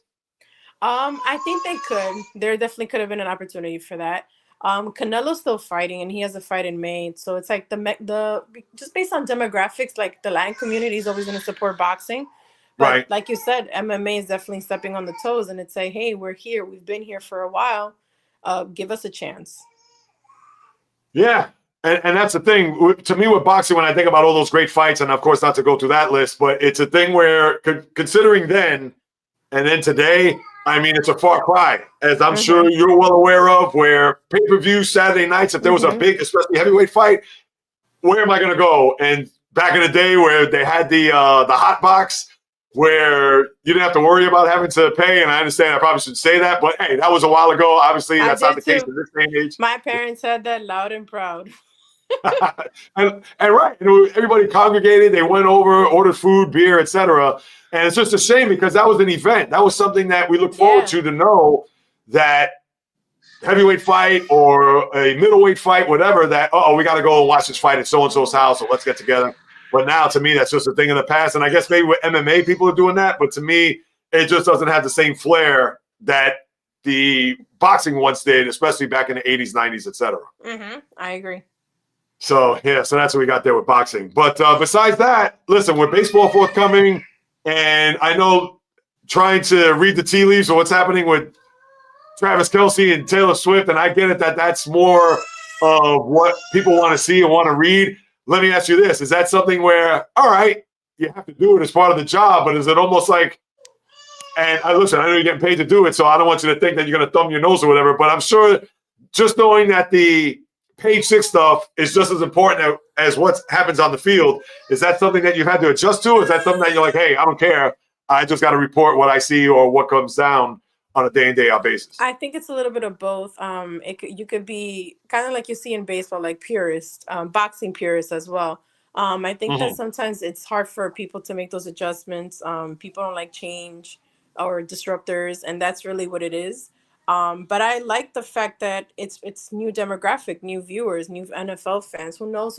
People might actually stick and might actually root for the Chiefs in a few years once Travis Kelce retires. Even though I'm surprised, I didn't think that he was. I thought he was going to retire, but he's obviously coming back. Right. But sorry. No, that's all right. Sorry, the baby was crying. Okay. Yeah, but sorry, I lost my train of thought. It is hard. No, that's all right. You're talking about Travis Kelce. Yeah, but it is hard to make the adjustment. But also, it's just crazy to see what people are willing to learn when it comes to Taylor Swift, the Swifties, Oh, I know. And even the merchandise too. There's a T-shirt that I've seen that says "I'm rooting for Taylor Swift's boyfriend's team." You're right. Yeah, no, listen, anything with her name, anything that has to do with her, it's going to be a hot commodity. So exactly. But listen, a couple of quickies before I let you go, and I appreciate you jumping on board on a Saturday. I know you have the kids, family there, etc. So, two things. I remember you had a podcast once upon a time. What's up with that? Laziness for sure, and consistency, and my God, family. There just aren't family, and they're just. I feel like 24 hours in a day just isn't enough sometimes. I am hopeful to get back into it, but I'm hoping that I get a chance to kick it back up, especially even with content too on the page. I want to tap more into on TikTok for sure. I feel like that's such an untapped market, but I plan on hopefully starting again this year. Okay, that's good. Number one. And then the second thing is that now, of course, you got the job there at the Mirror. Is there anything else that you want to do here, whether it's, I don't know, in 2025 or somewhere down the road that you look at, whether it's, let's say, maybe resuscitating the podcast or doing more stuff in front of the camera, whatever it may be? I'm kind of curious to know what. Honestly, yeah, go ahead. I'm curious to know what you got maybe lined up. No, for sure, all of that. Like I talked to a friend of mine. She's a foodie. She's a foodie content creator, and she was like, "Listen, challenge yourself." So, we can't keep holding on to this content. Like I have so many interviews in my phone. Like I have a couple of clips from Tim McGrady, for example, that I've been dying to share, but this was from 2 years ago. So I'm like, why did it take me this long to do? And it's just that there isn't enough time to sit there. Editing is so tedious, but I'm like, all right, if you want to continue to remain in the space, you have to be active. You can't just, casually throw in little tidbits of what you're doing. So I have a couple of Right. ideas, and I was like, all right, let me make sure. I got started in January and February, but I was like, now we got to take it up a notch in March. All right. That's good. It's good to hear. And you know that even though I'm in and out with Twitter and even on my JAYREELZ podcast on Instagram, but of course, I always keep an eye on what you're doing. And of course, you're doing big things and big work. And before you go, where can people find you on social media platforms, et cetera, so they can go ahead, sign up, subscribe, et cetera, all that good stuff? For sure. You guys can find me on Curls and Sports, one word, spelled normal, nothing crazy, on Instagram, Twitter, TikTok, and yeah, that's it. Those three.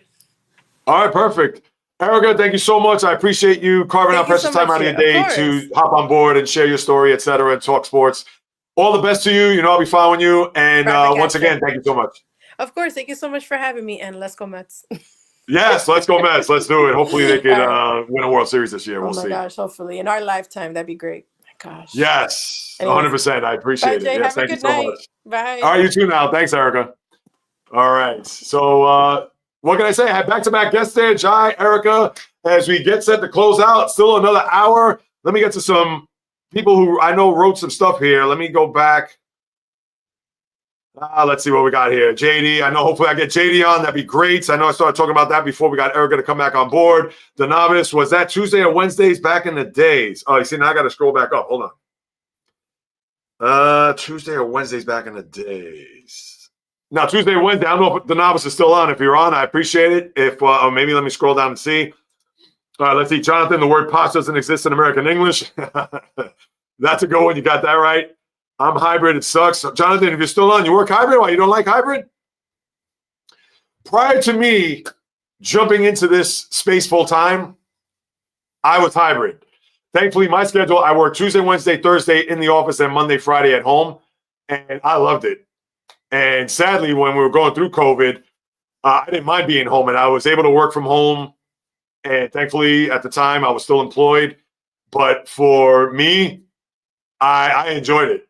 I enjoyed being hybrid, and now I work from home literally just trying to obviously put together podcasts and live streams and things of that nature. So interesting to know that you had mentioned that. And then people smoking and fights on the train. Oh, I know, the subway. Ugh. That's one thing I do not miss. And in fact, let me think. February 6th was my last day working in corporate America a year ago, so 2024. I've taken the subway twice. And let me tell you something, I do not miss it. So let me just throw that in there. The Empire State Building is green for the Eagles. I know, that was weird, right? Why would they do that for a team that's in Philadelphia? Let the people in Philadelphia light up their buildings green. Why are they doing that for New York here? I mean, I'm sure the Giant and Jet fans did not like that. So I know Nike, I like you already. I'm a Mets fan. If you're still on board, I appreciate that. I know Jonathan, yes, we talked about that before with the Yankees with a literal cakewalk to the World Series. I mean, that was a joke last year, and I don't want to hear from any Yankee fans saying, oh, we have to play the teams we have to play. Yes, but come on. Mets had to go through Milwaukee, who won their division, the Phillies, who won their division, and the Dodgers, who won it all. And even then, they took them to a sixth game to try to get to a World Series. Let me see what else.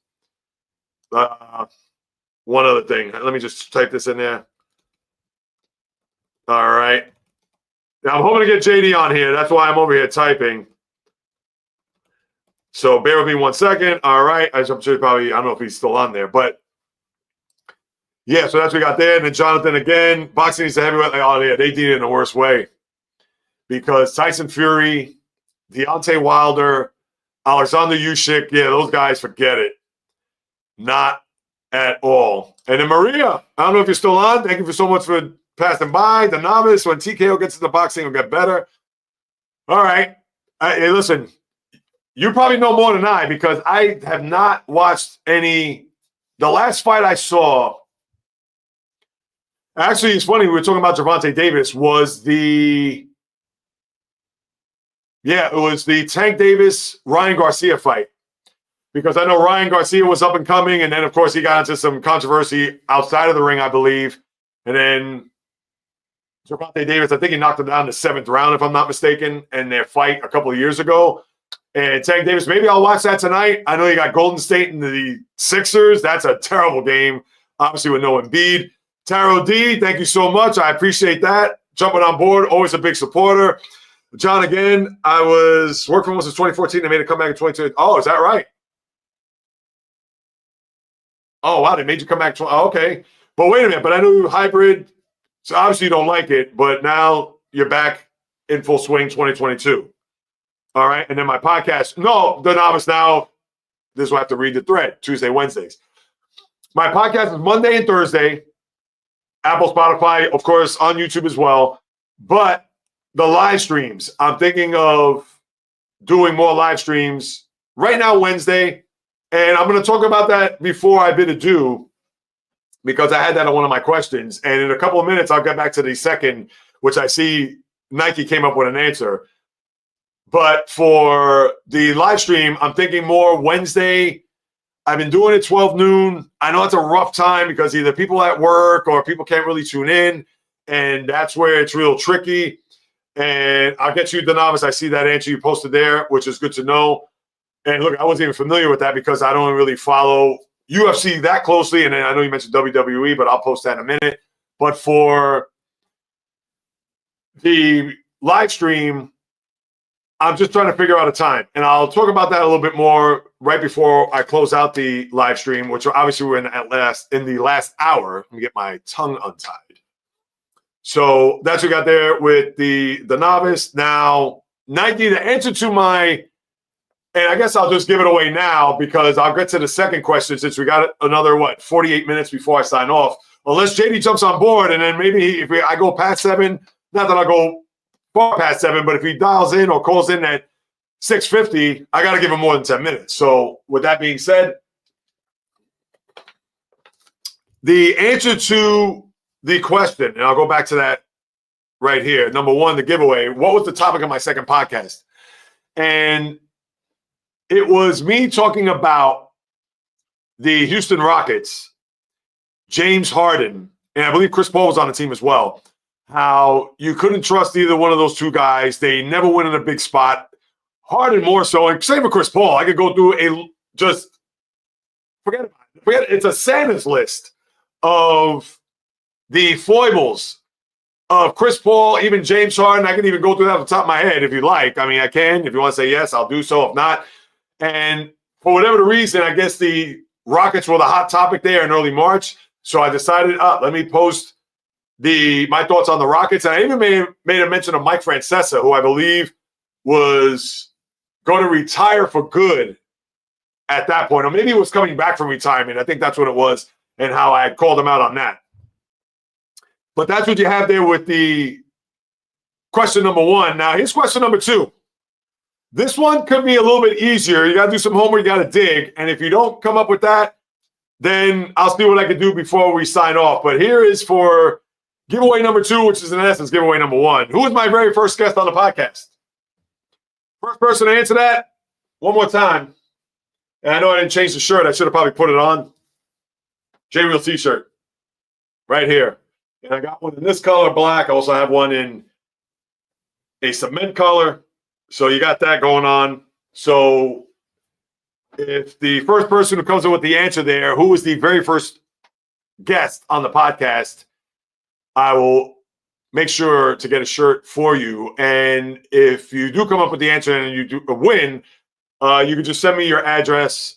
You don't have to put it there in the chat room. You could just go ahead and either shoot me an email at the JAYREELZ Podcast at gmail.com, or if you follow me on socials, whether it's Instagram, JAYREELZ, or the JAYREELZ Podcast, and the same for TikTok, it's just the JAYREELZ Podcast, and Twitter is JAYREELZ1, just the number. Facebook is, what is it changed? I also have a JAYREELZ Podcast page, but if you want to send me an inbox there, you can certainly do so. All right, let me see. I know I got a couple of comments here. So Nike, I know you came out with Tiger Woods. No, that was not the answer. But if I had talked about Tiger Woods, which is also a good guess too, because 2018, at that time, that was prior to him winning the Masters. And that was a good one. Go on, James. That was the first guest. Yes. And I know the novice, I know you said the TKO owns UFC and WWE. I wasn't aware of that. I know you had the Zone, which I know broadcasts a lot of fights. I'm sure they still do so. I don't know because I'm so disconnected from the boxing scene. And even though I know we talked a little bit before about Gervonta Davis, Tank Davis, who's fighting tonight in Brooklyn. But yeah, that's only because obviously I'm watching, reading what's going on in sports. And, oh, there's a fight? Oh, okay, great. I didn't even mention it on the podcast Thursday. Well, I even bring it up Monday. Who knows if it's a great fight or whatever. Maybe I should tune in tonight. We'll see. But that was that. Some lady with the Oakland A's. Not my very first guest. Now, she was one of my more recent guests. She covers the Oakland, now Sacramento A's, Jessica Kleinschmidt, who I had on. But no, she was not my very first guest. And then rate my nickname for the Mets, Sprout Tittle. Yeah, the Baby Aces. I like that. Yeah, it's better than, well, maybe not better than Generation K. That goes back to Bill Pulsifer, Paul Wilson, and Jason Isringhausen, if you remember in the mid-90s. And they did not come up with a name for DeGrom, Harvey, Syndergaard, and Matz. You want to throw in Bartolo Colon as a fifth, but those were the four young starters that the Mets had in 2015. They didn't come up with a name for them that I recall. No, but I like the Baby Aces. Brandon Sprout. Yeah, that's great. Now, Christian Scott, I know, is recovering from Tommy John surgery, so hopefully come next year when we think he'll be in the rotation, and hopefully that's when the Met pitching, whether, especially Brandon Sprout, obviously he's gotten a lot of pub here. And we'll see, because as I talked about earlier, the Mets certainly need some rotation help. Listen, if they could get some of these guys, I don't know if Sprout, if he's going to even maybe make the ball club, and we can't expect much out of him if he does, but that would certainly be a boost, to say the least, considering what we've talked about here throughout the course of the afternoon, now into the early evening with the Met rotation. And for those who have stuck with me from the very beginning here of this live stream, thank you so much. And for those who have hopped on board, thank you again. As I've stated before, just to think 5 hours, and I was ambitious to think that I wanted to do 24 hours, and even 12 and 7. 12 to 7 would have been perfect because 7 hours with the 7th anniversary, but 5 is a good sweet spot, especially here in the middle of the day on a Saturday. And again, I can't stress enough how much I appreciate you carving out precious time out of your day, whether you've been here from the very first second to right now. Again, I thank you so much. And we still got another 40 minutes, and I'm hoping JD gets on board too. James, again, one of my day ones, thank you so much for your time and just listening and being able to chime in here in the chat throughout the course of the day. Now, I'll go back now. I guess I'll get into the future weekly live streams. I'm trying to get that, maybe not perfect times frame, but yeah, I want to be consistent with it. Every Wednesday, I may see or dabble to probably pick a good day. The reason why I say Wednesday, smack in the middle of the week, and I do the podcast Monday and Thursday. Now, of course, that's not live. That's recorded, which I usually do in the morning. And I know that, one of the things that I am well aware of, and I may start doing maybe as early as the end of the month. Now, I don't know how consistent I'll be, but with the podcast, I would like to record Sunday night so I can have it up for you Monday morning. But instead, I record first thing Monday morning, where I'll have it up lunch hour on the East Coast, anywhere between 12 to 2, which I get it. It's kind of late because a lot of the people who do podcasts, especially in the sports world, they usually have it up first thing in the morning. So on your commute or whatever it is that you're doing, at least you have that, as opposed to in the afternoon where you got to wait a little longer. And granted, if you're commuting home, at least you have that. But I know I've read the tea leaves when it comes to pushing out content, especially with the podcast. So I know that earlier is better. And I may start doing that, like I said, as early as the end of the month. Did I say that right? As early as the end of the month, if I try to enunciate and put my sentences together.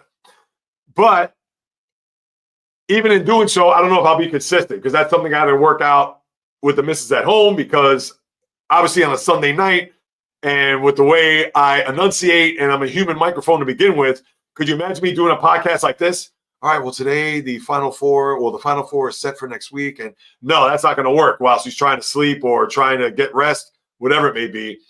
And something that I'm sure I will negotiate with her if I could do more on a Sunday night so I could have it up for everybody come Monday, same for a Wednesday night into Thursday. And the reason why, of course, I have Monday and Thursday, because I have the place to myself so I can yell, scream, babble, whatever it may be. But with the live stream, I know I went off tangent. The live stream, I want to do maybe Wednesday, maybe 8 o'clock. I may stick to 12 for now. Your chat, your comments would be perfect, whether 12 is perfect, lunchtime, if that means that you're eating lunch at that time, and that is a good hour or so for you. My live streams will be about an hour, hour and a half, probably no more than 2 hours. But I know I need to increase the visibility by doing live streams just to get my reactions on things. I know on my YouTube channel, I post my little shorts as far as news, sports news, topics, things of that nature, which you'll get my take on, which obviously does become a part of the podcast. But since it is Monday and Thursday, and if it's a Tuesday, Wednesday, Friday, Saturday, Sunday, obviously things are going on. So you want to get my instant take, or if it's a game that happened that night into the next day and I talk about it, you could go right to the YouTube channel, even on TikTok for that matter, because I have posted a lot of stuff on TikTok, more so than I have on Instagram or on Twitter. Facebook, I don't really engage on there, but I have it open only because, listen, I got to get the word out somehow when it comes to the podcast. So with that being said, my future weekly live streams, I think I'm going to stick to 12 noon. That may change. That will probably be something that is ongoing to the standpoint of making sure that feedback from you guys and gals, and also just to get a feeling of what daytime is going to be better. I could do a Tuesday. Like I said, Wednesday is right in the middle of the week. Friday, I know it'll be rough because it's a Friday night, even though I did post a live stream just to kind of put all the official details on ice for today. But besides that, yes, Wednesday at 12 moving forward. So you'll see me come Wednesday, high noon, talking sports, talking whatever is on your mind. And I see you got some comments populating here. Oh, wait, the novice. Is that right? Oh, look at that. I didn't even know that. Now, I followed the WWF many years ago. So that's one that, yeah, I can't even. I'm seeing Nike, some of the things that he's posting up here. But no, it's not Maria Marino. She was one of my guests, but she wasn't my first guest.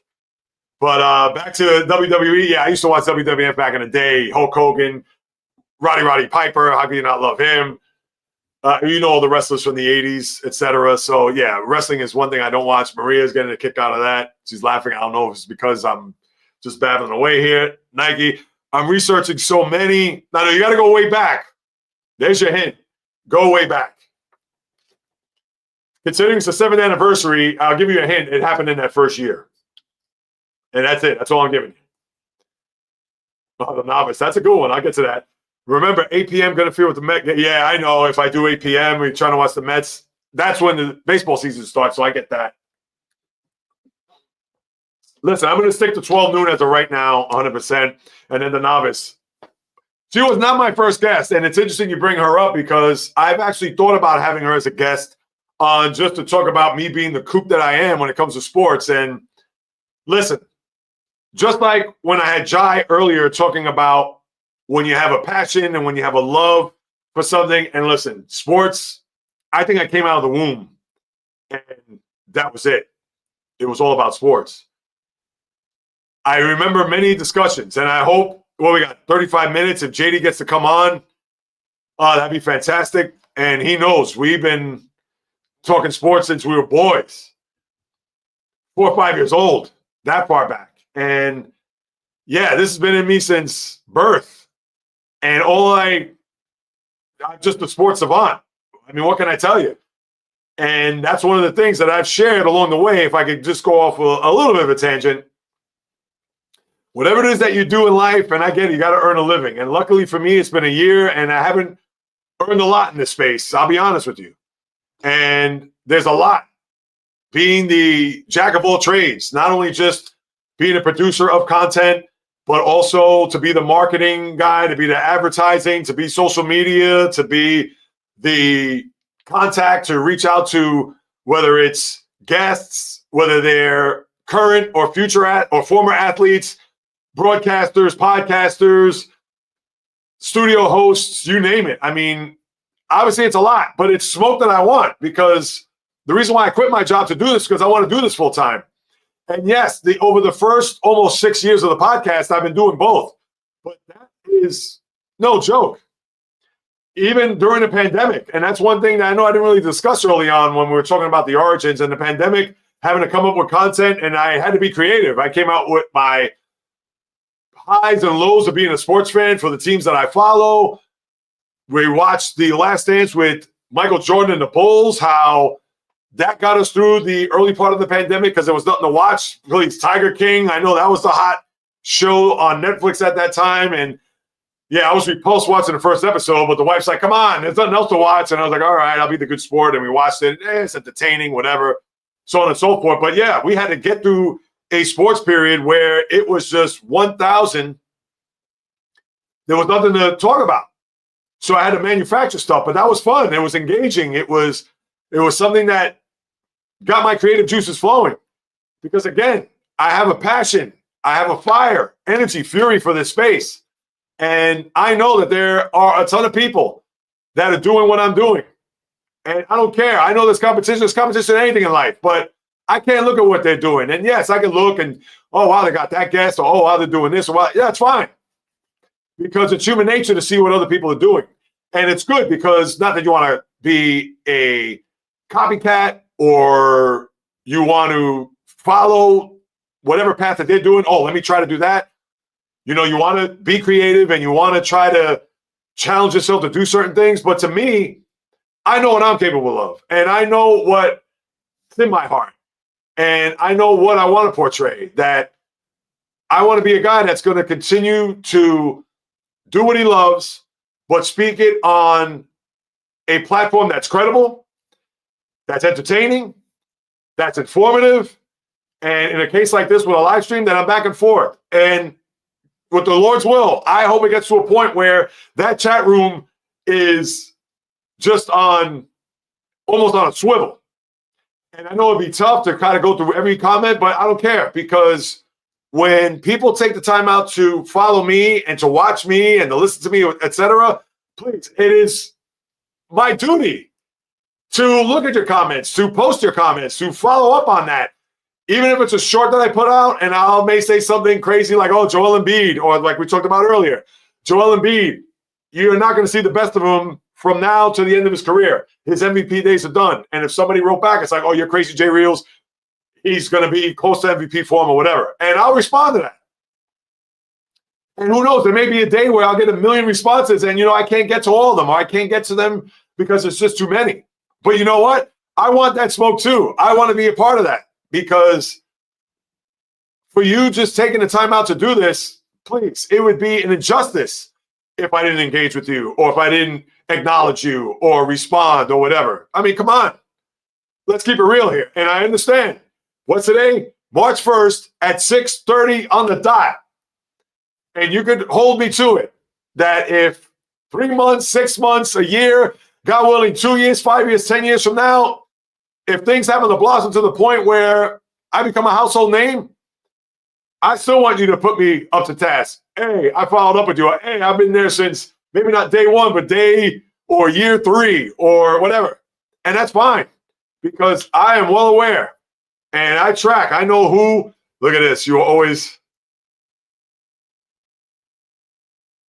That's another breadcrumb. Yep. Always good at sports trivia, breadcrumb. Listen, you can't be. And I've actually thought about this. I'm going to digress for a sec. You know what? Let me hold off on that. Let me finish this, because you better hold on to the novice. If I don't do my diligence and my duty to follow up with you guys and gals, then I should do something else. I should just go back to working corporate. I should just go back to, let's see, Jonathan. Jay's heart. Oh, yeah. Oh, look at that. Thank you, Jonathan. Wow. So you've been around almost a couple of years. Absolutely. And I appreciate that. I really do, Jonathan. Thank you so much. And I don't know. I know you probably posted that from earlier, right? I got to scroll all the way up. Oh, here we go. Hold on a second. Jonathan, where are you from? I'm curious. Because I know Nike's from Connecticut, and Bio, if you're still on, you're from obviously the West Coast, California. I know you posted that in the chat. I'm curious to know where you're at. And now the novice. Listen. Now I think I may know who you are. Hey, all right, Crooklyn. All right, there you go. So with that being said, we had the future. Yeah, we talked about that already. All right, John, way to go, man. So you're part of the 5 boroughs. I appreciate that. Good stuff. But this is why I'm here, for you guys, and obviously, and gals, for you to hop on board and to be a part of this. It means the world to me. And it goes without saying that if we ever do cross paths, because I do have big plans for this platform. I want this channel to thrive. And I guess while we're here, because I do put up lifestyle content. Now, obviously, it's predominantly sports, as you know, but lifestyle content, but good stuff. Stuff that I understand has to do with me, but has to do with the big picture as far as, just living a fulfilled life, just trying to spread the word, good message, whatever. And that's what I'm about. And as long as you guys are part of this circle, this tiny family, I want everybody to prosper and to win and whatever it is that you're doing in life. And I understand we have our ups and downs. We all do. Lord knows February was a rough month for yours truly. It really was on so many levels, which obviously I won't get into, but I certainly don't mind getting into it because I want to be transparent. And I am transparent because you can call me out on whatever. Just like I said, 3 years from now, I'll be, hey, JAYREELZ, remember John from Crooklyn? I'm going to be like, oh, hey, John. I'm not going to be like, yeah, I remember you. Oh, hey, whatever. No, because I'm going to retain this. This is part of my journey. And now that you guys and gals are part of it, I can't even put the words how much it means to me. And I know I'm throwing a bunch of bouquets, but that's how I get. I get passionate, I get fired up, so I know I got to maybe reel it in a little bit, tone it down. But that's part of the reason why I had this 7th anniversary podcast. So, yes. And Maria, thank you. One of my older friends here who jumped on board. I'm going to give you a shout out. Sorry, Maria. Yes, I've known her now. Think about this. You ready? We are now in the year 2015. This is the year that I've known Maria 30 years. 3 decades. And I know she's probably falling out of her chair as I said that. Like, oh, no, don't remind me, blah, blah, blah. 30 years. But that's just the good thing about it. So to think that I've had people that I've known for a long time, and yes, the novice, I haven't forgot about you. I'm going back to this. Breadcrumb. All right. I know it's a fun little game here, and I know people are probably wondering why is JAYREELZ like so focused on the novice, because this goes back to the live stream on Wednesday where I was trying to figure out who this person is. Do you currently live, I won't say where you are, but you currently live, well, once upon a time, I don't know, you may have moved in the last couple of years. I have not spoken to you on the phone or text or whatever. But wait, and I know earlier you said about the Mid-Atlantic state. Hold on, let me go back to that comment. This is crazy. But it's fun, though. I kind of like this. I don't know. I hope I'm not boring anybody with this exchange. I enjoy all the comments. I'm scrolling through them. All right, here we go. Wait, I'm further south. The Mid-Atlantic guy was a Ravens fan. The Ravens? What did I say? Mid-Atlantic guy was a Raven fan. I don't know many Raven fans. That's the thing. And if you're talking, and if I'm trying to connect all these dots with Shots and Ginger, and that happened 13, 14 years ago, Raven fan. Oh, yeah. And that's the thing. I would remember a Raven fan because I cannot stand the Ravens. As a Steelers fan, please. I don't know. Jeez. You got to throw me another crumb. And that's bad. Listen, Maria, who you calling old? Listen, as long as we're getting older, as long as we keep counting those birthdays, we're in good shape. So, yeah, I still got to figure that out. But anyway, now that we're 25 minutes away. So, yes, we got the live stream. Nobody has the answer to the guest. Do I have to throw out like a layup? trivia question here at this point? Because I figured I'd tie in the trivia with the podcast. Let me see if I can think of another one. I had a third question. Let me see. Exactly. True that. Where's my third question? I do not know. Did I not type it in here prior to the start of this? I may not have. Look at this. Giveaway number 1, giveaway number 2. Where's my third question? Oh, all right. Well, let me not bore you trying to figure that out. I'll see if I can come up with one, and we'll have some fun with that. But let's see. Anything happening in sports here? Anything happened over the last so on and so forth? Oh, that's big. That's big. There's 2 things that I want to discuss. Paul Skeens flashes new pitches in spring training. Strong spring debut. That's not what I want to talk about. Yeah, you have the outdoor series game right now between the Blue Jackets and Wings, and that's an interesting race there in the NHL wild card because there's the back-to-back of a home and home where Columbus won in Detroit on Thursday night, and they actually tied the Red Wings for the top wild card spot in the East, and now they're playing in Columbus, but on the university or Ohio State University football field. So that's actually going on right now. So for those who are into the hockey, they can watch that. But no, the 2 things that are of note here locally, St. John's clinched their first regular season Big East title, I believe, in 26 years. Let me see if I can pull that up real quick.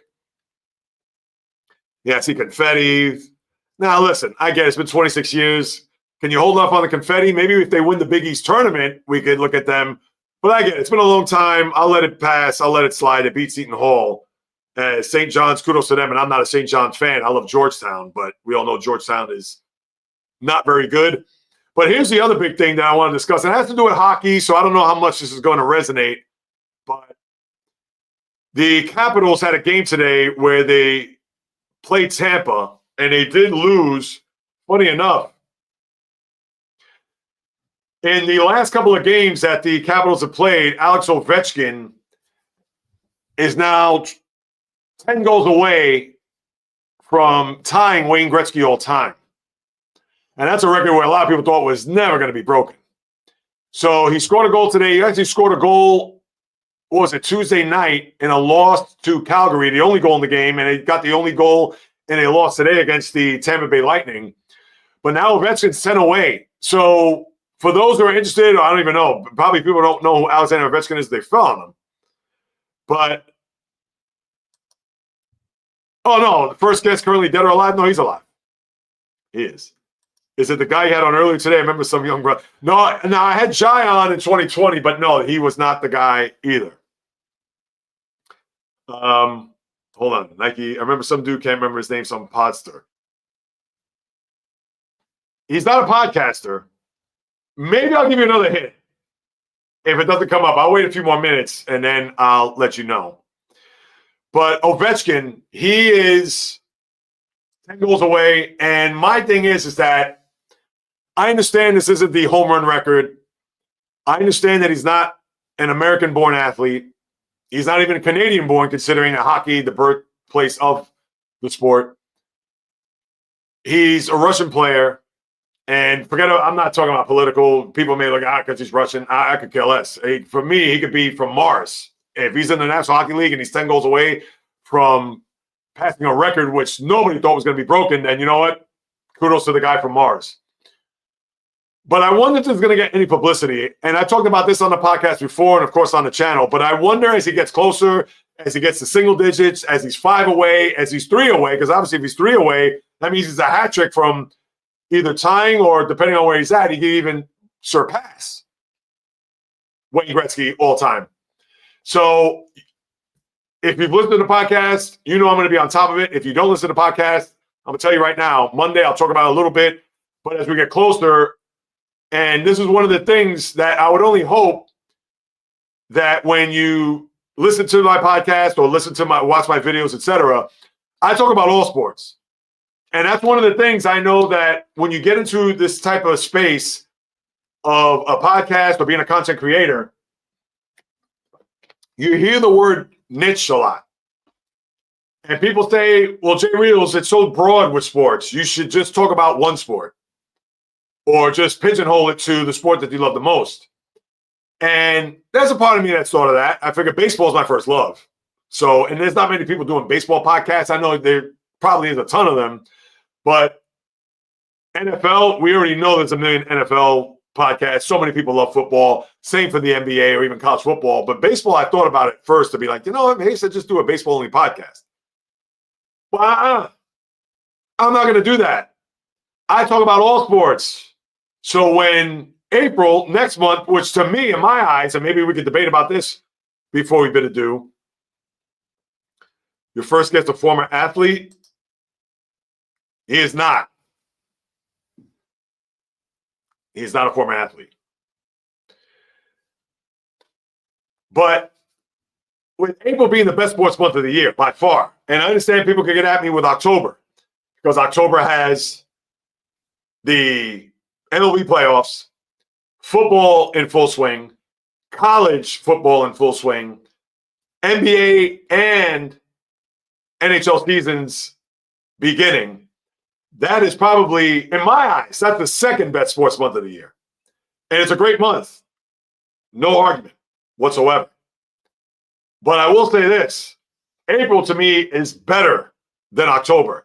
And not because it's the fall and then the cold weather's coming, or not because it revolves around football, NFL, college football, because everybody knows how much I get on football's case, them being the shield, the impenetrable one. But April is the best month for this reason. Let me break it down. You have the Final Four weekend, number one, and obviously a national championship. Baseball just starting its first week when you get from late March into April. You have the Masters, a tradition unlike any other, in Augusta, that second Thursday of the month. You have the baseball, good guess, Jonathan, but no, it's not Mike Lupica. You have the NBA and NHL playoffs, literally back to back. You have the NFL draft at the end of April.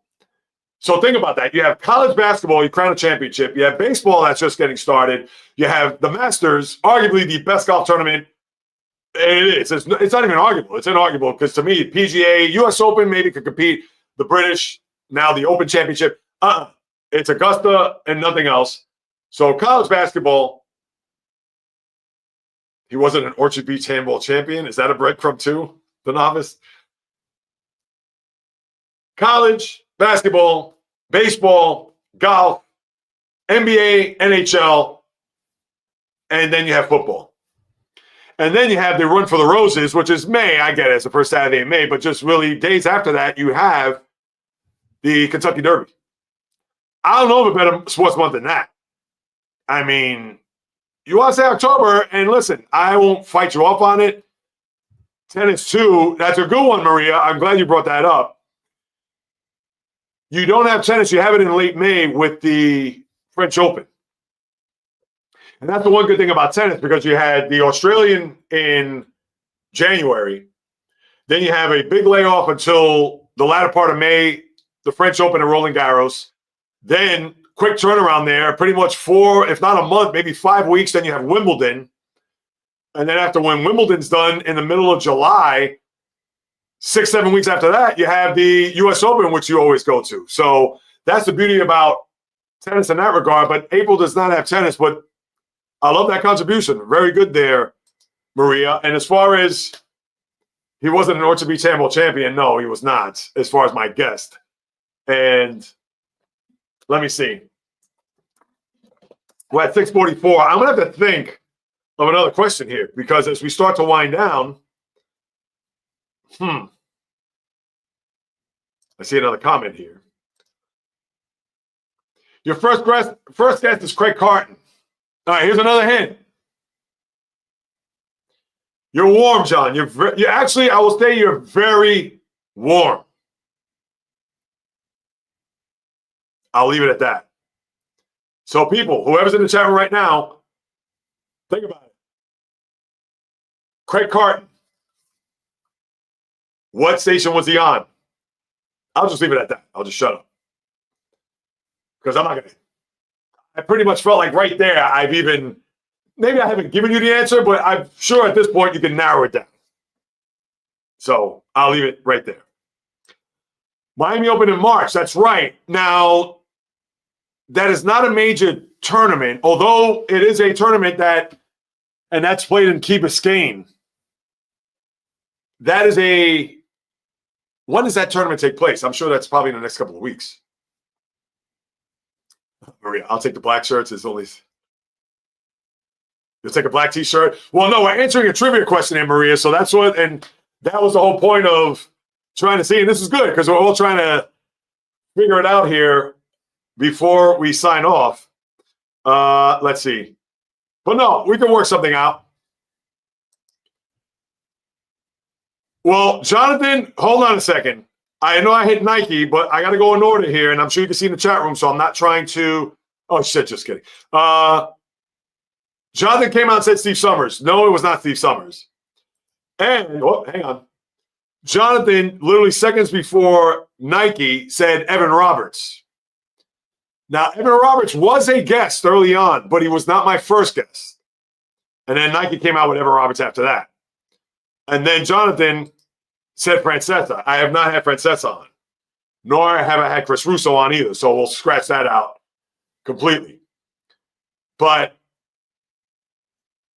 great guest by Evan Roberts, but he was not my first guest. He was actually, come to think of it, he was actually my second guest because I believe it was episode 5. Oh, no, John. Good one, too. And I've tried to get Benigno on, and I would love to get him on. Benigno, oh, yeah, he's a nutcase. No, it was not Joe Benigno. I wish. And then I was mid-March, I believe, for the Miami Open. And, yeah, that's a tournament that I'll follow from afar, but I definitely get into all the majors, just like I get into all the major golf tournaments. So the Miami Open, which, like you said, mid-March, but I'll definitely take a look at that. John Jastrzemski, nah, I didn't have John on. I know it's process of elimination at this point, so I'll just leave it at that. I know Jastrzemski, good guest there, Nike. I would like to get Iron Eagle, too. I know he's busy, especially now tournament time. I'd have to get him more in the summer. Another one going, Giannotti. No, I didn't get Gio. As we're going through the list here, I love it. I'm trying to get Tony Page on. I know he's retired, but no, not Tony Page. I know Jonathan, he's typing him in. He's going through it. Jonathan looks like he's going to be the front runner to get this. And Maria, I know you're just kidding, but we'll work something out. Absolutely. And you know what? It's funny. I know somebody who knows Sid Rosenberg. And I'd like to get him on, and he's a guy that he even said that he would go on other people's podcasts and other people's. So I would definitely get him on. Now, I would talk sports only because if I start talking politics, that could go in a million different directions. But I would like to get his sports takes, and who knows if he's going to start talking about it. I would engage, but I would be fair. I'd be down the middle. I'm not trying to, as I said earlier, if you listen to me early on when the current president had talked about pardoning Pete Rose, and we talked about that. That was right before I took the break, I believe. I'm down the middle. To me, I'm not going to puff out the chest. It's a good drinking time. Yeah, and trust me, after this, drinking all this water, and I still have not eaten today. So the last thing I ate, and I ate late last night too, and not that you guys and gals care, but I have not eaten. I fasted the whole day, and that was not done on purpose either. So, John, and that's a good one too, Jonathan. Mark Malusis, true story, if I may. When Janie, who was in the chat room earlier, and I'll get to your next one too, and no, it's not her either. During our third, wait, let me think, was it 2011? Yes. During the third anniversary of the Final Word with JAYREELZ and JD, which has been renamed to JAYREELZ Final Word, when I was doing the internet radio on Blog Talk Radio, and I guess you could probably find those old episodes, and we interviewed a lot of people back then. Well, we did a live show. Now, mind you, this was before, now podcasting was out at the time, but we did a live show on Blog Talk Radio, the old Rest in Peace Foley's Bar on 33rd Street. And we had Mark Malusis come in. And the thing is, I haven't contacted him. I got to get him back on the podcast. But no, Mark Malusis was not on my podcast, but he was on our live 3rd anniversary Final Word show with JAYREELZ and JD at Foley's. And he came by and we chopped it up and it was great. It was fantastic. And I have that recorded somewhere. Maybe I got to dig that out and I got to send that to Mark too, because if I'm going to get him back on, I don't know if he's going to remember that. So you got that. But I know you mentioned Ann Liguri. No, I did not have Ann Liguri on the pod. Chris Carlin, I did not have. Continent, who I know Mike Francesa called him Continent at that time. And then Nike Susan Waldman. No, I did not have Susan on either. I know you're probably pulling your hair out of your head like, God, come on, JAYREELZ. It's not any of these people. There's got to be, we got to be close. You're getting close. You are. And here it is, 6:51. But don't worry, if you guys and gals get it prior to, if you don't get it before 7 o'clock, I'll go a little bit after. But if not, I'll give you the answer and maybe we'll work out something. If you, like I said, if you want to contact me, whether on by email, the JAYREELZ Podcast at gmail.com, or on Instagram, the JAYREELZ Podcast, TikTok, the same thing, JAYREELZ Podcast, or even JAYREELZ, which is more of like my personal, even though I go back and forth with the podcast stuff. Even if we don't get it by the time, because obviously if you don't get it by 7 o'clock or a little bit after, I'll sign off and make sure we'll correspond, because maybe we'll work something out as far as maybe like a little chat room group or anything like that. So, oh, John Sterling? No, it wasn't John Sterling.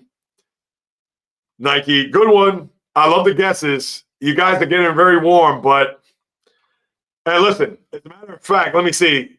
Let me see if I can pull this up. Now, I got to go back in the archives myself, which, hold on. Yeah, I know. I'm going to have to scroll. Yeah, and you see, it's not going to have it there. You know what? Yeah, as a matter of fact, this, if you guys don't get it, I'll pull it up. Let me see which podcast platform. I'll pull it up here, and I'm sure you guys and gals, if you don't get it, and you will probably all fall out of your chairs, and you're gonna be like, "Oh, no way!" Now watch, somebody probably just typed it in right now as I'm typing this separately. All right, podcasts. Is that not up there anymore? Oh wow, they booted me out of that. Shame on them. All right, let's see. Let me go to. Yeah, I'm gonna see if I can share my screen once I get the. They're on SiriusXM now? Stitcher? I didn't know that. They are. Wow, I guess SiriusXM bought them. Yeah, because now I'm looking. Stitcher Podcast, SiriusXM. Yeah, Stitcher app is no longer available for use. Okay, look at that. That's news to me. All right, let's go to another platform because, yeah, it's weird with the Spotify and maybe they only post but so many, which is beyond me, because I thought if you were to go back in the archives to, let's say, on Apple or Spotify, that they would have the podcast there for you to. There are no results? How dare they? Hold on a second. All right. Let's pull this up. Let's see. More results. Now, I'm going to have to scroll or play. Can I go back to the oldest ones? Because Lord knows, I don't have to scroll God knows how many pages of these podcasts, because I'm going to have to go back. I mean, again, this was one of my first. As a matter of fact, if I think off the top of my head, let me go back to the chat room here before I scroll all the way down. Anybody type in anything? Oh, here we go. We got a few. No, not Ed Coleman. Jimmy, no. No, not Phil May. Maybe Bill Mazer. Al Troutwig, rest in peace. No, not any of those guys. I'm sure you guys probably got to be beside yourself at this point. Like I said, your guys are warm. Now, mind you, I'm going to have to scroll through all this. I wish there could. Is there like an oldest feature? There's got to be, right? From oldest to new. Oh, here we go. I think this is it right here. Boom. Oh, does it only go back to 2022? That's not good. Hold on a second. April. Damn it, it only goes back to 2022. That is terrible. That's not a good thing. All right. Let me see. I guess I have to go Spotify. Anybody else chat something? Let's see. Oh, John, Richard Neer. Booyah. I like that, the booyah. It's not Richard Neer. It's not. Oh, my God.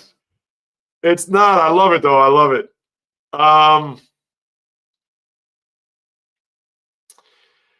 Where's I going? Oh, yes, to Spotify. We got 4 more minutes, huh? Nah, that's all right. I'm going to, once I find this, and I'll pull it up here. Maybe if I put it on my phone, I should be able to find it faster as opposed to doing the laptop. Let's see. Can I switch this here? Old to new? Share, follow. No, we don't want that. You guys are great. I mean, listen, here I am. I'm trying to dig up all these old episodes, and I probably should have had this beforehand. So again, I could raise my hand to be transparent and obviously accountable. I should have done that. Yeah, it is going to take a while. You know what? What the heck? If you guys want to hang in for a few minutes, I know you've hung on this long, so you know what? What the hell? As we're having some fun here. I just wish they had. Oh, is that show all? Thank you. Oh, no, show all podcasts. Great. No, I don't want that. Yeah, can I get a show all for my podcasts? I got to load all these suckers. All right, let's see if I can get on my phone better yet. Because I want to engage. I want to, look into the camera. I just don't want to be scrolling here forever and ever to try to find this. All right, so we still got Richard Neer. I know you guys are still probably, and gals are looking out there. All right, let me see. If I go Spotify, hold on. It's a thing. I took my break 3 hours ago, and Lord knows I have to go to the restroom with all the water that I've had. No, they're not sponsored by this brand. I know, microplastics. Let's see. Jonathan, Fatima Shama.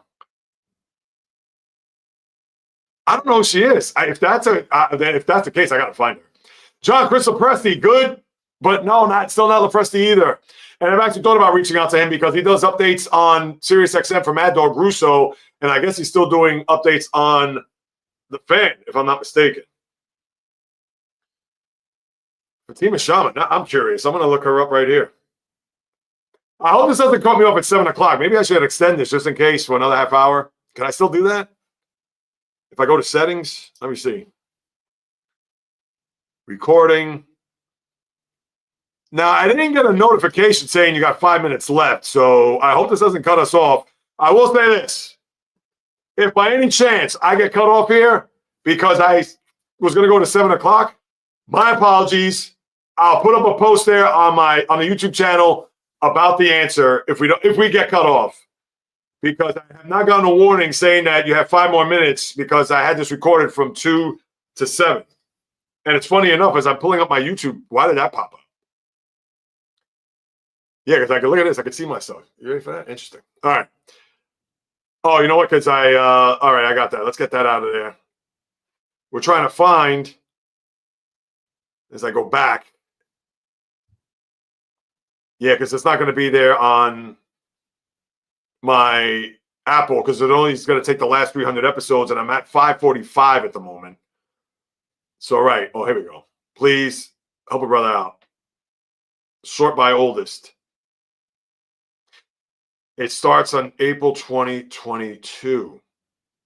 Damn it. I did not know that.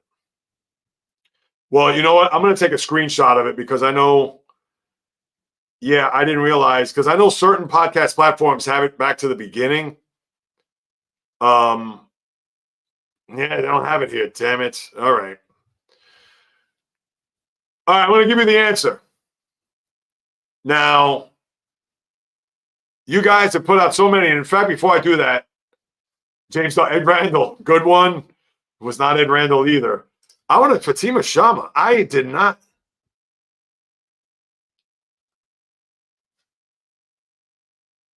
Is she on? Let me see. WFAN.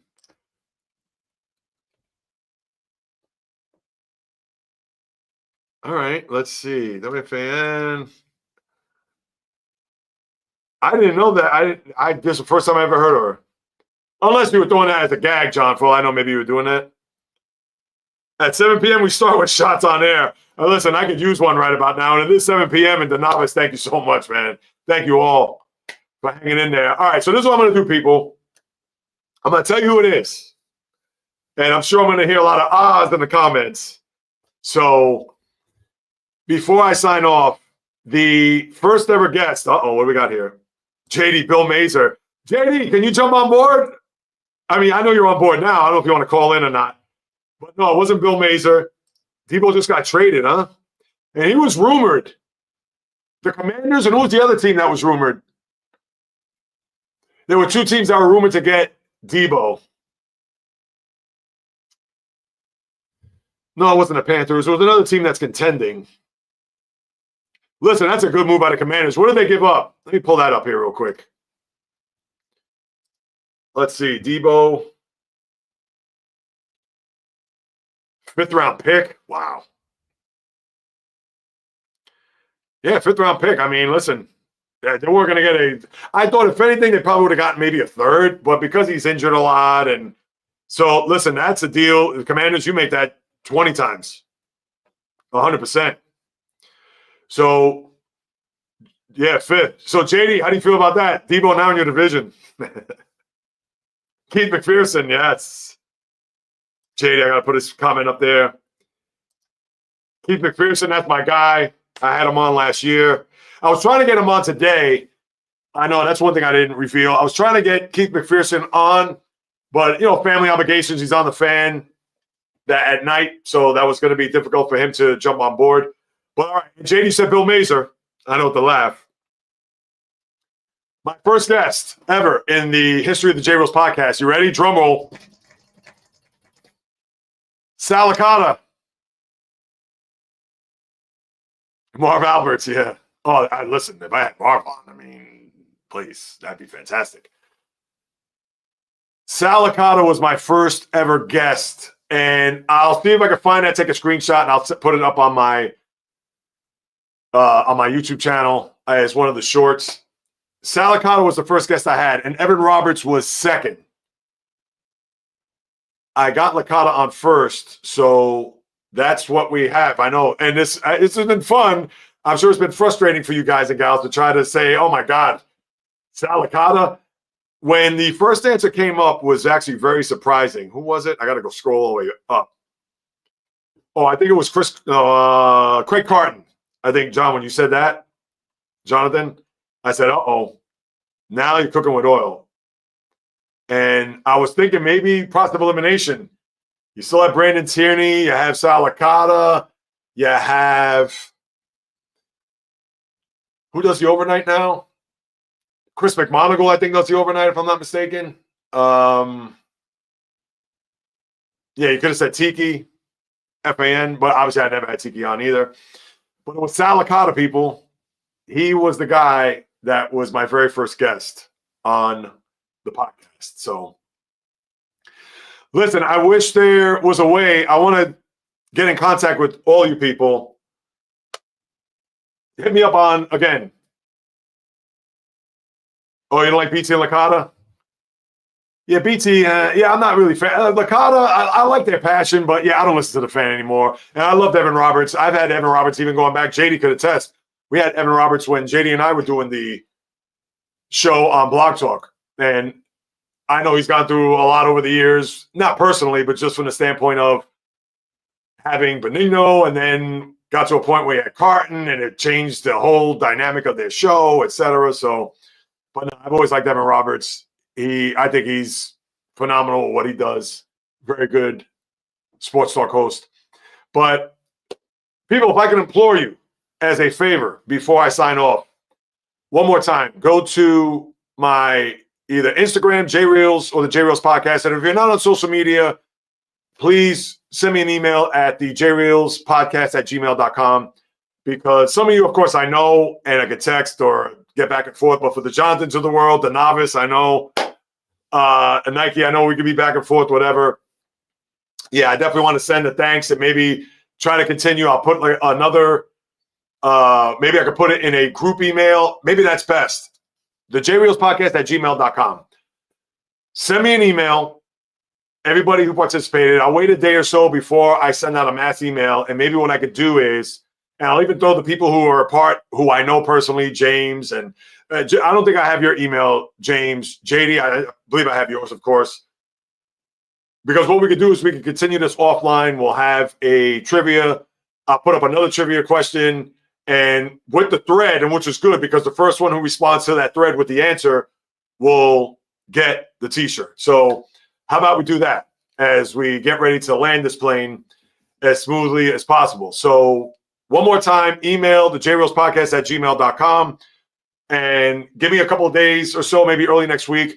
I'll put all of those email addresses together and we'll do another trivia contest and we'll see once and for all who will be the first to answer, and I'll make sure to get you guys and gals a shirt or work something out, whatever in that regard. So what can I say, people? Over 5 hours, and I can do another 5 hours. That's how I feel, even though I haven't eaten, and who knows, maybe once I sign off and exhale, I'm sure all the wind will go out of my sails, and I'm sure I'll be exhausted, whatever, but this has been a blast. This has been a ball. One more time, I know you're sick and tired of me thanking you and just throwing the platitudes that I've said here, how much I appreciate you guys and gals. For those who had started from 2 o'clock on, if you stuck with me through the 5 hours plus, thank you so much. And for those who have been in and out throughout the course of the day, I thank them as well. As always, please keep supporting. As long as I'm alive and breathing, I'm not going anywhere. Yes, Maria, go get something to eat now. Congrats again. I said, yes, Maria, thank you. I appreciate that. And Monday, I have another podcast. Again, Apple, Spotify, here on YouTube, as you know. And another live stream. I'll be on Wednesday, high noon. So keep that in mind, people. High noon, 12 o'clock Eastern time. I'll have another live stream, which I'll talk, what's going on in sports. And yes, it's been a blast. It's been a ball. Hopefully, over the next 365 days until we get to number 8, we'll have another one next year. Maybe I'll have it at a bigger venue, more people. It can be interactive where I can have people come down, considering I live here in the tri-state area. Obviously, you know the Bronx by now. But thanks one more time. And as I like to close on my podcast, and I figure let me close the live stream out this way. Yeah, next time we got to do a live. Yes, James, you're absolutely 100%. We will do that. And maybe we'll do a meetup. Maybe I'll have a live stream throughout the course over these next maybe couple of months when the weather gets warmer. We'll do a whole meetup, considering Jonathan's in Brooklyn and I know Nike's in Connecticut and I know you're here in the 5 boroughs and somebody else. Oh, yeah, and help Jason. Yeah, help me out. No, I appreciate that, Nike. Thank you so much. But just like I close out every podcast, whether you do or do not know, this is what I love to do, people. It's in the blood. It's in the DNA. Talking sports is birth since I've come out of the womb. Because you know that anytime I'm sitting in front of this microphone and camera, I will deliver nothing but passion, fire, energy, fury with my thoughts, opinions, critiques, praise, analysis, feelings on anything and everything that happens on the world of the diamond, ice, gridiron, hardwood, golf course, racetrack, tennis court, boxing ring, octagon, you name it. From my lips to your ears, from my heart to your soul, from where I am to wherever you are, the JAYREELZ Podcast always comes correct, direct, and in full effect. For the South Bronx, the South Beach, the South Central, the South Pacific, and all points beyond, peace, love, and God bless everybody. And until Monday on the podcast and next Wednesday on the live stream, until that time, everybody, on the foot, baby. Enjoy the rest of your weekend. And once again, many thanks. I truly appreciate it from the bottom of my heart.